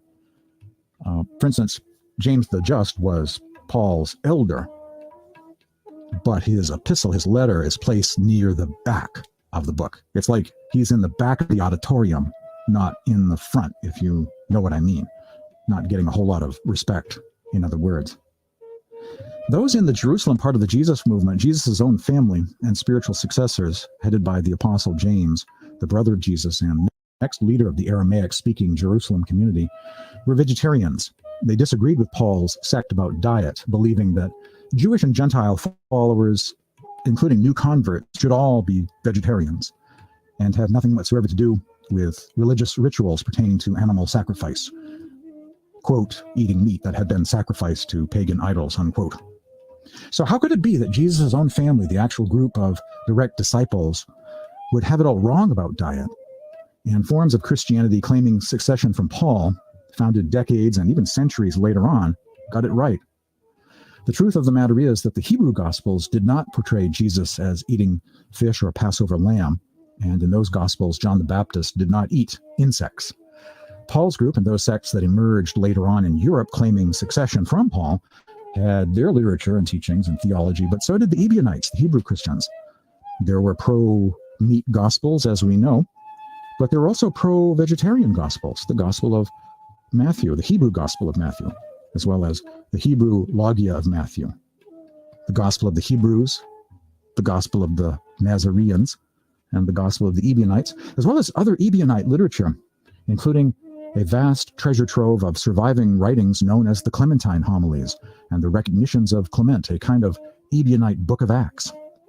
After the break, I want to describe the Clementine literature and delve into the biblical basis of vegetarianism. There have been vegetarian Christian religious movements around for a long, long time without any knowledge of the Clementine homilies or Gospel of the Ebionites.